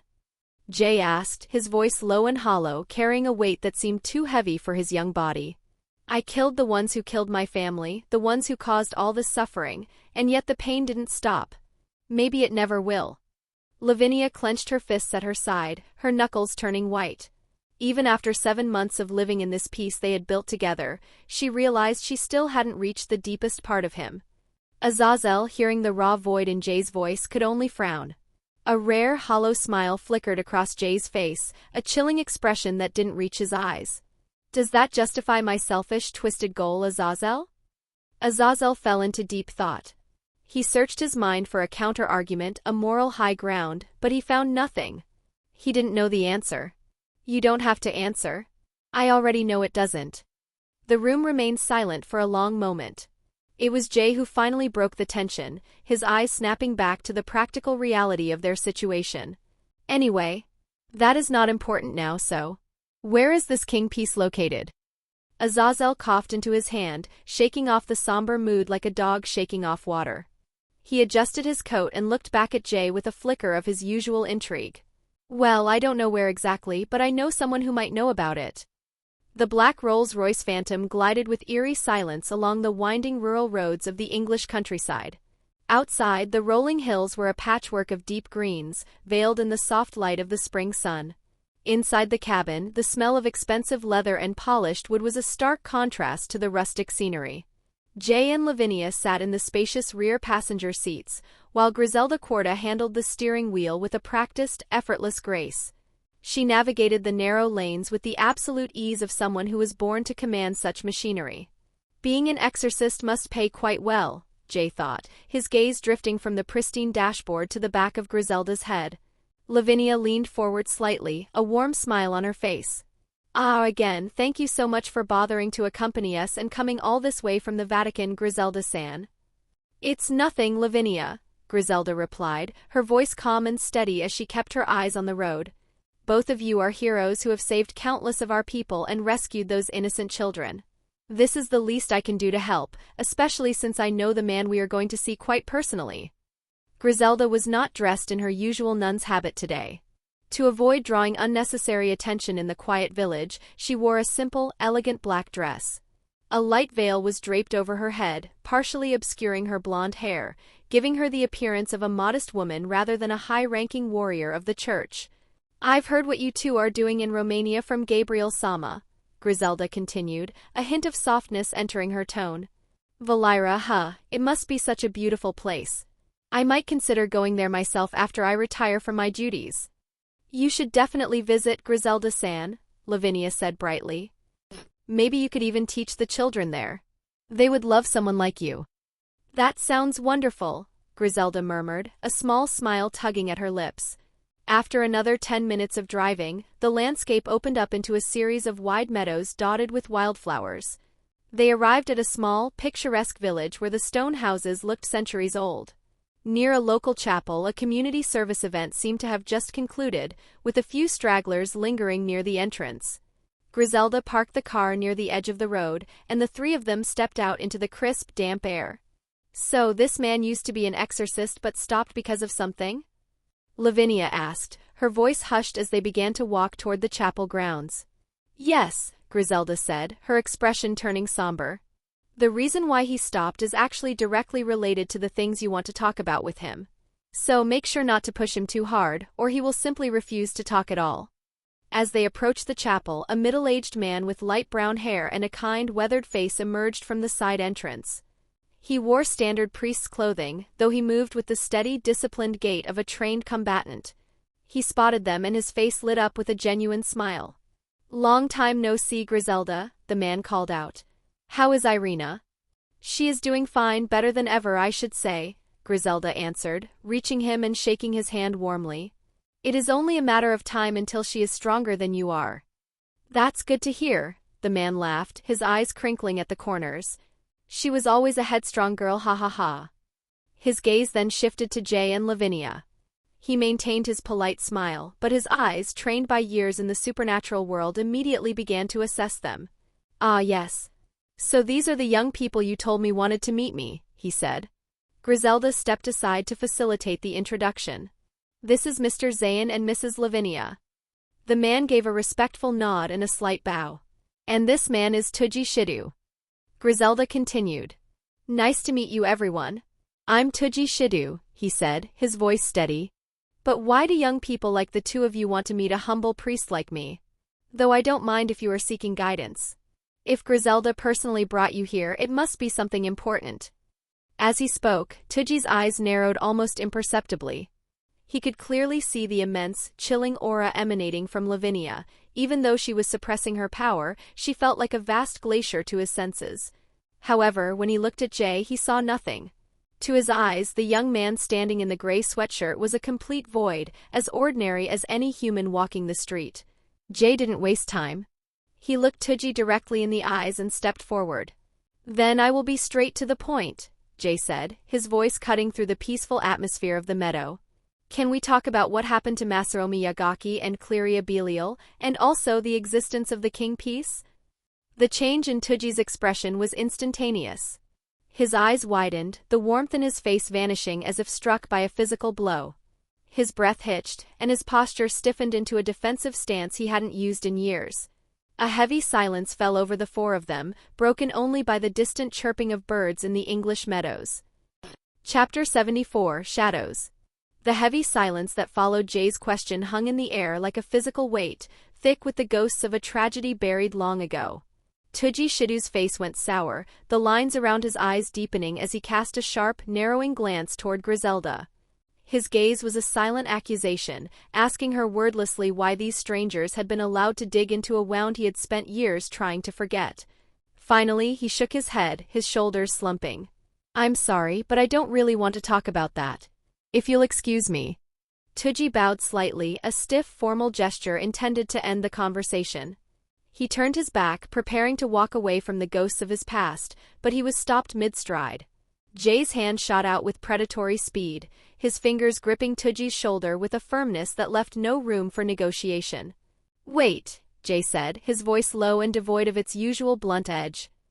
"I'm sorry if this is reliving memories you don't really want to remember, and I understand how painful it might be, truly." Jay's dark hazel eyes locked onto Tuji's weathered face. For a brief moment, the coldness in his eyes shifted, replaced by some sort of understanding.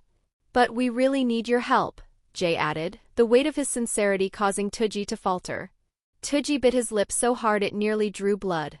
He looked down at the gravel path beneath his boots, his eyes a chaotic swirl of guilt, pain, and a regret so deep it seemed to age him by decades in a single breath. He tried to pull away, his voice trembling. "I'm sorry, but I can't help this. Tuji, this young man is the one who saved Irina during that mission."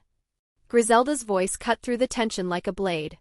The mention of his daughter stopping Tuji in his tracks. He widened his eyes, his head snapping toward Griselda as if seeking confirmation. He knew exactly which mission she was referring to, the one where Irina and her colleagues had nearly lost their lives to the vampire nobles of House Manther. Tuji hesitated, his gaze drifting back to Jay, looking at the young man who had preserved the only light left in his life. Finally, he let out a long, ragged sigh. "I understand," he whispered. "Let's find a more suitable place to talk." Jay and Lavinia exchanged a quick, meaningful look. The four of them walked back toward the stone chapel, finding a quiet corner near the community service area. They sat on weathered wooden benches, the peaceful chirping of birds in the English meadow providing a surreal backdrop to the grim conversation ahead. Tuji sat with his hands clasped tightly between his knees, still visibly hesitant. "So," Tuji began, his voice raspy. "What do you want to know about the two of them?" "We have heard about what happened, but only the rough story of what happened that day," Jay said, leaning forward. "We want to know what actually happened that time and why you killed your own subordinates." Tuji's eyes went wide. His entire body began to shake, a violent tremor that started in his hands and traveled up his arms. He clutched his fingers together, his knuckles white with the strain. Even Griselda shot Jay a startled, slightly reproving look. She hadn't expected him to be so brutally direct, stripping away the euphemisms of operation and duty. "That day I carried out an order," Tuji said, his voice breaking. He stopped, struggling to find the breath to continue. "Masaomi had a relationship with the devil, as you probably know. The woman was an overseer in a town called Kuo Town. They were lovers, but during that time and even now those kinds of relationships between church exorcists and devils are strictly forbidden. So there was an order to break that relationship." "By killing both of them?" Jay asked. His expression remained a mask of stony indifference, his eyes tracking the way Tuji's spirit seemed to crumble. Tuji closed his eyes tightly, a single tear escaping. He nodded. It was a mistake. I shouldn't have followed that order, not even if I had to step down from my position. I killed my friend just because the church said so. I was an idiot." Tuji covered his face with his hands, his breath hitching into silent, jagged sobs. Jay watched him for a moment before turning his attention to Griselda. "Did Gabriel or Michael know anything about this kind of order?" Jay asked. Griselda shook her head, her expression one of deep sorrow. "From what I've known, no. As you probably know, the church is a very large organization worldwide. They have their own branch leaders and regional directors. Some of the operations carried out are not supervised directly by the main branch in the Vatican, let alone the Seraphs." "Just like your stupid attack on the Carmilla faction?" Jay asked, his tone dripping with a mocking, cynical edge. Griselda didn't flinch. She simply nodded, accepting the weight of the critique. "Yes. Then what are they doing, those Seraphs?" Jay spat. "They aren't even doing their jobs properly. A bunch of good-for-nothing pricks." Tuji looked up through his tears, startled by the sheer blasphemy of Jay's words. No one in the church spoke of the great Seraphs with such blatant vitriol. But Jay wasn't finished. "But, Mr. Shidu, I already know about all of that. The one thing I want to ask you is if you carried out that operation by yourself and your subordinates, or if there were other people who helped you." Tuji stopped sobbing. He blinked, his mind flashing back to the blood-slicked grass of that night years ago. "I am not sure. Usually, people from the church killing a high-ranking devil would consequently cause friction. Jay said, his voice turning cold. At the very least there would be some sort of conflict, even if it didn't escalate to war. But that didn't happen. I wonder why. Jay leaned in closer. He let his dark hazel eyes narrow, and for a split second, the golden X of Avesta shimmered in his iris. A sudden, crushing pressure emanated from him, an aura that pressed against Tujy's chest like a physical weight. Tujy felt the air leave his lungs. Looking into that eye, he felt as though his very soul was being stripped naked. Aye. Tell me everything you know, Mr. Shidu, Jay continued. Or that guilt will never disappear. What exactly happened that day? Shidu went silent, his hands clenching until the skin was white. The memory, long suppressed by the weight of his own shame, finally broke through the surface. Actually, there were not only us who carried out the operation that day. There were dozens of people in black coats who suddenly appeared and attacked both Masaromi and that girl, Cleria Belial.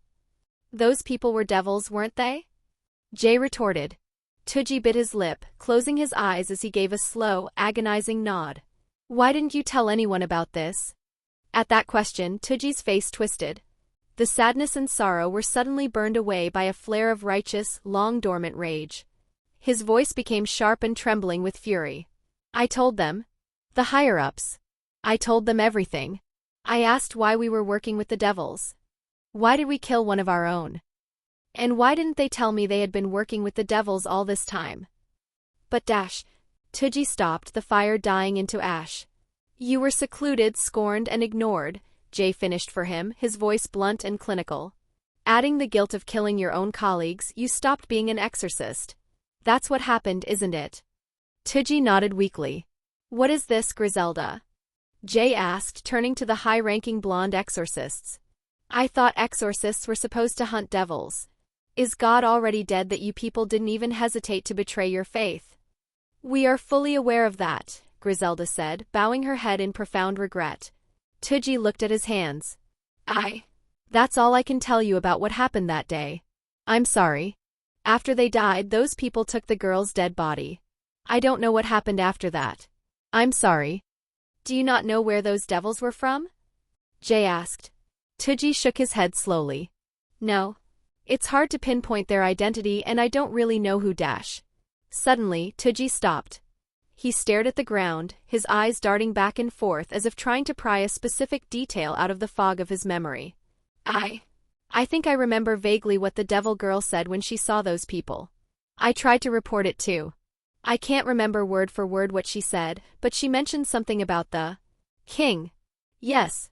Tujy's eyes lit up with the sudden clarity of the recollection. Yes, she said something about the king. I don't really remember the context, but she said something related to that. Not King Peace, but the king? Jay looked at Lavinia, who had been listening intently. Lavinia nodded, her expression serious. It should be referring to the great king of the underworld, Zikram Baal. There is no one else in the underworld called the king in that specific context, at least according to the Grauzauberer documents. The others looked at Lavinia in surprise, shocked by her intimate knowledge of devil internal politics. It's actually not that weird considering who is their leader. You are from Grauzauberer? Tujy asked, his voice tinged with wariness. Lavinia answered simply. I am not with them anymore. She turned back to Jay, her mind connecting the dots. If it was really Zikram Baal's order, then there is no mistake that those devils were probably from the Great King faction. It explains why they were colluding with the church. Maybe that girl, Cleria Belial, knew something about the King Peace, hence it put a target on her head. Great King faction, huh? Jay said, his voice thoughtful as he processed the information. That's very helpful, Mr. Shidu. Thank you very much. Is there nothing else? I'm sorry. But I think that's all I've known, Tujy said, shaking his head. I see. Jay stood up, the tension in his frame relaxing slightly. But before he could walk away, Tujy opened his mouth again, his voice sounding small and broken. Every day I go to sleep I think about it. I want to end all of this, to kill myself and stop this guilt. But my family, my daughter. I can't just leave them. With trembling voice he said. Do you think Masaromi will ever forgive me? Jay stopped and looked back. He didn't offer a platitude. How should I know? Jay said, but after a silence. But can you even forgive yourself? Tooji's eyes widened. He sat there for a long moment before tears began to stream down his face again. He shook his head slowly. Then he probably won't, Jay said bluntly. Tooji flinched as if struck, his hands clenching even harder. Anyway, thank you so much for your help, Mr. Shidu, Jay said, his tone returning to a professional level of gratitude. He patted Shidu's shoulder once. A heavy, brief contact before looking at Griselda. You two go first. I'm going to talk about a few things with Tooji, she said. Jay nodded, leaving the two old friends alone. Then I'll excuse myself. I appreciate your help, Mr. Shidu, truly. Jay gave a final nod, and Lavinia bowed politely before both of them walked back toward the black Rolls-Royce parked near the road. Griselda sat beside Tooji, reaching out to pat his back in a silent gesture of consolation. Don't take his words to heart, Tooji, Griselda said softly. He might seem rude, but Mr. Zayyn is truly a good person. He didn't mean to hurt you in any way. No, Tooji whispered, wiping his eyes. He was right. I should not ask for forgiveness after what I've done. Tooji then looked up, watching the distant figure of the young man standing near the car. You said that man is the one who saved Irina, right? Griselda nodded. Tooji recalled the way Jay spoke about the seraphs with utter contempt, and the way Griselda, one of the most powerful exorcists in the world, treated him with such high regard and respect. And that brief, suffocating pressure of his aura. Who is that man? Tooji asked. Griselda followed his gaze. She looked at Jay, still marveling at how young he was, a boy who should still have been in school. Even Dulio, who was regarded as one of the greatest talents in the church's history, felt like a flickering candle compared to the sun that was Jay. Personally, I also don't know how to put it, Griselda said, her voice filled with awe. But Michael-sama told me that he is probably the strongest human he had ever seen. Tooji's eyes widened as he watched the strongest human lean against the car, seemingly ordinary once more. The strongest human ever, huh? In an intricate room, filled with towering mahogany bookshelves and artifacts that predated the modern era of the underworld. A middle-aged-looking man with dark, slicked-back hair and peaceful violet eyes sat behind a massive wooden desk. He wore the ornate attire of a high-ranking devil nobleman, the fabrics woven with subtle magical threads that shimmered in the dim candlelight. Despite his calm, almost unassuming appearance, he possessed an aura of immense dignity and authority that seemed to compress the air around him. To the masses of the underworld, he was known as the Great King, the founder of the 72 Pillars and the true architect of Devil Society. But Zikram Bale preferred to call himself a staunch traditionalist. For a long time, the only sound in the room was the rhythmic, steady scratching of a fountain pen against thick document paper. Zikram worked with effortless precision, his violet eyes never wavering. Suddenly, a rhythmic knock echoed against the heavy oak door. Zikram-sama, Roygun Belphegor is here answering your call. The scribbling stopped instantly. Zikram did not lift his head immediately, finishing the final flourish of his signature before speaking. Let her come in. He placed his pen down gently on a velvet rest, ensuring not a single drop of ink stained the mahogany. The door creaked open, admitting a woman whose beauty was as striking as her reputation. She appeared to be in her early 20s, with long wavy hair the color of cherry blossoms that fell gracefully over her shoulders. Two sleek dark horns protruded from her forehead, marking her noble lineage. Roygun Belphegor, the woman ranked second in the rating games and known to the world as the Crack, stepped into the room. She closed the door behind her with a soft click and offered Zikram a deep, respectful bow. Thank you for coming all the way here, Roygun, Zikram said, his voice smooth and resonant. Anything for you, Zikram-sama, Roygun replied. Her voice was steady, reflecting the unwavering loyalty she held for the Great King. That's wonderful. A thin, barely perceptible smile appeared on Zikram's face as he gestured toward the plush chair opposite his desk. Sit down. Let's talk about your rating games match next week. Chapter 75 Party. Gasper had never truly considered that being a devil would require such a grueling commitment to formal etiquette and restrictive clothing. To him, the supernatural world was supposed to be about power and battle, not stiff collars and velvet waistcoats. He entered the grand hall slowly, moving with a stealthy, hesitant gait as if he expected the shadows themselves to pull him back into his locker. As the massive, luxurious doors groaned open, his eyes were met with a dazzling, overwhelming display of demonic opulence. The room was a sea of noble bloodlines and their meticulously dressed servants. Some were high-born aristocrats with centuries of pride etched into their features, while others were reincarnated devils like himself, looking slightly uncomfortable in their newfound prestige. Every man wore a sharp, tailored suit, and every woman was draped in silk dress. Today was a monumental day for the Gremory household. It was the 15th birthday of their heiress. "Gasper, are you really okay? You seem unwell. You have been going back and forth from the bathroom for the last hour." It was his master, Rhys Gremory, who spoke. Even at 15, the young red-haired heiress possessed a commanding presence combined with her beautiful face. She looked breathtaking in a black evening dress that contrasted sharply with her signature crimson hair, which fell over her shoulders like a waterfall of silk. "Era Gasper, are you nervous?" Akino Himejima let out a soft, melodic laugh. She adjusted the hem of her own formal attire, which is a sleek dark violet kimono, finding the panicked expression on Gasper's face quite endearing. A little bit. I'm not usually in front of a lot of people like this, you know," Gasper stammered, his eyes darting toward the ground to avoid the hundreds of gazes filling the ballroom. "Gasper, be brave." Gasper felt a sudden, firm pat on his back. Standing beside him was Kaneko Tiju, the petite girl with snow-white hair and golden eyes. She was trying her best to offer encouragement, though her usual expressionless face and deadpan delivery made the gesture feel more like a military command than a comfort. "Thank you, Kaneko-chan," Gasper whispered, though he still looked ready to bolt. "That won't do, Gasper. Didn't you say you wanted to be as strong as Illya-san? What if he saw you like this?" Akino asked, her eyes twinkling with a mischievous light. The mention of that name caused a visible shift in Gasper's posture. Over the past few months his training had been going exceptionally well. His mastery over his sacred gear, the Forbidden Baler View, had progressed by leaps and bounds. Motivated by a drive no one had expected from the shut-in boy, Gasper had learned to control his time-stop ability with significant precision compared to the day they had first met him. Whenever he was pushed to his limit in training, he would only ever mutter one thing, that he wanted to be as strong as Illya. "If Illya-san saw me like this, no? He would tell me to man up," Gasper said, his voice suddenly steadying. He stiffened his spine and took a deep breath, trying to mimic the resolve he had seen from his hero. Rhys watched the transformation and could only shake her head with a soft smile. "That's right, you foo-foo," Akino laughed. As the Gremory peerage shared their private moment amidst the swirling music of the party, the atmosphere suddenly shifted. A tall, handsome young man who looked to be in his early 20s approached them.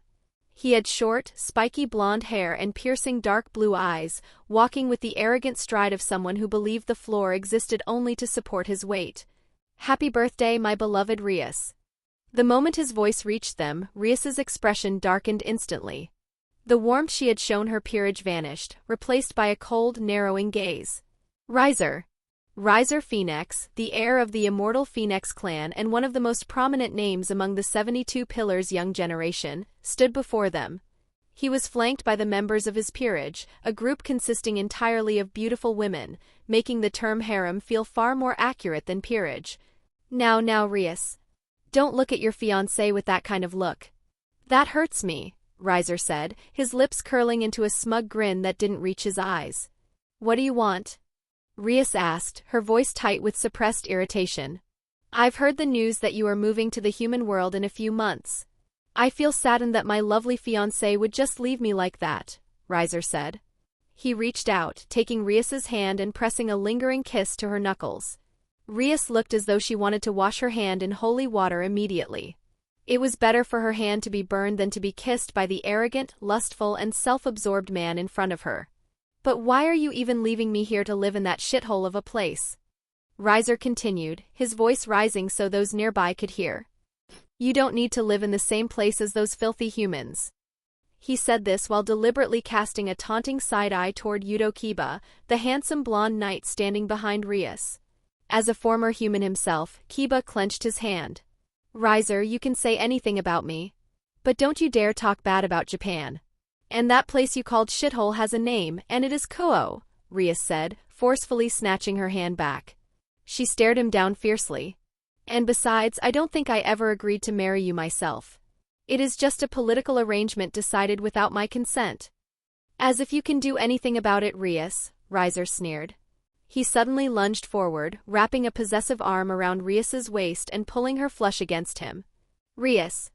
The members of the Gremory peerage tensed as one, their demonic power flickering dangerously. However, Rias raised a hand, signaling them to keep their calm. She knew the eyes of the entire ballroom were on them. Her brother, her parents, the Satans, and other nobles were all present, and she refused to create a scene on her own birthday. Now, Riser. You and Rias won't be able to meet for quite a while in a few months. Why don't you try to make a good impression instead of annoying her? A new voice, smooth and refined, joined the fray. Everyone turned to see a man who shared Riser's blonde hair and blue eyes, but the resemblance ended there. While Riser wore his clothes like a delinquent, this man was dressed in a pristine, perfectly tailored suit that exuded true nobility and calm authority. Nisama, this is the way I show my love to my beloved Rias, especially on her 15th birthday, Riser said with a shrug.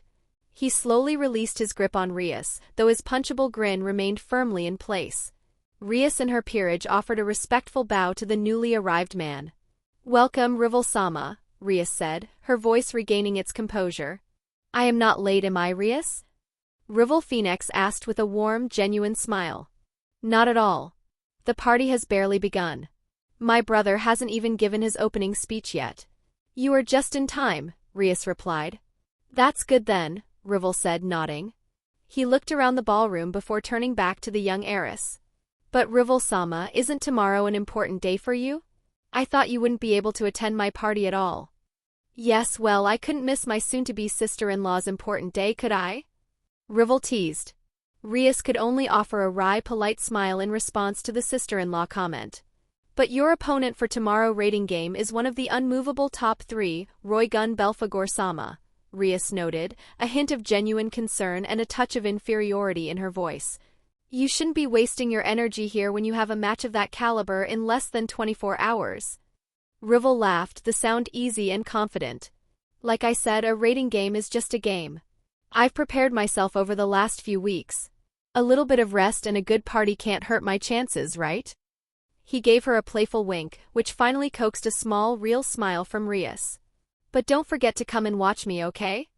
Rival added. Of course I won't. My peerage, my brother, and Grafia-san will all be there. After all, it's not every day we get to witness a match between two kings in the top 10, Rias said, her eyes lighting up with the passion of a strategist. After all, my dream is to become the rating game champion and one day defeat Diehauser Belial. I can't afford to miss a match like yours.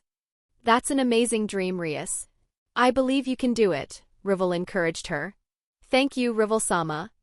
The sound of a fanfare echoed through the hall, signaling the arrival of the current Satan Lucifer. Surzex Lucifer stepped onto the elevated stage at the end of the ballroom to begin his address. Very well then, it seems my brother is starting his speech. I'll excuse myself, Rival-sama, Rias said, bowing gracefully. Her peerage followed suit. She cast one last, sharp glance at Riser, a silent warning to stay away before leading her friends toward the front of the hall. Ha ha ha, Rias is always full of energy, isn't she? Rival remarked to his younger brother. Riser merely shrugged in response, his eyes fixed on Rias's retreating form. Rival looked around the immediate vicinity again, realizing that Riser's peerage was missing one person. By the way, Riser, where is Ravel? Meanwhile, in the dimly lit, ornate hallway of the Gremory estate, a petite and beautiful young girl moved with a sense of frantic urgency. She had striking dark blue eyes that mirrored the depths of the ocean, and her long blonde hair was tied into high twin tails with large drill-like curls that bounced with every step she took. Thick blue ribbons held the elaborate style in place, matching the deep crimson of her formal dress perfectly. From the unique hair, the sharp eyes, and the sheer elegance of her gait, any noble in the underworld would have recognized her instantly. She was Ravel Phoenix, the youngest daughter of the Lord and Lady Phoenix. Oh no, I'm going to be late, she whispered to herself, her small heels clicking rapidly against the polished marble floor. As she hurried down the long corridor, the hallway opened up toward a grand stone balcony overlooking the sprawling, moonlit gardens of the Gremory territory. She intended to pass it without a second glance, but a silhouette caught her eye. A man was standing at the balcony railing alone, his back to the hallway. He was tall, his frame lean but possessing some muscle that was evident even through the fabric of his standard black suit. As Ravel slowed her pace, curiosity getting the better of her, the man turned slightly. Ravel stopped in her tracks. His face was young and handsome, framed by his black hair, but it was his eyes that truly arrested her. They were a deep, dark hazel, reflecting the moonlight with an intensity that felt far too heavy for a casual party guest. A sudden, flustered look appeared on Ravel's face. She felt a heat rise to her cheeks that had nothing to do with her family's affinity for fire. She quickly shook her head, trying to regain her composure. What am I even doing? I should be going, or else Nisama will. Ravel started to turn away, but she stopped once more. Her gaze drifted back to the solitary figure on the balcony. He looked out of place, a loner in a sea of socialites. I should help him, she thought, her youthful sense of duty and perhaps a bit of intrigue winning out. She turned back and walked toward the balcony. The man didn't flinch or react with surprise as she approached. It was as if he had already sensed her presence long before she spoke. He looked at Ravel with an unreadable, steady expression. Ravel began, pausing to analyze him one more time. She was a phoenix, trained to sense the nuances of power. She could feel a flicker of demonic energy within the man, but it was layered over something else, something distinctly mortal. A half-devil? She wondered. Are you not attending the party, sir? Ravel asked. Her cheeks were still flushed a soft pink now that she was seeing his face up close. The part that captivated her the most was his left eye. Within the hazel depths, a glowing X symbol shimmered faintly. It was hauntingly beautiful, unlike any magical trait she had ever seen among the 72 pillars. She found herself wondering how she could have possibly missed a man with such a striking feature in their social circles. I'm just searching for some fresh air. I'm not really good with a lot of people, the man said.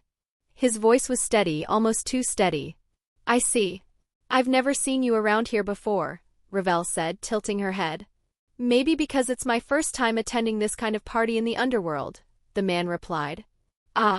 No wonder I've never seen you, Ravel said. The man simply looked back at her, offering no further elaboration, which only served to pique her interest further. By the way, my name is Ravel Phoenix. You can just call me Ravel. She waited for the usual reaction, the widening of eyes or the sudden shift into a groveling, respectful tone that usually followed the mention of the Phoenix name. But the man's expression didn't even flicker, as if he had already known who she was. Nice to meet you, Ravel. My name is Kovalenko. Kovalenko? Ravel tilted her head, her tongue tripping over the unfamiliar, harsh syllables of the name. You can just call me K for short, the man said. All right, K. Ravel smiled, the name feeling much easier to manage. Completely ignoring the fact that the man hadn't mentioned anything about his family name. By the way, the man continued, his gaze drifting back toward the horizon. Are you by any chance related to Ravel Phoenix? The one who is going to be fighting Roygun Belphegor in tomorrow's raiding game? Yes. As a matter of fact, Ravel and I Sama is my older brother, Ravel said, her chest swelling with a hint of familial pride. That's amazing, the man said. It certainly is. But why are you asking? It's just that I wanted to attend the raiding game match tomorrow night in the stadium, but it seems like I didn't get a ticket before they sold out, the man explained. What? That's terrible. Ravel exclaimed, genuinely upset by the idea. Didn't your family people take you to the game? Surely they have a block of seats. The man didn't answer. He simply stared back at her in a silence that Ravel immediately interpreted as a yes, that his family likely neglected him due to his mixed heritage. Her heart twinged with sympathy for the handsome half-devil standing before her. Don't worry, Ravel said, her voice full of determination. Let's meet tomorrow night in front of the stadium at 7. I'll get you in, no problem. The man blinked, seemingly surprised for the first time. Is it really okay? We've just met and you're doing all of this for me. Of course. It's my brother's match after all. I can easily tell him that I have a friend attending the match. He won't mind, Ravel said, giving him a reassuring grin. Thank you, Ravel. No problem, hee. The moment was interrupted by a harsh, grating voice echoing from the hallway. What are you doing here, Ravel? The party has started. Let's go to the ballroom. Ravel and I Sama is searching for you. Ravel yelped, jumping slightly at the sound. She turned to see a familiar blond man approaching, his expression twisted into its usual arrogant scowl. Are Riser and I Sama? Yes, I'm sorry. I just came back from the bathroom. I'll go now, Ravel said hurriedly. She turned back to Kay, waving her hand shyly as she began to back away. Let's meet again tomorrow, okay? She whispered. The man nodded once, a silent agreement. Ravel scurried toward her older brother. Reiser didn't even look at her. Instead, his eyes were locked on the man on the balcony. He sent a look of intense scrutiny mixed with blatant disgust toward the stranger, his lip curling as he sensed the half-breed nature of the man's energy. The man, however, didn't flinch. He met Reiser's gaze with an empty, unreadable stare that seemed to look right through the phoenix air. What are you doing with a half-devil here? Let's go, Reiser spat, turning his back. Okay, Ravel murmured.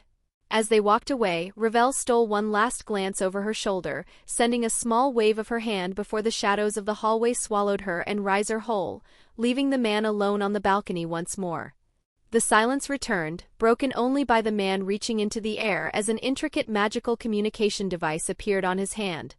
Lavi, change of plan. I've got a better idea. A woman's voice filtered through the device, sounding curious. What about Zikram Bale? Did he not attend the party? It seems so, the man replied. I've used the Grail to scan everyone's identity, but it didn't find anyone matching Zikram Bale. But he must be attending the match tomorrow. I see. Then why don't you come back? I've made you dinner here, though I don't know if the ingredients in the underworld will taste as good, worse, or better. I'll be there soon. The man on the balcony was, of course, Jay. After hanging up, a strange phenomenon occurred. The demonic energy that Ravel and Reiser had sensed emanating from him suddenly vanished into thin air, as if it had never existed. By using Avesta to analyze the fundamental demonic energy of the devils he had encountered, and combining it with the Grail's absolute control over life, death and souls, it wasn't difficult for Jay to wear the energy of a devil by literally using their soul. He had simply taken the soul of a random devil he had killed just before coming to this place and used it to cloak his own human soul. The Grail's potential was truly limited only by the user. And in a soft flicker of purple light, Jay vanished from the balcony, leaving nothing behind but the quiet rustle of the wind.